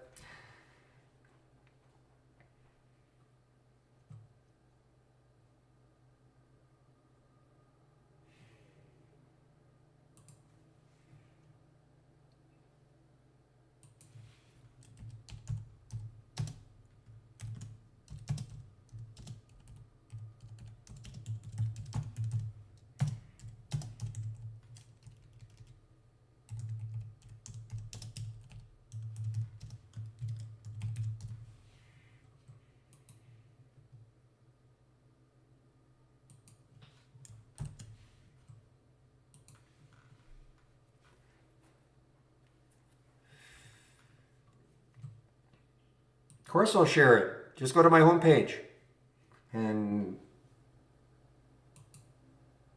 I'll put my homepage link in. Just go to my homepage.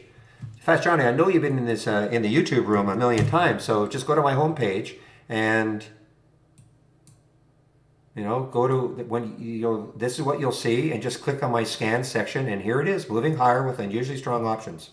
Okay.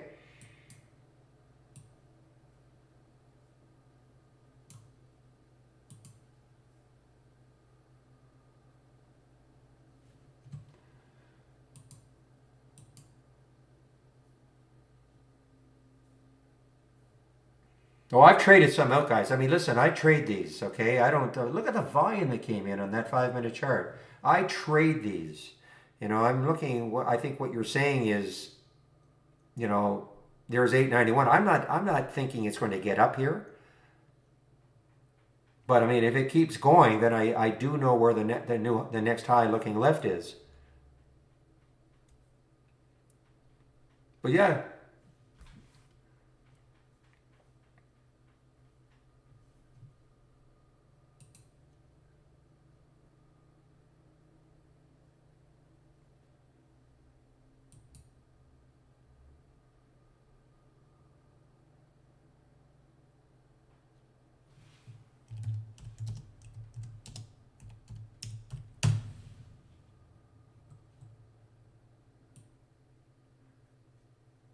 Oh, sugar. Okay, guys.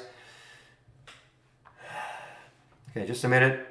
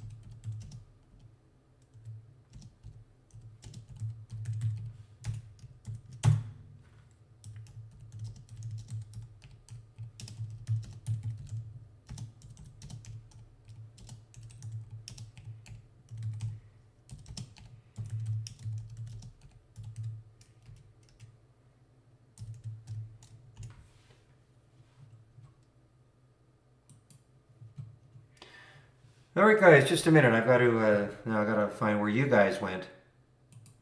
There you are. And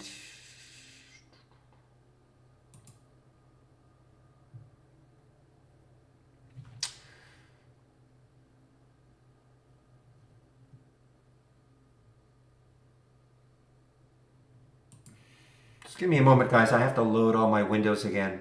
Just and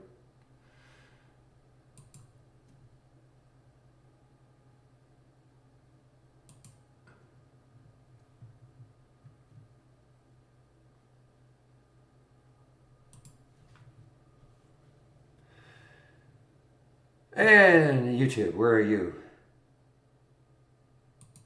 There you are.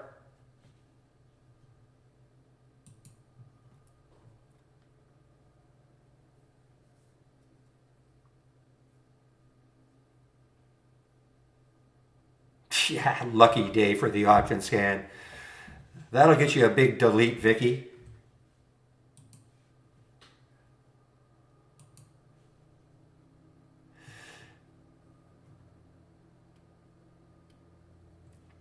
Yeah, so listen, I don't take them right at the time of the alerts ever, hardly ever. I always want to click on the alert, see how it's trading.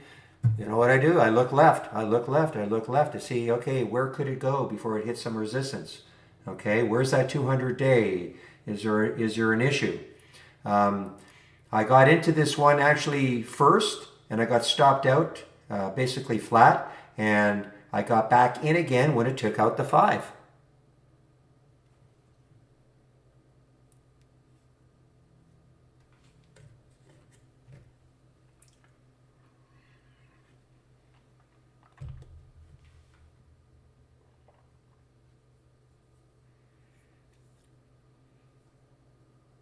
But I mean, it'll be an intro. You know what I might do next week just for fun? I may take like 100 shares of each one of them when we get the alert, just to see, and don't put a stop on. I mean, of course, that's not how I trade it. I just want to see what would happen.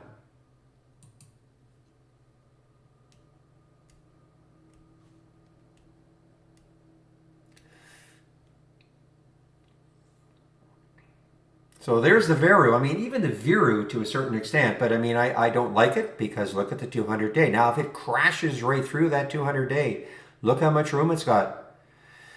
Ooh, 895 is the high right there where it's at. And if it can get through that, 1118 is the next high in the monthly chart. Let's take a look on the weekly chart. 1118. So if somehow it can get through that 200 day moving average, 904 with some volume, I mean, this has got a shot to get up to that 11 level.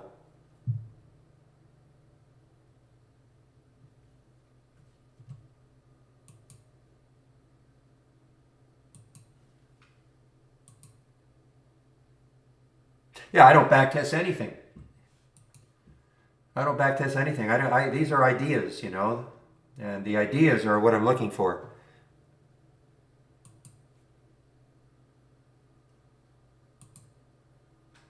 Yeah, just to show you, yes, and it looked terrible.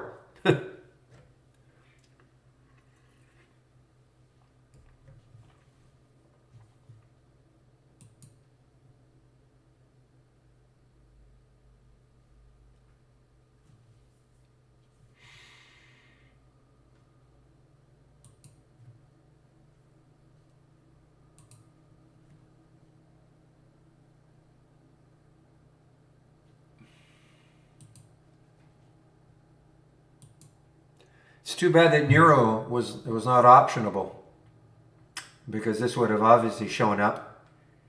71 million traded, 5.5 in the float, just not optionable. This would have definitely shown up in the option scanner.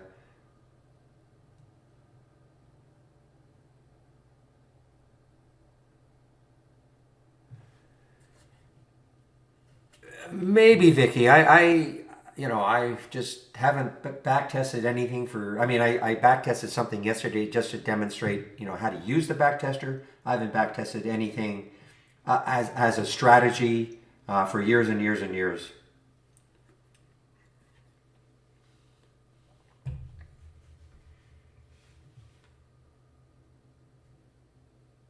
Again, I back test this option scanner. It would look terrible.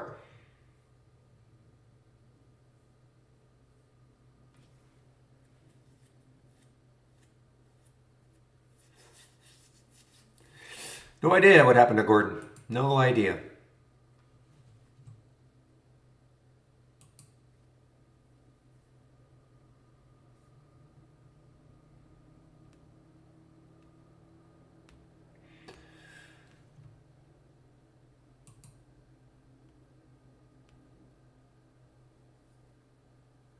So yeah, I mean, with my option scanner, I mean, at some point, they become parabolic.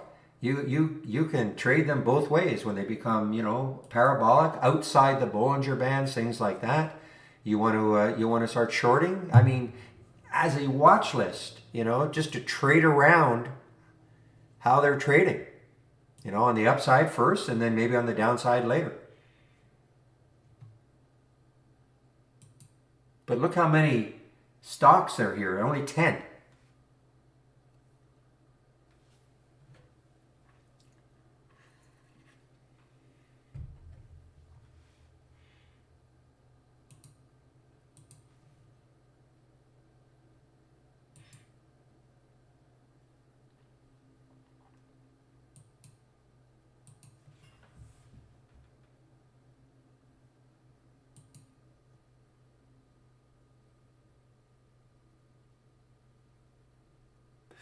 Don't look now, guys, but SPRT back over 50. 5180 right now, approximately. 5180 approximately for SPRT.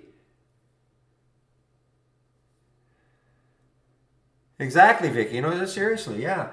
You have too many ideas. I mean, I put this up here. This is, it's like I will call this a general scanner. But yeah, you can click all day like mad and get nothing done.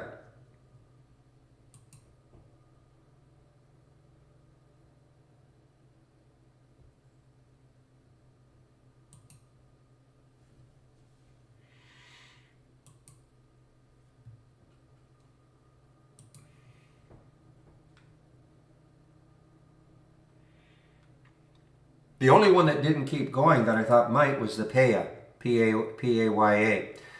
I thought, I had that pullback, and I thought, okay, after it pulled back and it popped back up through the alert, which was 1010, I thought maybe that would get it going. It just didn't do it. I mean, they're not all going to.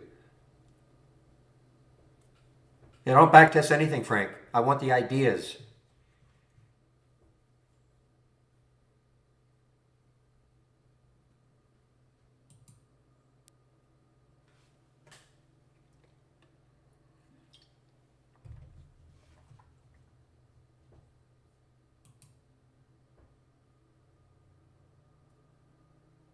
That's why it's called trade ideas.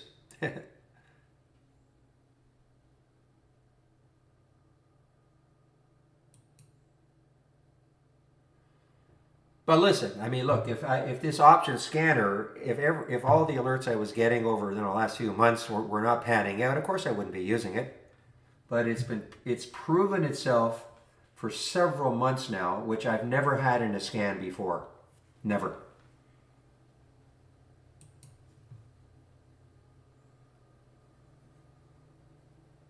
I really haven't looked at my watch list yet. I mean, it's here. I know there have been some. Well, look at Neuro. I mean, obviously, I would have loved to see Neuro at 1356 from my watch list up to 19. I mean, yeah, awesome. I don't know, and even the SPRT. I mean, I could just look at my watch list too. I mean, 39 gets up to what, 50, 60? I don't know what the Red Hill did. 775 hasn't moved.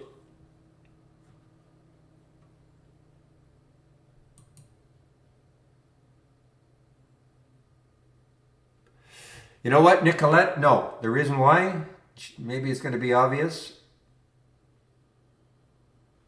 If you want it, you have to be a subscriber.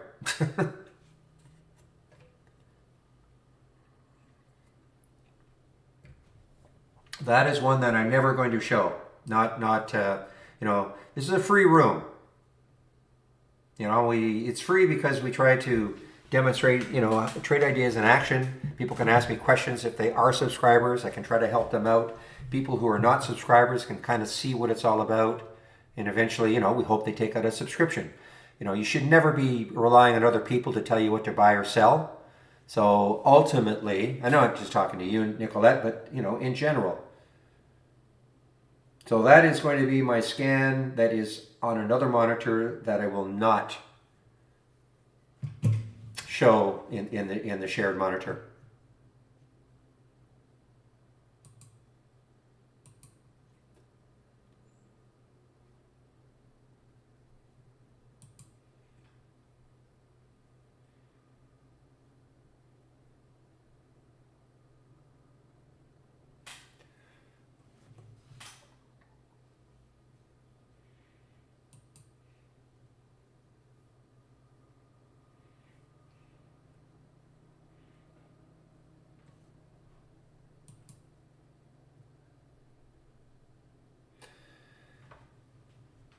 I don't think support is over.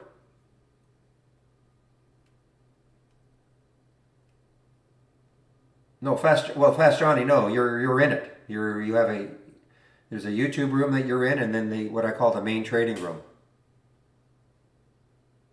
No, there's no members only. No, don't need it. Don't need a members only.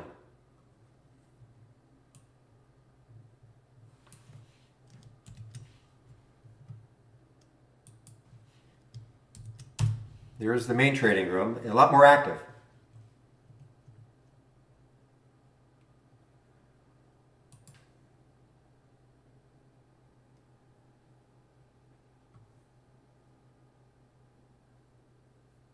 Exactly. Yes, that one called Moving Higher with Unusually Strong Options Volume. Yeah, it's all available from my home page.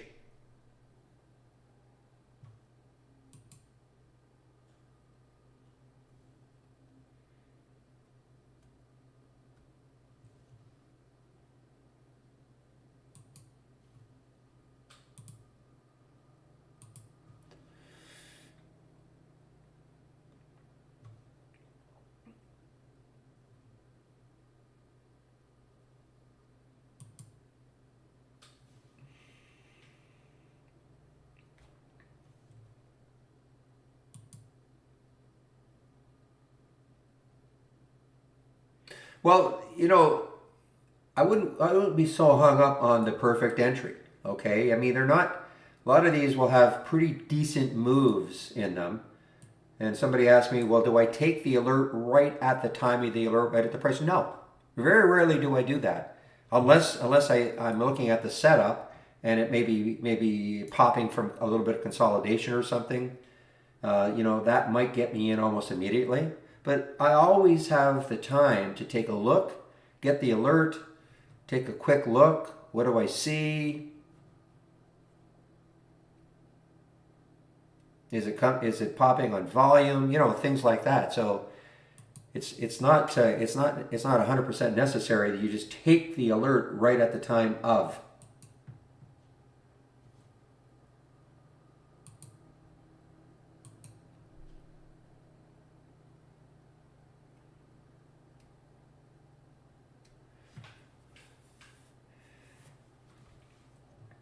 And again, trading around it. I said I took this trade. I actually took this trade. The alert was at 486. You can see the blue arrow right there. That's where the alert happened. I did wait for it to get over 5. It went over 5 and then it did this. It came back down. So I got out. Basically for no gain. It popped over 5 again, and that's when I got in again. And then it did this. So it's a matter of, I'm not in it anymore. I'm not in it anymore. But, it's a matter of, following along the ebb and the flow, check the volume. That's why, I mean, some experience obviously comes into play.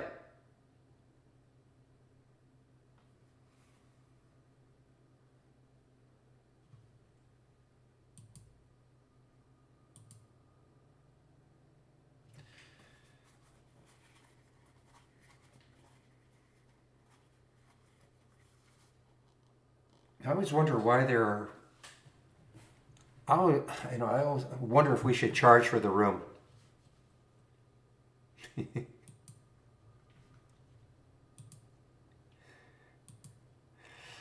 Well, here's the deal. I have no idea why we're not attracting more people in this trading room. Okay. I mean, I see there are paid rooms out there, people paying 100, 150 a month, and there are like 5, 6, 7, 8,000 people in the room. Okay? And I often wonder, because we build this as a free room, if people think, well, if it's free, it can't be worth much. That's all I can think of. Like, why are there not more people in this room? Because it's not just about me. I mean, look at the great traders we've got here. So I just don't get it.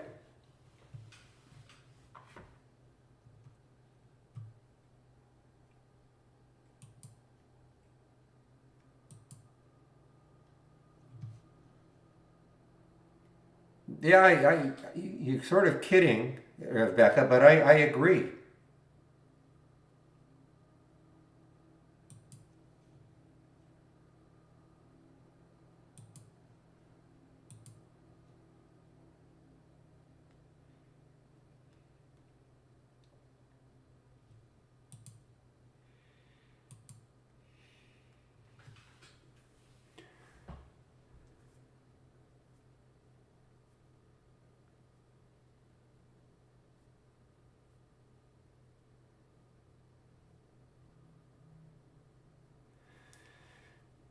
Yeah, but yeah, I mean, it's maybe you're right. One good trade. I mean, it just sort of boggles my mind.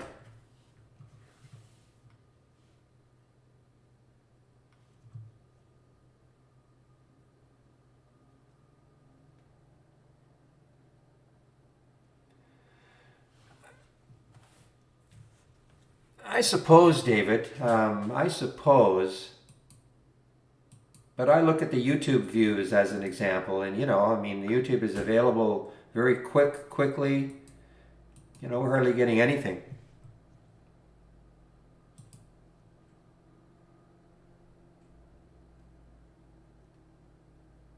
Yeah, there you go. T3. I know T3. I know a lot of these rooms.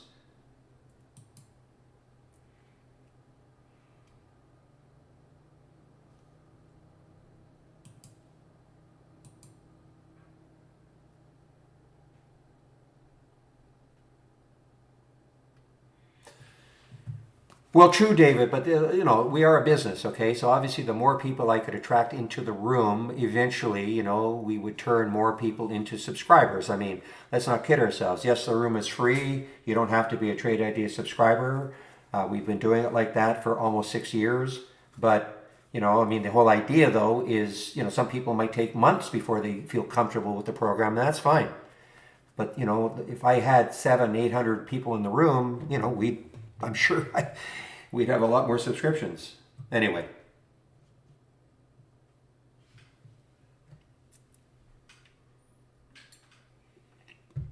those other rooms though, those pay rooms, they're all day trading rooms.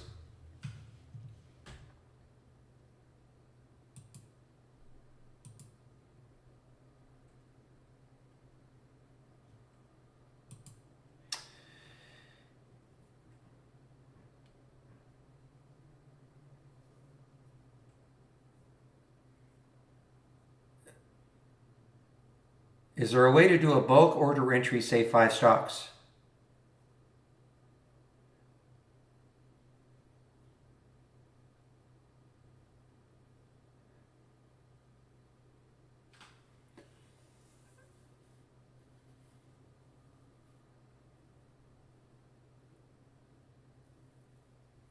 Yeah, but that goes against what the company's trying to do. We're using the room to promote trade ideas, and I mean, yeah, if the first 15 might do it, but we'd have fewer subscribers. We'd have fewer people in the room if it was just TI subscribers. But anyway, I digress.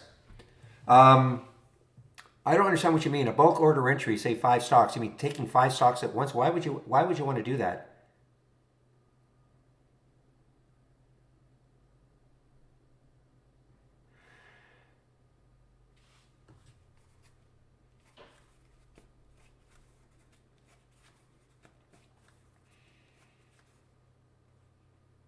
To answer your question, Siri, I have no idea if you can bulk like.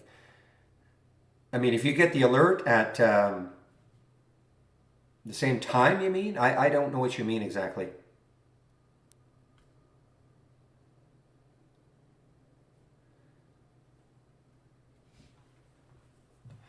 Well, you know what, Green Trade. I mean, that seriously. I mean, that is part of the whole thing. We have such a civility in this room, and it's been like that forever, and it makes the job of moderating way easier. I don't have to babysit or anything like that.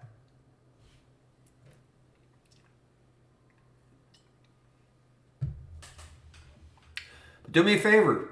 Tell somebody you know who might be, trading, and tell them to come into the room.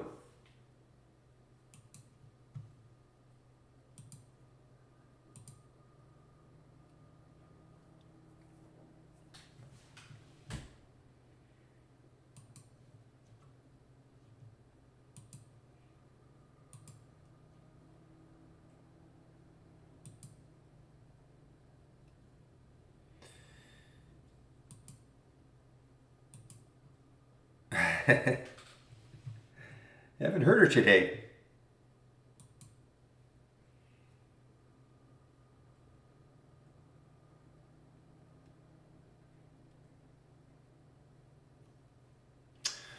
Well, guys, I mean, it's 1:48. I mean, I don't know if I'll be taking any more trades, but, great time to ask questions and all.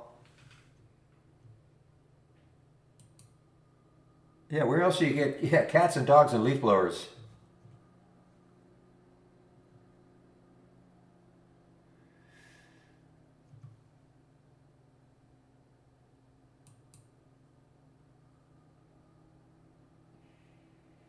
There's the Veru guys again.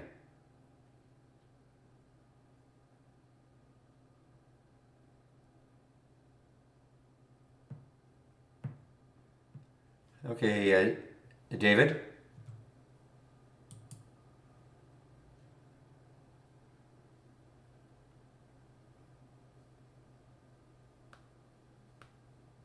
All right, PPSI. Somebody was mentioning that one. PPSI, is this a hurricane play?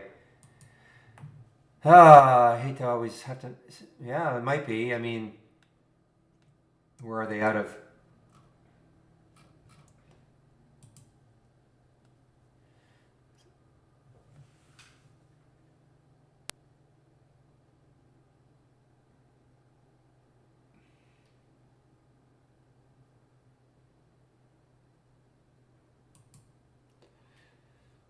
Meanwhile, back at the BBIG factory, look at this.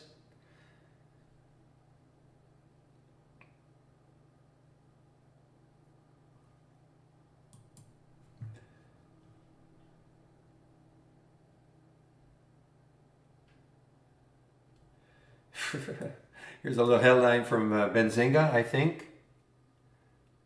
Traders express confusion on stocks float earlier Friday. Spokesman tells Benzinga issue has approximately 40 million. We've got 50 million, so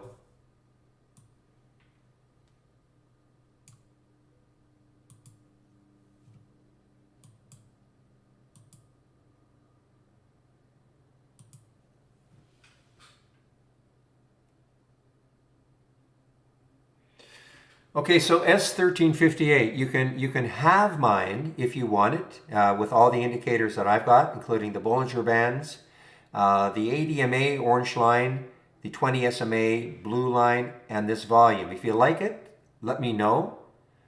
Otherwise, I'll just show you how you can add it yourself, because I can just give you the chart. Okay.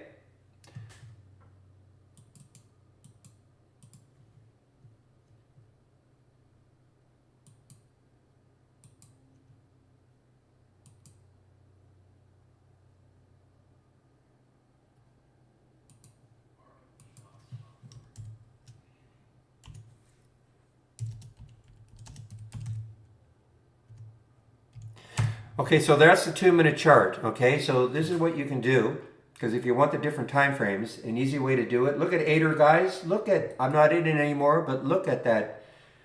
Look at that Ader out of nowhere. Wow. Can't wait for next week to see what happens in that scanner. Remember now, guys, this is August, right? August is supposed to be a dead month. So anyway, what I was saying is,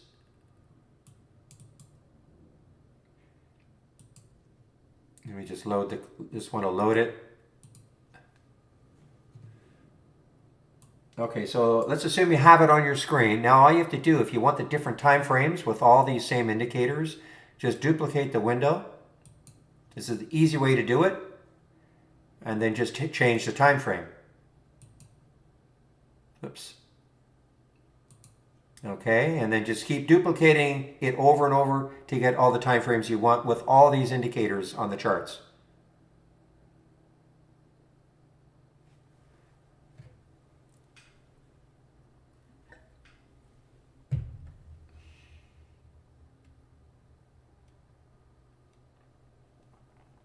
Nice to hear, I don't know how to pronounce your name, I'm going to say F. Okay.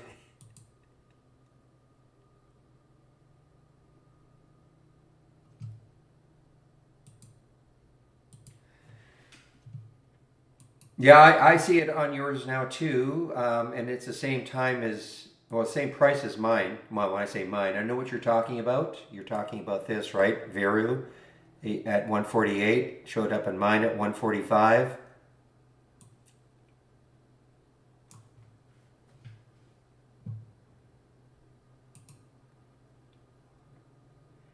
Yeah, I mean, I wish I were still an eighter, but you know what? You could not, well, you could have still maybe had a piece, but you would have had to take some out here. Okay, I mean, this almost got right back down to 5.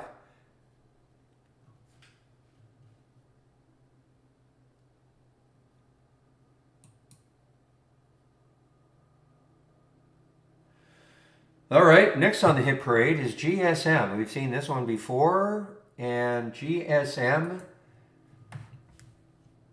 what do we see looking left on that monthly chart? 687 was the high, 826. All right, guys, so this has got some room, and it's kind of coming out of consolidation, so keep an eye on GSM now. I'm not going to say to take the trade, but I mean, if you can't see what I'm looking at, I mean, look left on the weekly chart, nothing. Look left on the monthly chart, and the next high is way up here at 826. That's $1 away on a $7 stock. That's huge.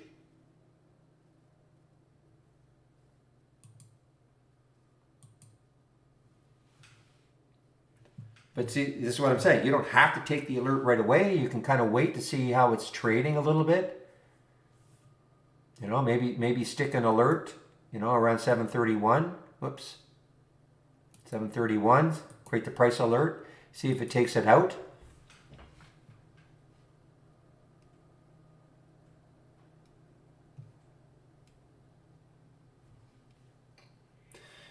Yeah, I have to admit though, for a Friday, this is very active for the option scanner. There are many days where I may only get 3 or 4, which is fine.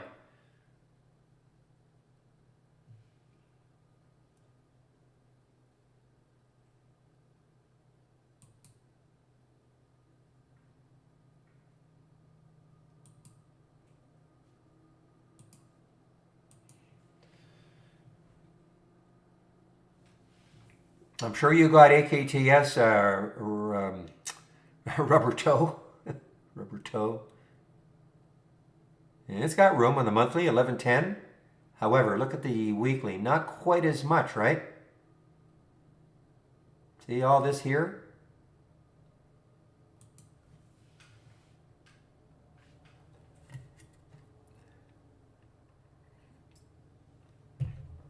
Jerry, I have no idea. I have no idea what it was like last.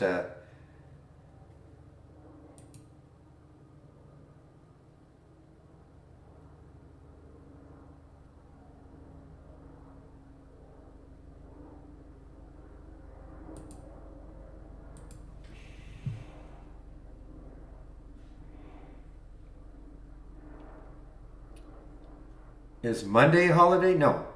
No, Monday's the 30th. It's the first Monday in the month, so it'll be the 6th. So no, not next. So no, the Labor Day holiday is not next Monday. It's on the 6th. Wow, Ader, holy smokes. I mean, again, the crazy thing is, I see no news.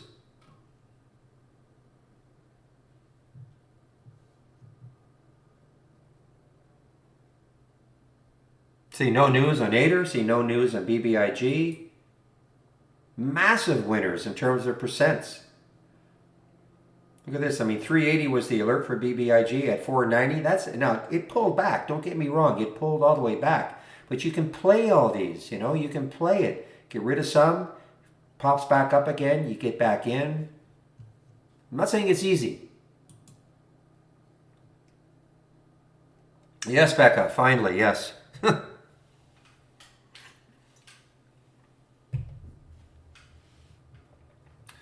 Well, that's the next. Yeah, that is. Well, we could call it the potential. It just I always want to look left to see where it could stall. You know, where's the next high looking left where it could stall?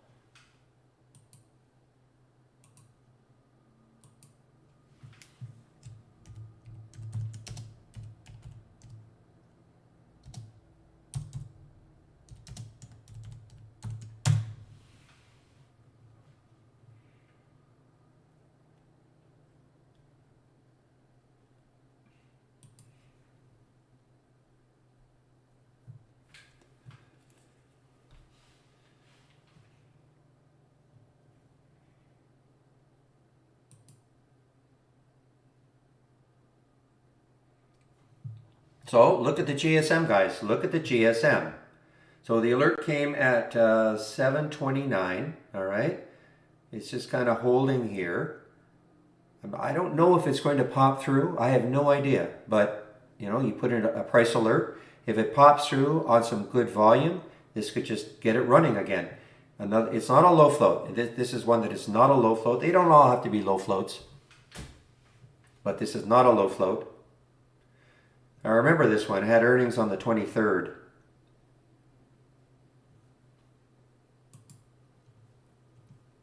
So the reaction was on the 24th because it was after hours. So right here. So that was its earnings day. Nice, nice continuation after earnings for GSM. $6, 7.28 now. That was the reaction to its earnings right there that day.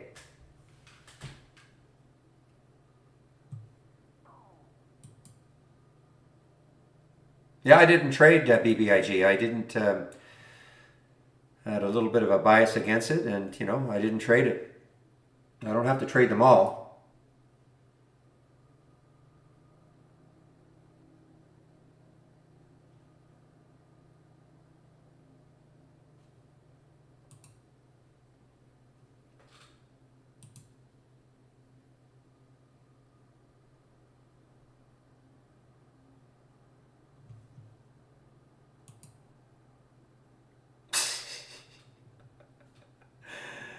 Vicky. No one swing anything.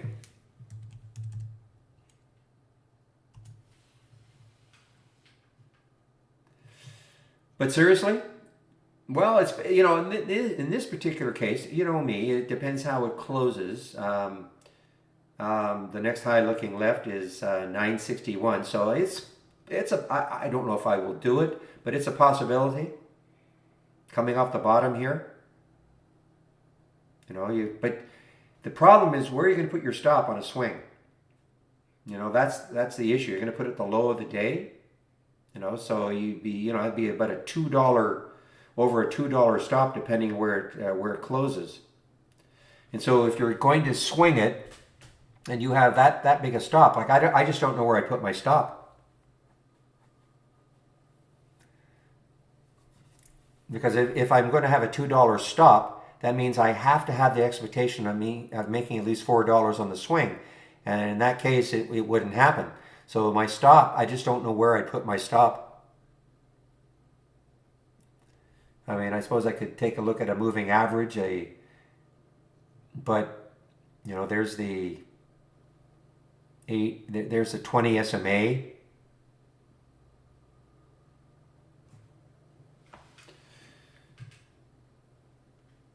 Well, that's a pretty tight stop for a swing, though. No? I mean, there's the current candle, 611. I mean, I'm not telling you not to do that, but that's a pretty tight stop for a swing trade.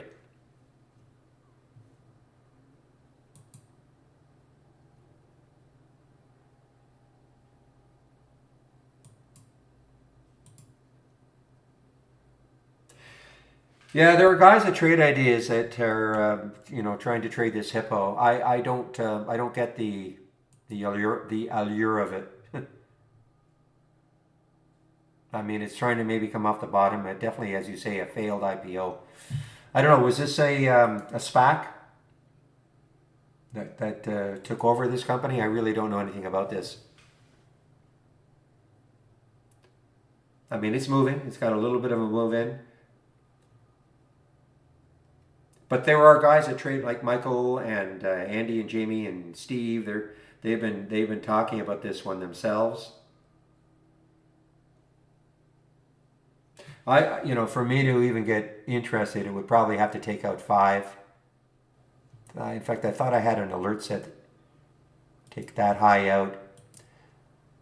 But I have no feel. I have no feel for this whatsoever.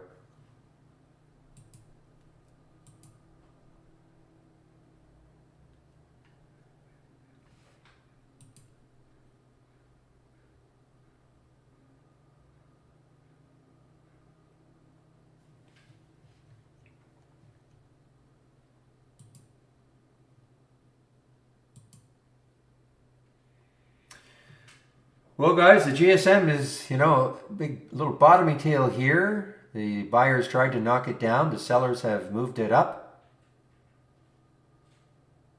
I don't anticipate like a huge move because of that float, 77 million in the float.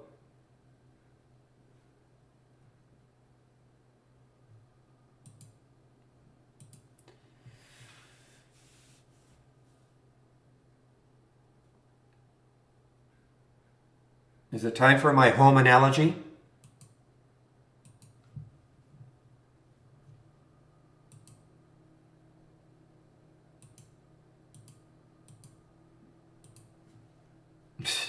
No? That's one voice.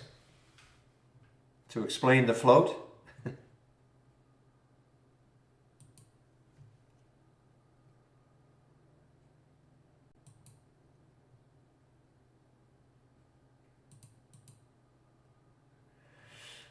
Okay, I've got one person that wants me to, and some others begrudgingly saying, okay, because you hear me talk about the float all the time, and if you're new to trading, I get it. You might not understand what we're talking about. So you notice this single stock window. It's got something. It's one of the filters is called the float.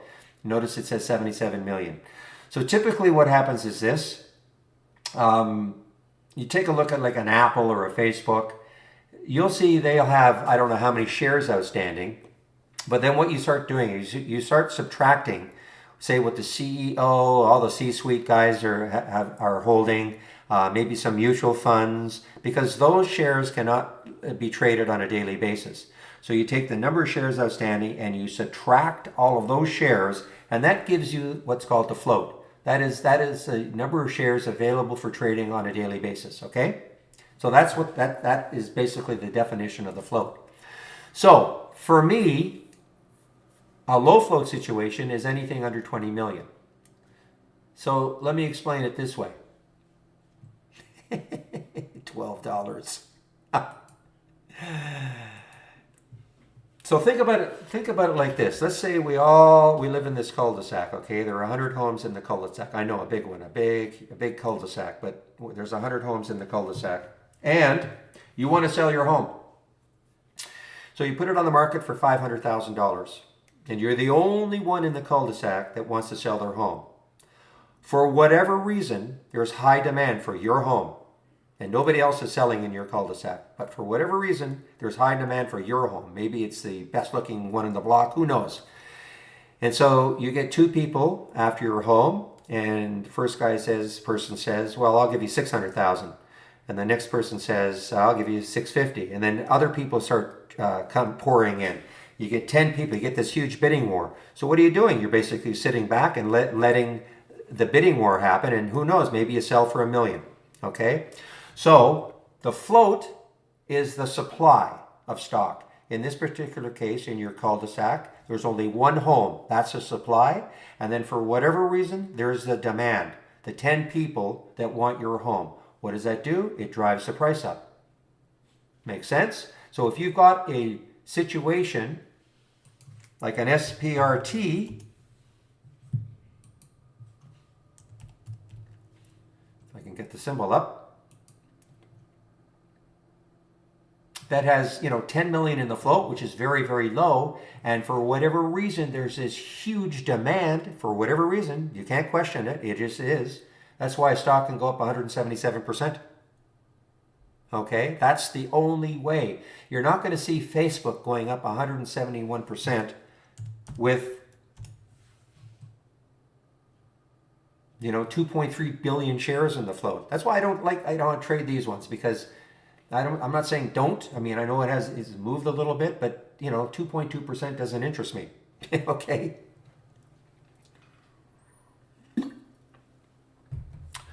So that is basically, the concept of, the float. So if you're trying to sell your house and you're the only one, and you get a lot of interest, well, you just sit back and wait for the people to bid your price up. Now, it's all great when that happens, but what happens if the reverse happens? You want to sell your home, and all of a sudden 5 of your neighbors want to sell your home, sell their homes too, and you all list at $500,000. This time, there's only one person that wants to come in and buy the property. Well, you may hold at 500, but your neighbor says, you know what, I got to get out of here. So that person lowers it to 450. That one buyer is still sitting there waiting. The neighbor next to you on the other side says, well, I really got to sell. I've got to get out of here. So lowers it to 425, and so on. That's what happens when all of a sudden the buying dries up on these low float situations. When all of a sudden the buying dries up, there's no demand. That's when a stock can crash. You've got no demand and lots of supply. A lot of supply, 5 homes, 10 homes, with only one person wanting it. So that's just a way I like to try to explain the float situation. Makes it maybe a little more real world.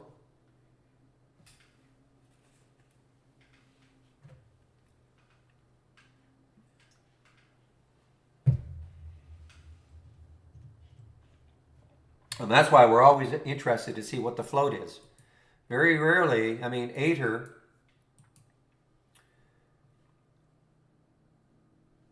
21 million, it's not high. It's not super low, but it's not high. But that's the only way a stock can go up 51%. Look at the volume, 18 million. So it's almost traded the float. You hear use that expression. Look at Nero. Look at Nero, guys. How can this be up 76%? Especially when you don't even see any news on it. 5.5 million in the float. It's traded 79 million shares. Now, if you say, well, how can that happen? Well, this is trading over and over and over and over and over again. So, it's what we call, it's traded the float over 14 times the float. The float is turned over 14 times.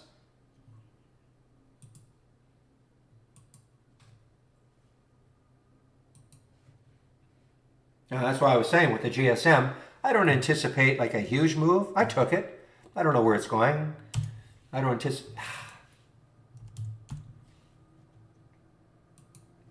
To end my week, I don't anticipate a big move because of that float, 77 million. Yeah, float turnover unfortunately requires a custom formula, and so it's not on. I'm hoping that they actually build a filter that you can use.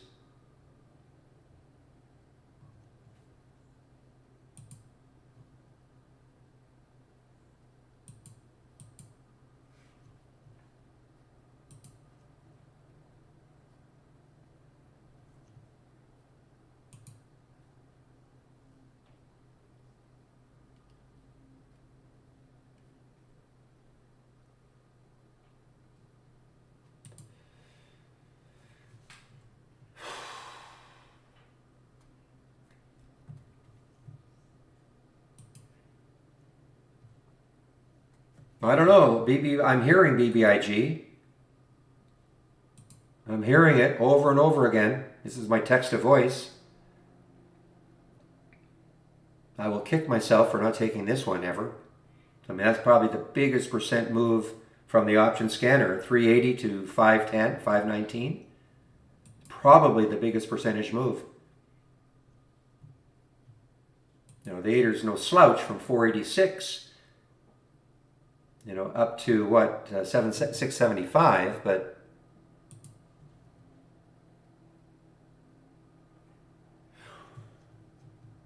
yeah, here's my float turnover. Now, okay, I'll tell you what, if you guys are willing to write your own custom formula, I can show you how to do it. It's an easy formula. And then you can, I can't share this because it's got a custom formula in here. When I share it, the custom formula doesn't copy. Okay, and I'm not trying to hide it from anybody. But first thing I do is I will put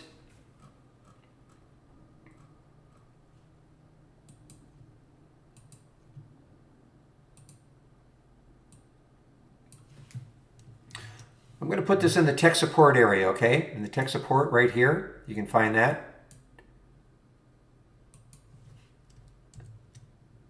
And these are the instructions on how to create a custom formula. And the formula to use, pretty simple.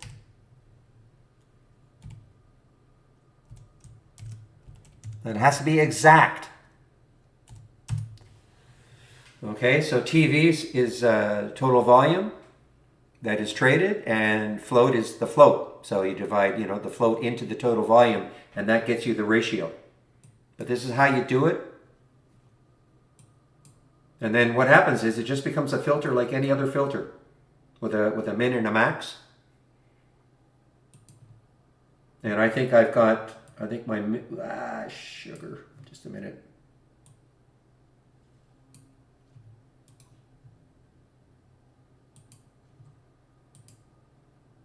Yeah, I put a minimum of 1.5, 1.5 times the float. I mean, there's not that many stocks trade the float.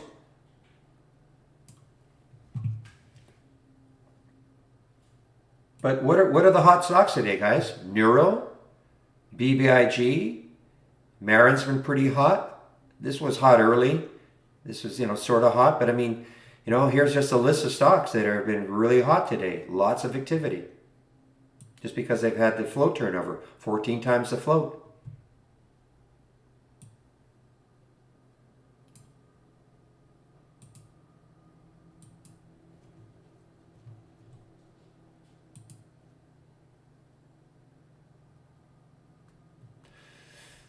Yeah, I don't know. I have no idea if it's a gamma squeeze, Benjamin. I have no idea.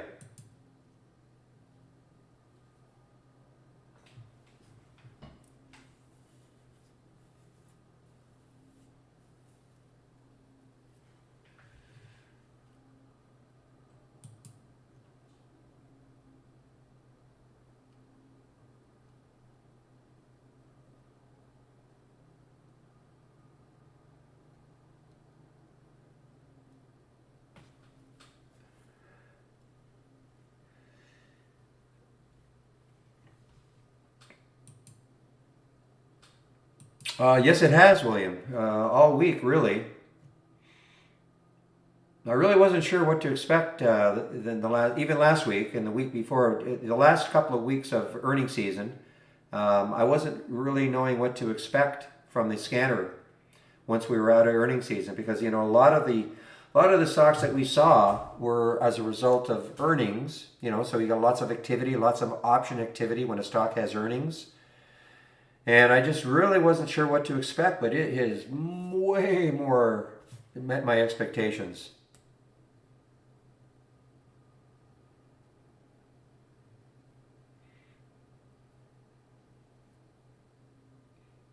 Well, that's mine. Yeah, that's my.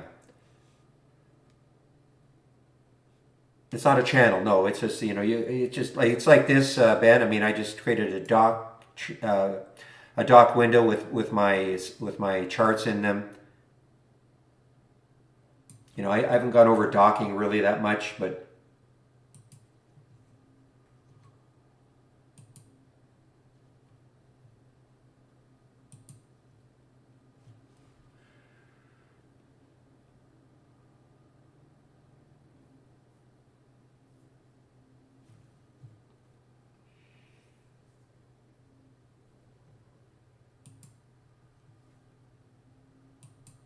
all right, guys, give me a moment. What time is it? 2:17. Give me a moment, please.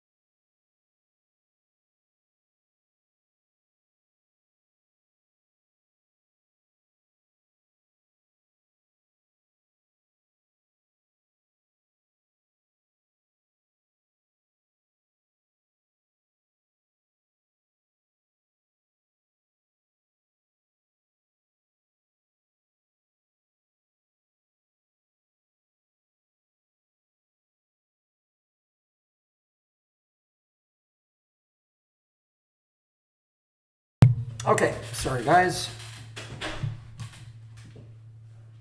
Yeah, but Ben, there is. I'll give you a video on how to dock.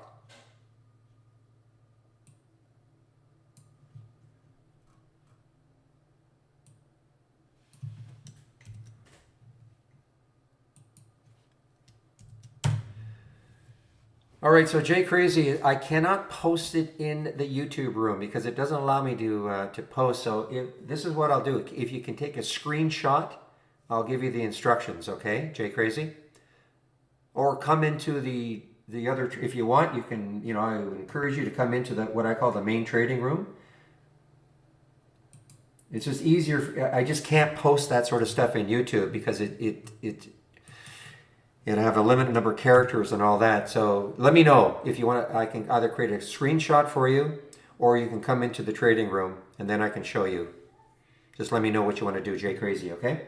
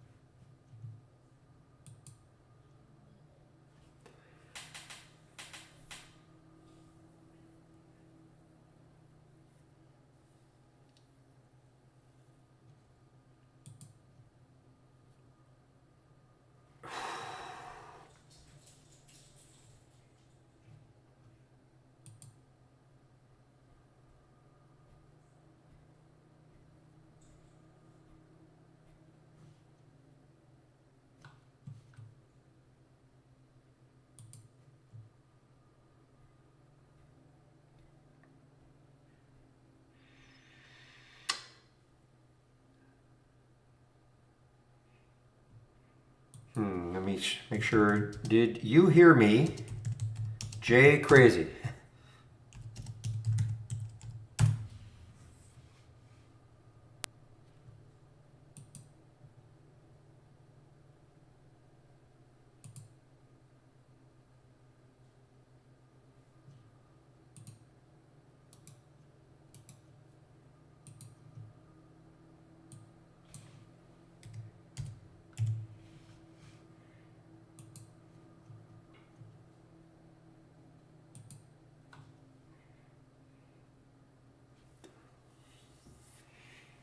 Meanwhile, BBIG continues to move higher.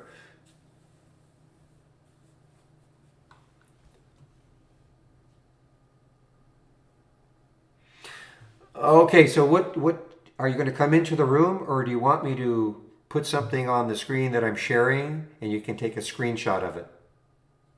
Okay? Just let me know what if you're going to come into the trading room. I put the link in. I just can't post the instructions in YouTube.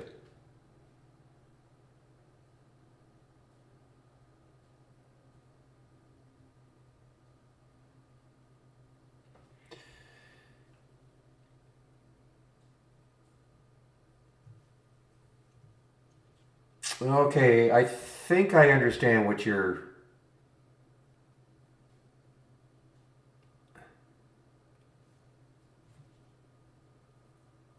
A collapse version?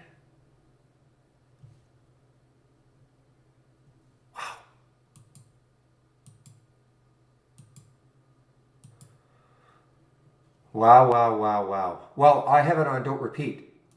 Is that what you mean? I have it on don't repeat for the day. That's why I don't see it over and over and over again. I only see the very first time I had the alert. Okay, that's why if that's what you mean.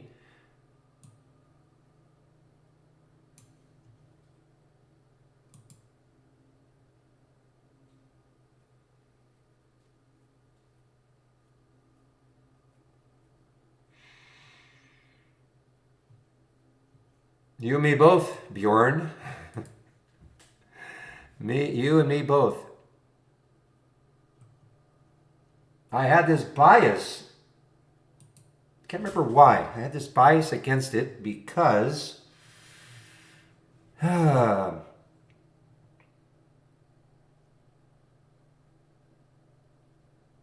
so So where was the alert? The alert was at 380. So why did I have this bias? You see, I saw this, got the alert. So I thought, okay, first of all, 4 might stall it. No. Then I thought, well, maybe this 407 will stall it. And if it got through that, but then I looked left and I thought I saw 446. I thought, you know what? There's just, to me, it looked like there was just a little too much congestion right there. Obviously, I was wrong. I mean, at this point, I mean, you're talking $6 right there is the next high looking left on the weekly. Who knows? Takes that out. This might be a multi-day run. See what happens on Monday.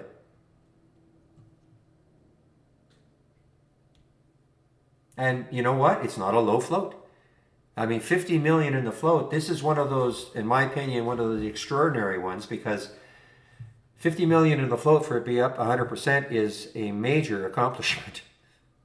Major accomplishment.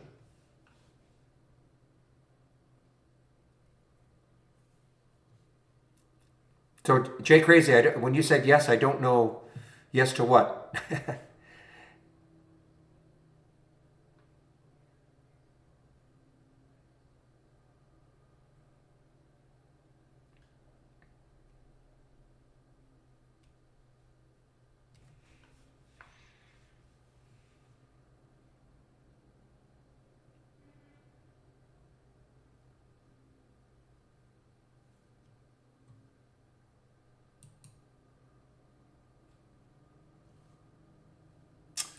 All right, watch out. Zila, watch out. Haven't seen Zila for a while.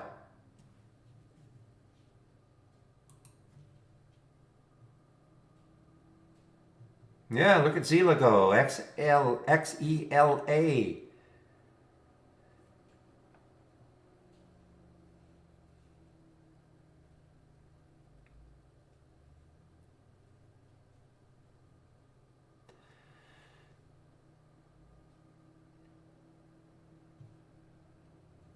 Again, no news.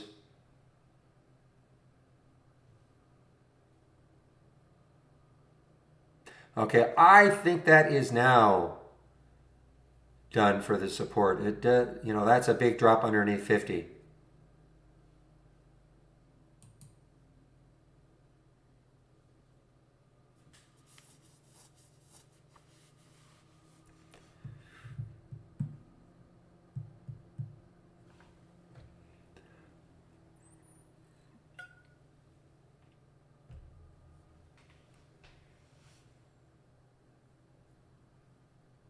Mm-hmm.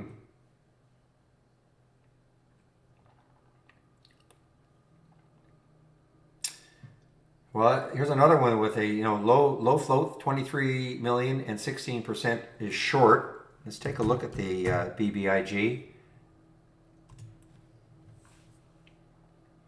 Yeah, so there's another one, 20% short. So again, there's another aspect of why a stock can move higher. That short float percent, what does that mean? So that means of the float, 50 million, 20%, 10 million shares are short, according to the last statistics. What does that mean? Well, if you were short, and you see something like this happening, what are you doing? If you were short that stock, you're probably going, oh my gosh, I better start to covering, meaning you have to buy the stock to get out of your short position. Buying the stock to cover a short position further fuels the buying frenzy. So I always kind of term it like this. I mean, there's this, call it the normal buying, if you will. Traders just buying it because it's moving. And then you get the other buying with people having to cover their short position, like SPRT.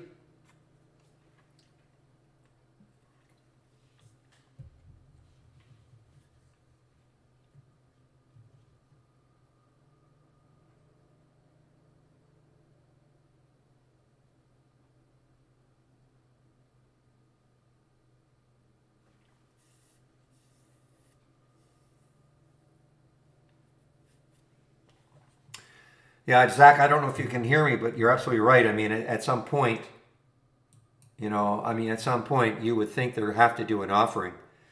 I mean, how can they not do an offering? I have no idea what their cash position is. I'm sure it's not fantastic based on, previous. I mean, look, this was just a stuck stock.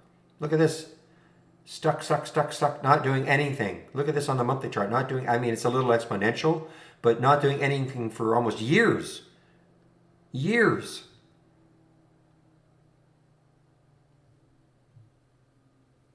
And all of a sudden, 1, 2, 3, 4. So 5 months ago, there was a little bit of excitement in it, and it came right back down. Over the next 3 months, nothing. And then last month, a little bit of excitement, but it did not break that high of the 4 months before. And then all of a sudden this month, but really it's this week.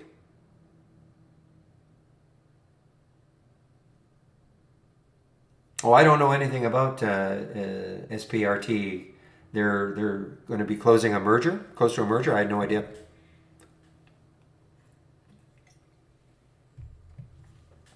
We're just saying in general, though, when a stock has a meteoric rise like this, they usually spring an offering, as opposed to doing an offering. If they were desperate for money, instead of doing it down here, with a depressed stock price, do it up here, raise the same amount of money as they wanted with having to issue fewer shares.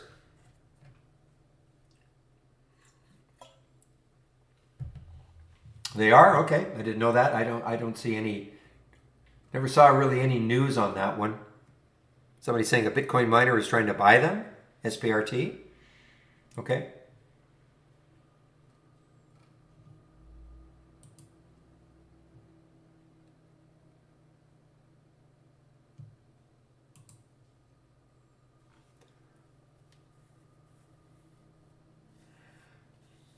I have 3 32-inch 4K monitors. That's what I use.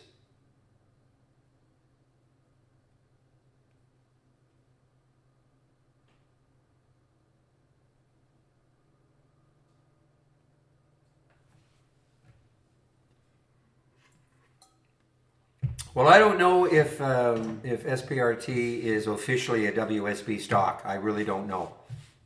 It really doesn't matter.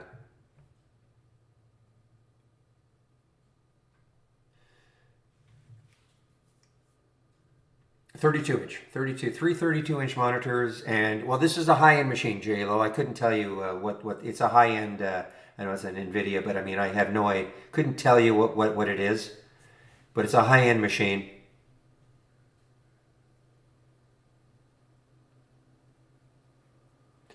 I've got a lot of stuff going on.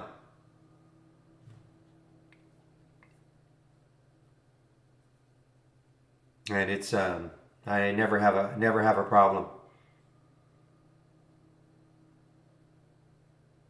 Though Trade Ideas does most of the heavy lifting, that regard.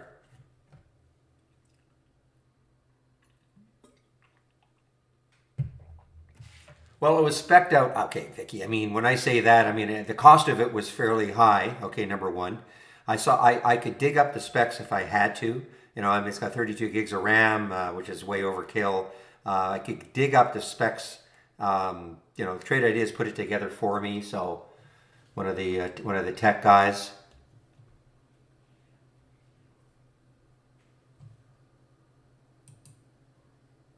I just don't know off the top of my head what the other specs are. That's all. But they know, what sort of machine I need, because obviously I've got Trade Ideas running. I've got 2 trading rooms running. While I'm doing this, also, I do a video. Excuse me. Of course, I've got my broker's platform running. So, I mean, I've got a lot of stuff happening.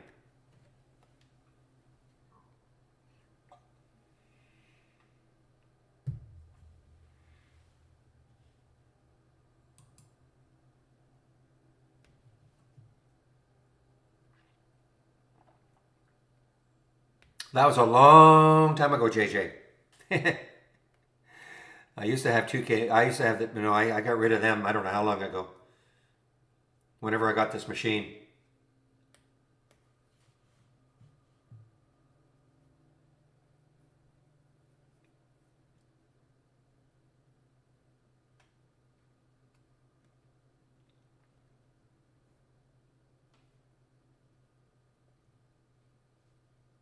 hold the Windows key,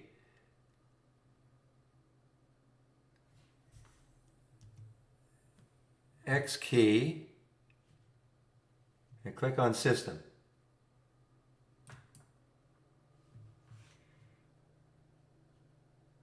All right, there you go. That's what I got.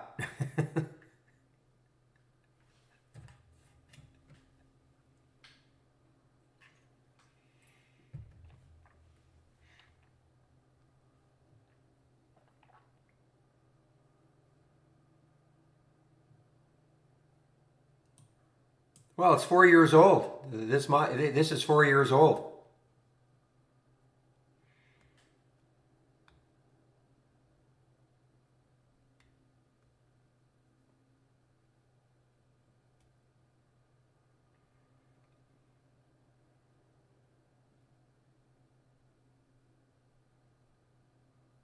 I don't need it.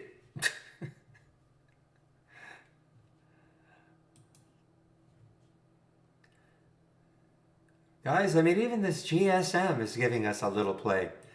Man. I can't remember. No, I think I still have them, just in case.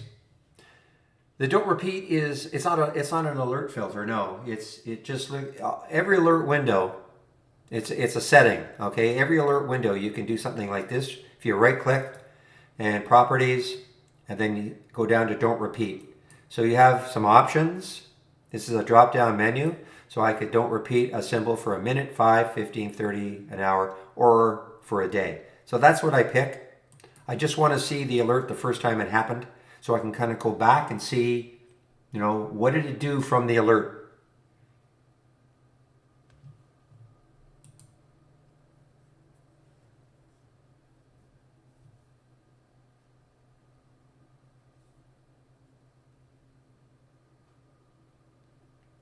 So Jay Crazy, I don't see that you came into the room. I don't see any way I can give you the way to create the custom formula. I don't see where you are. So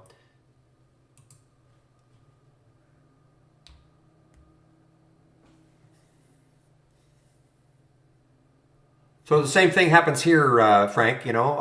Here's the very first alert I had for SBAT at 9:32. The price was 671. So I can kind of go back and see what happened after that.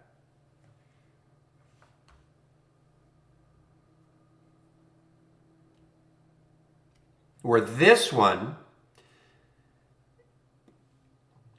it's not the typical, every time a stock makes a new high here, I'll see it at the top, but it's not the typical over and over and over. Okay, so I'm not going to see, typically, people have, you'll see BBIG every time it made a new high over and over and over and over and over again. Okay, so I didn't want it that way. So the way I've organized it is if I go to properties and then view mode. So the typical one is newest first. If I had newest first, I would see BBIG over and over and over again as it made a new high in a list. Okay, I don't want that. So I pick this view mode and group and sort by, and this is what I use. The symbol option, keep newest, sort on time, descending. Every time BBIG makes a new high, I will see it. I just won't see the stock symbol over and over again, if that makes sense.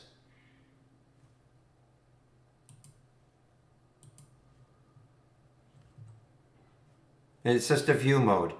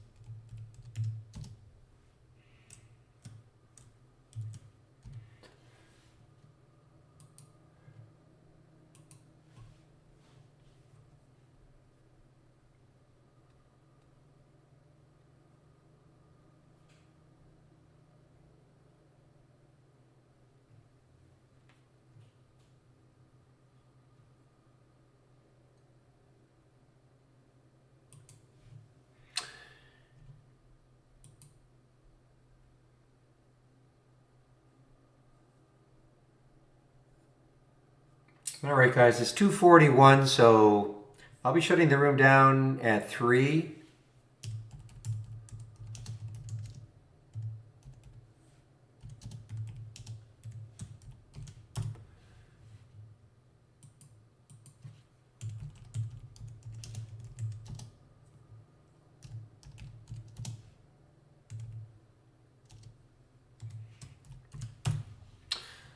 So one last look.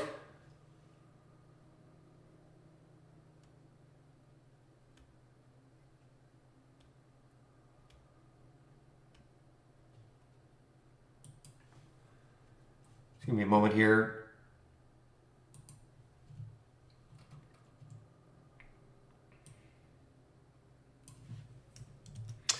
So again, this promo code is going to expire Sunday night, 11:59 p.m. Eastern Time, okay?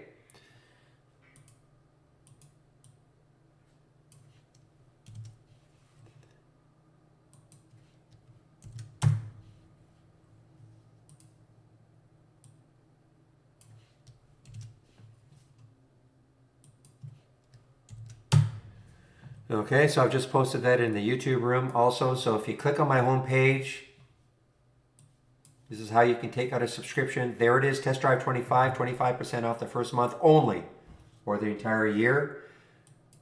This is my advice. You know, if you're unsure of this program, you know, and you should be if you're not familiar with it, you know, how can you possibly know, even if you just come into the room for this week and you're seeing what's going on, but you can just try us out on a monthly basis, okay? The standard 118, that's all I'm using. I'm just using the standard. I'm not using really the premium at all.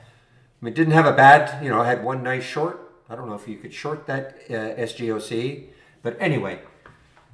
But the standard 118, less than 25%. Okay, now that discount's only good for the first month. But if you decide that you want to upgrade from monthly to annual, and you do it within the 30 days, we'll honor the 25% promo code, okay? So if you take out a subscription today on the 27th, if by the 26th of next month you say, you know what, I want to upgrade, we'll honor that 25% promo code. So do not start off with an annual subscription, okay?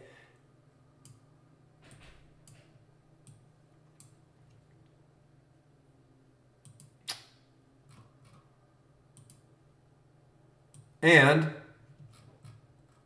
again, more information here. Of course, the trade of the week is sent to you before the market opens every Monday morning.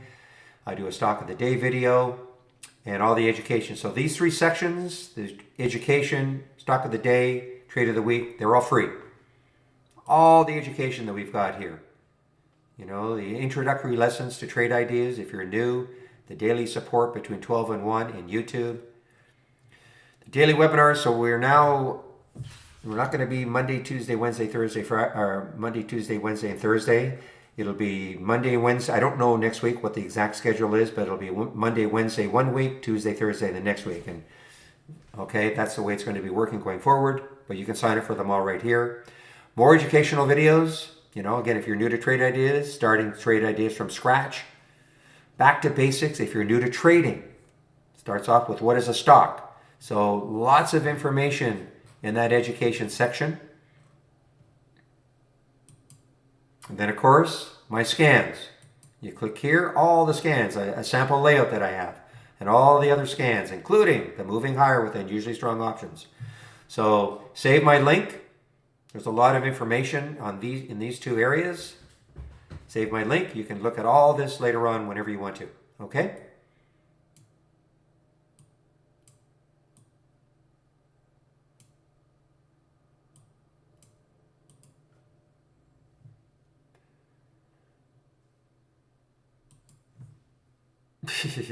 I know it's not in your DNA, Vicky, but thank you.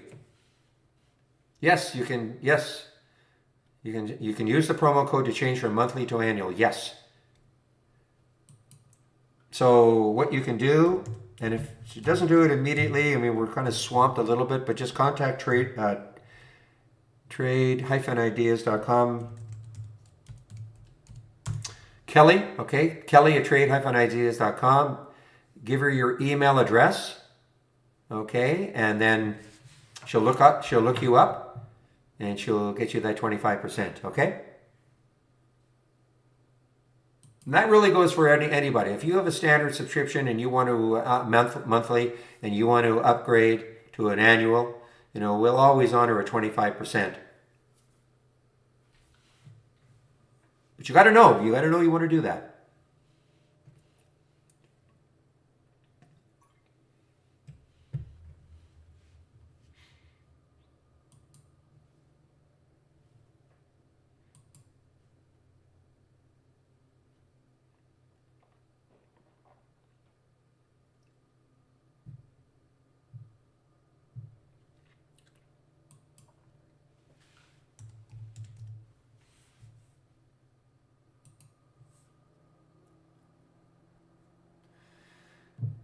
Yeah, I mean, look. So I think what Real is saying is he got stopped out the first time he shorted, and then did it again, just like we talk about. Early. I go my little spiel about money management.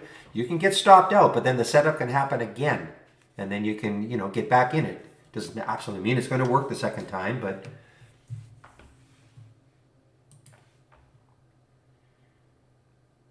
So one of the things about these option plays is because it's abnormal option activity, these stocks in theory will be active all day long.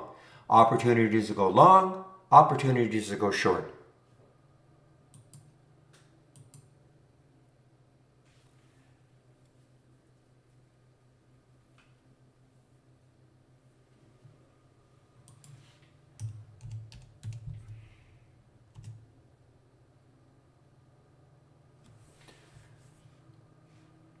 Just out of curiosity, anybody with E-Trade, can you tell me if you had shorts for SGOC? If you have E-Trade, just can you tell me if there were shorts available for SGOC?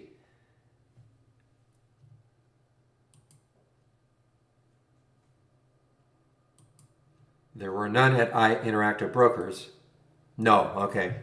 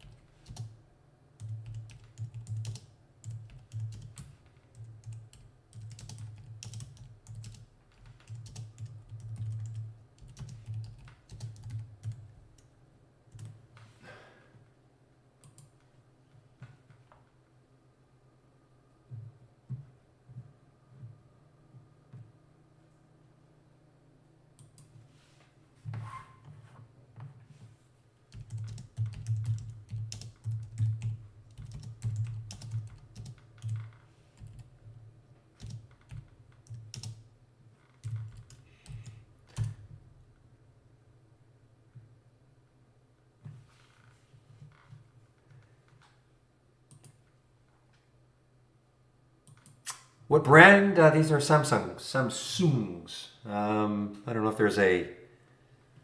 Very happy with them.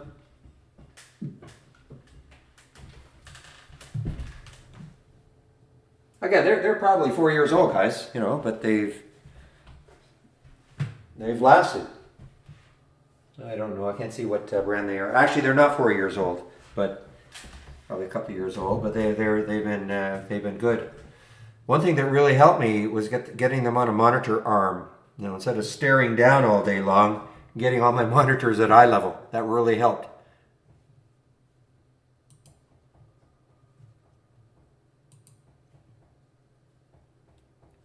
There's real battling to the end, right to the very end.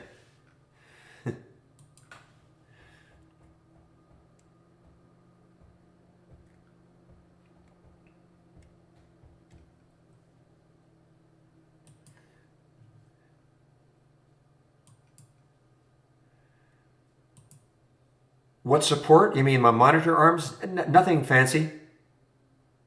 I can't see. Oh, I guess they're a VIV. I'm just looking at the base of one of them. Got them at Amazon. They're nothing fancy. I think it's either VIVO or VIV. I can't tell. They've got a fancy. So it's either VIV or VIVO. I think they were only $50 maybe. I maybe 60. I can't remember, but they certainly support the 32-inch monitors, no problem.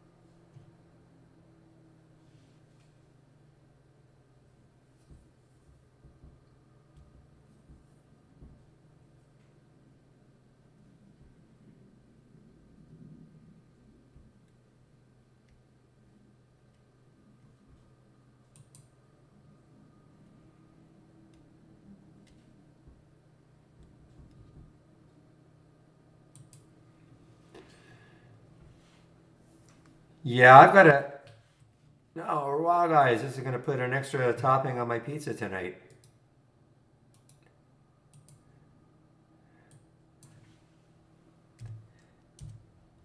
Yeah, I have a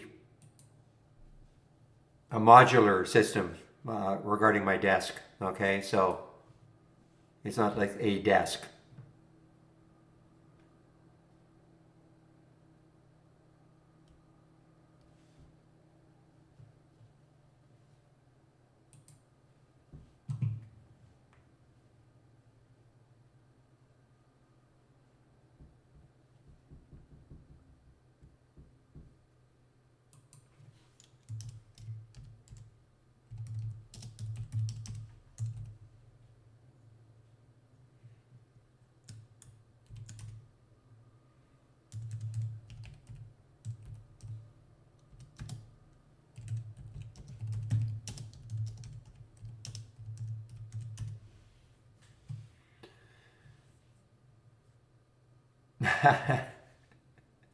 Yeah, no kidding.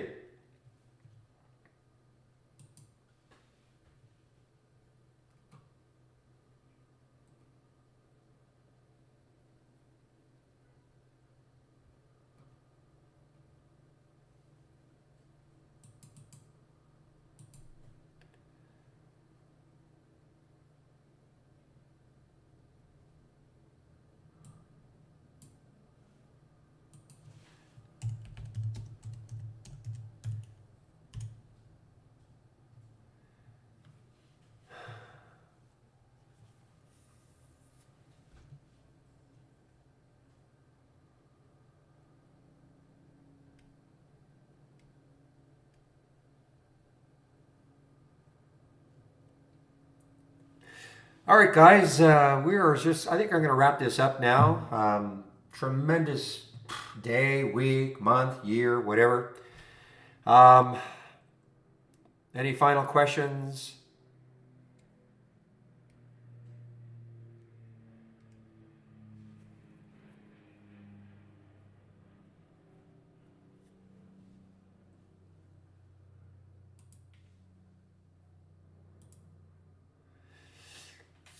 Hey, oh, you're very welcome. No, I can't allow that, okay, Abundant? Okay, I'm sorry.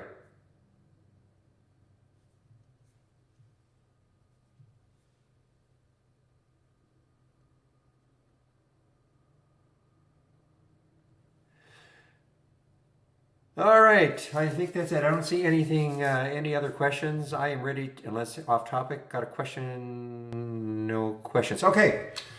Well, guys, thanks a lot again for all the help. Very appreciated. And let me just change my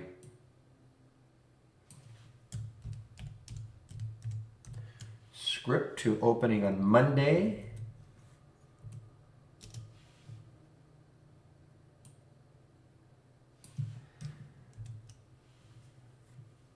Thank you, Kev. Okay, guys, so I shall open the room Monday morning at 9 o'clock Eastern Time. So have a great weekend, everybody. I'm trying to. There we go. Have a great weekend, everybody, and we'll see you Monday morning. Bye bye.